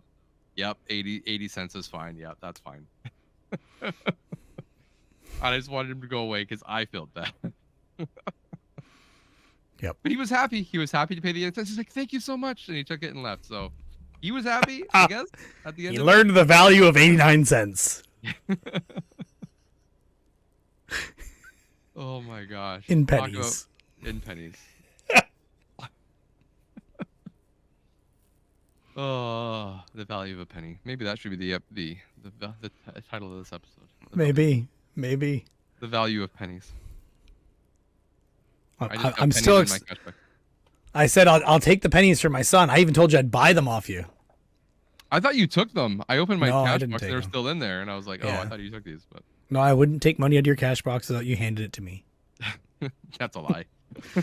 No, I counted all of your money in the car. I had an opportunity to take lots of money. Just tease. Well, you took money up for to give change without asking me. Yes. Yeah. Which is not the same. Technicalities. So, it was good. Even though, so I think the spring show was an outlier, and I don't think we can count on ever having a show like that again. Unless maybe next spring is like that, but we'll see. That's what I'm hoping. So I'm gonna see what I'm gonna do with my current stock. I would like to not have 5 tables next time. Like 5 tables is a lot. As much as it is good for having that amount of stuff, it's a big investment as well. I mean, one table's taken up by 2 Cars TVs, so pretty much. Which and the other table and the other table is all limited run stuff, so which I didn't lay out this time. I had it all stacked up. But again, I don't think anything's sold from the limited run stuff. Except the big box, right? That like Scott Pilgrim. The Scott Pilgrim versus the World KO edition did sell, thankfully, because that took up a lot of space. So some of the big stuff sold. My steering wheel sold. That I pulled that out of the garbage. That was priced low enough that it sold, but it sold to the guy there that was running the free play area. So he must have like a business where they take all the consoles and TVs to a place and let people play it for a fee. Yeah. So he was super excited when he saw that. Yeah, which is perfect. That's what I wanted to go to. I didn't want it in my house. I spent nothing on it, so I needed and you it already have 2 of them. I already have 2. Yes. So. I have 1 to sell as well. I should just get rid of mine. It's sitting in this box right here. Think of how many VHS tapes I could put where it is. Oh my gosh. By the way, your wife came to me and she said, I can't believe you've bought all his stuff and now he's just replaced all those containers that had video games now just have VHS tapes in them. And I don't have inaccurate. The VHS tapes are in cardboard boxes instead. Oh man. But the location where they were is actually just VHS tapes now. But that's probably because I'm waiting on the guy in Toronto to pick up all the tapes for him. Okay, fair enough. Yeah, they're supposed to go, but he doesn't have time. So I don't know. I should probably start trying to sell them. But the retail tapes are the ones I need to get rid of first because I don't care about them at all. You did sell a couple of retail tapes at the show. Not very many. Was it only 2 or was it 3? From your so $2 definitely Terminator sold. Yeah.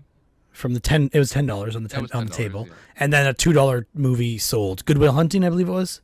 Yeah. Yeah. Was that it? I thought you sold a couple. No, I think that was it. And then I sold a video game for $16. I don't remember which one it was. One of the Crash Bandicoot games. Okay. I should Twin probably write Sanity, that down I think before. that's what it was. Yeah, I was gonna say one of the two for PS2 because I had the other one was priced at $15. So yeah. Oh. I sold you an N64. Again? Again. Yeah, I sold it to you, bought it back, and sold it to you again. So Yes. but you didn't sell it this time, so I didn't sell it. Surprising, I didn't have a lot of consoles sell. Really.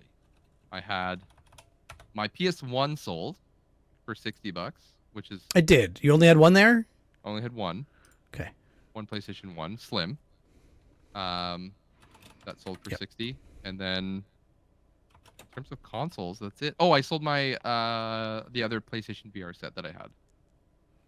That sold pretty quick. Oh, good. I'm glad. It did sell quick. Oh, nice. Because I keep seeing those cheap now. Within the first 2 hours, it was gone. Okay. So I would. That explains where some of the table space came from. Yeah. Yeah, but I had people looking at like the Game Boy Advance SP, but as soon as they said it was the 001, not the 101, they just put it down and they didn't want it. So. Yep. I had a person who came to the table and asked if you had a Game Boy Color, and I'm like, no, but you got an Advance SP, which will play all those games and more, and she just wasn't convinced. Yeah. And somebody who wanted original Game Boy, and I forgot I had one in my bin, and 2 at home to sell.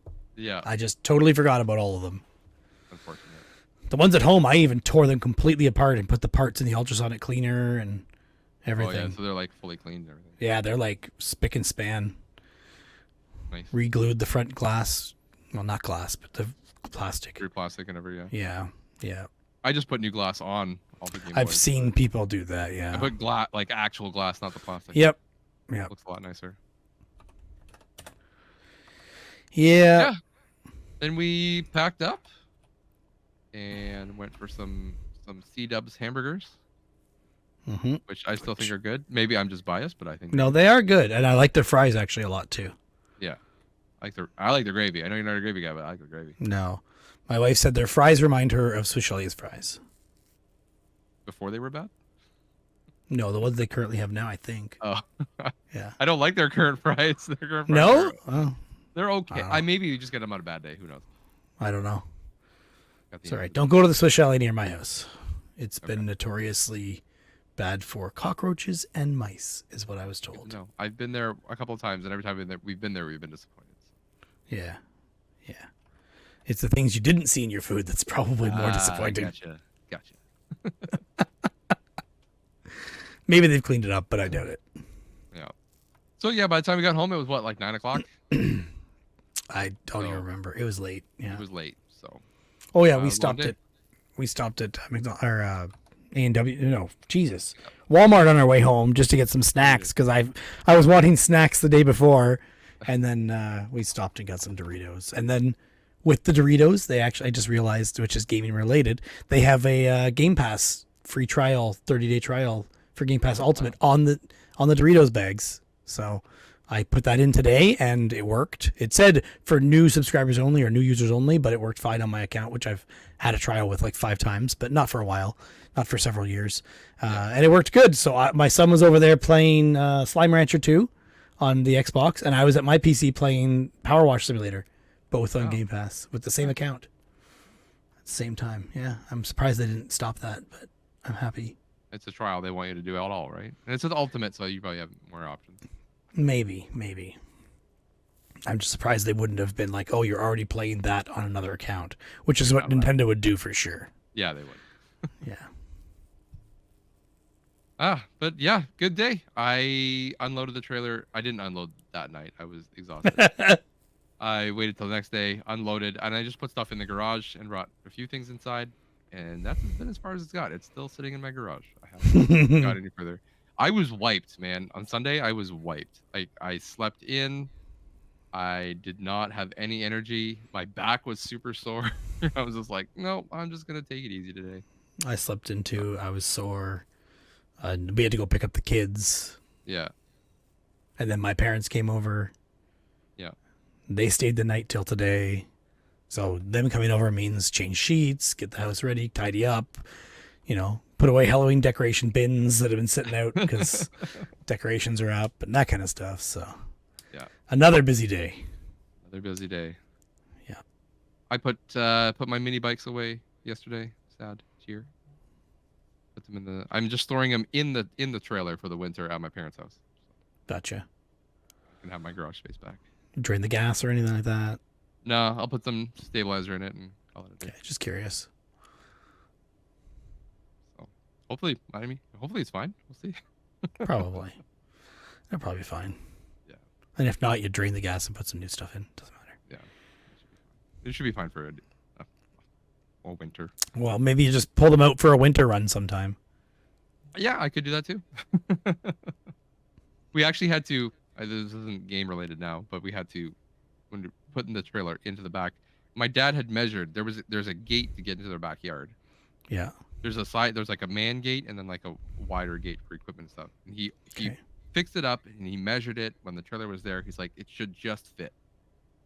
So we get up there and we line it all up and we need about an inch on each side. So it's 2 inches too short. So we're thinking about what to do. And I'm like, well, we could take the fenders off. It's probably the quickest thing. And my dad immediately resorts to, well, let's cut the fence down. Oh my God. You could have notched the fence out first. I was like, Dad, no, we don't need to cut the fence down. Like, we can just, he's like, no, it's the fastest thing. Like, he's like, those bolts on the fenders, you never, like, they're going to be seized and rusted and we'll spend an hour trying to get them off. He just got a skill saw and just cut the fence, cut the fence post down. Oh my God.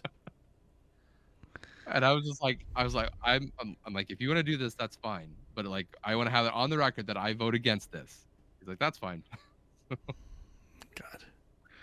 So yep, took the whole fence out, put it back up on their patio, and then we had to put the fence back in. So he's gonna replace the fence. He said he's looking for. I think he was looking for a reason to replace the fence in the spring anyway. Okay. It's not just spur of the moment, but it was spur of the moment, but for a bit more of a reason than I think he let on. So. Yeah. That way he can blame you when your mom asks him why you cut it down. Yeah, he went in, and my mom was like, "What took so long?" And my dad's like, we had to cut the fence down." And she's like, "Ha ha ha, you're joking, right?"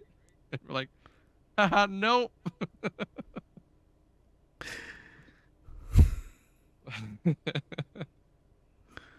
One of those things dads would say. Anyways, that was the show. Yeah. It was a good show. For money-wise, it was about half of the last show. So if you remember the last show, you'll know what that was. Do the math. And if not, go back and listen to it. Go back and find it. So, yeah. I think we call it there. This episode is now over 4 hours, so everyone's mad, especially Bill. Mainly Bill. But hopefully my mic's okay. Bill, I'm sorry. I hope everyone, I'm sorry about my mic last episode. Hopefully it's better this time. And they have and also that. Nothing has been cutting out this episode, so hopefully that's true. When we were recording on Saturday, I don't think anybody really noticed maybe Thursday, that it was cutting in and out. Sorry, Thursday, that it was cutting in and out on us. Josh's internet or something. I blame Josh's internet because he would freeze up, but mine would be fine. And your screen went blank or something weird. You said, yeah. I know. Hopefully it's all fixed now. Yeah. That'll do it. Next episode will be... Dude, it'll be like almost Christmas time next episode. We'll be going into December. Jesus. Ridiculous. Time went fast, eh? Yeah, tell me about it. I will. Time went fast. Try being unemployed. I would like not to. All right, everybody. We'll see you all in November. There will be snow on the ground, I would imagine. All right. Bye. Bye.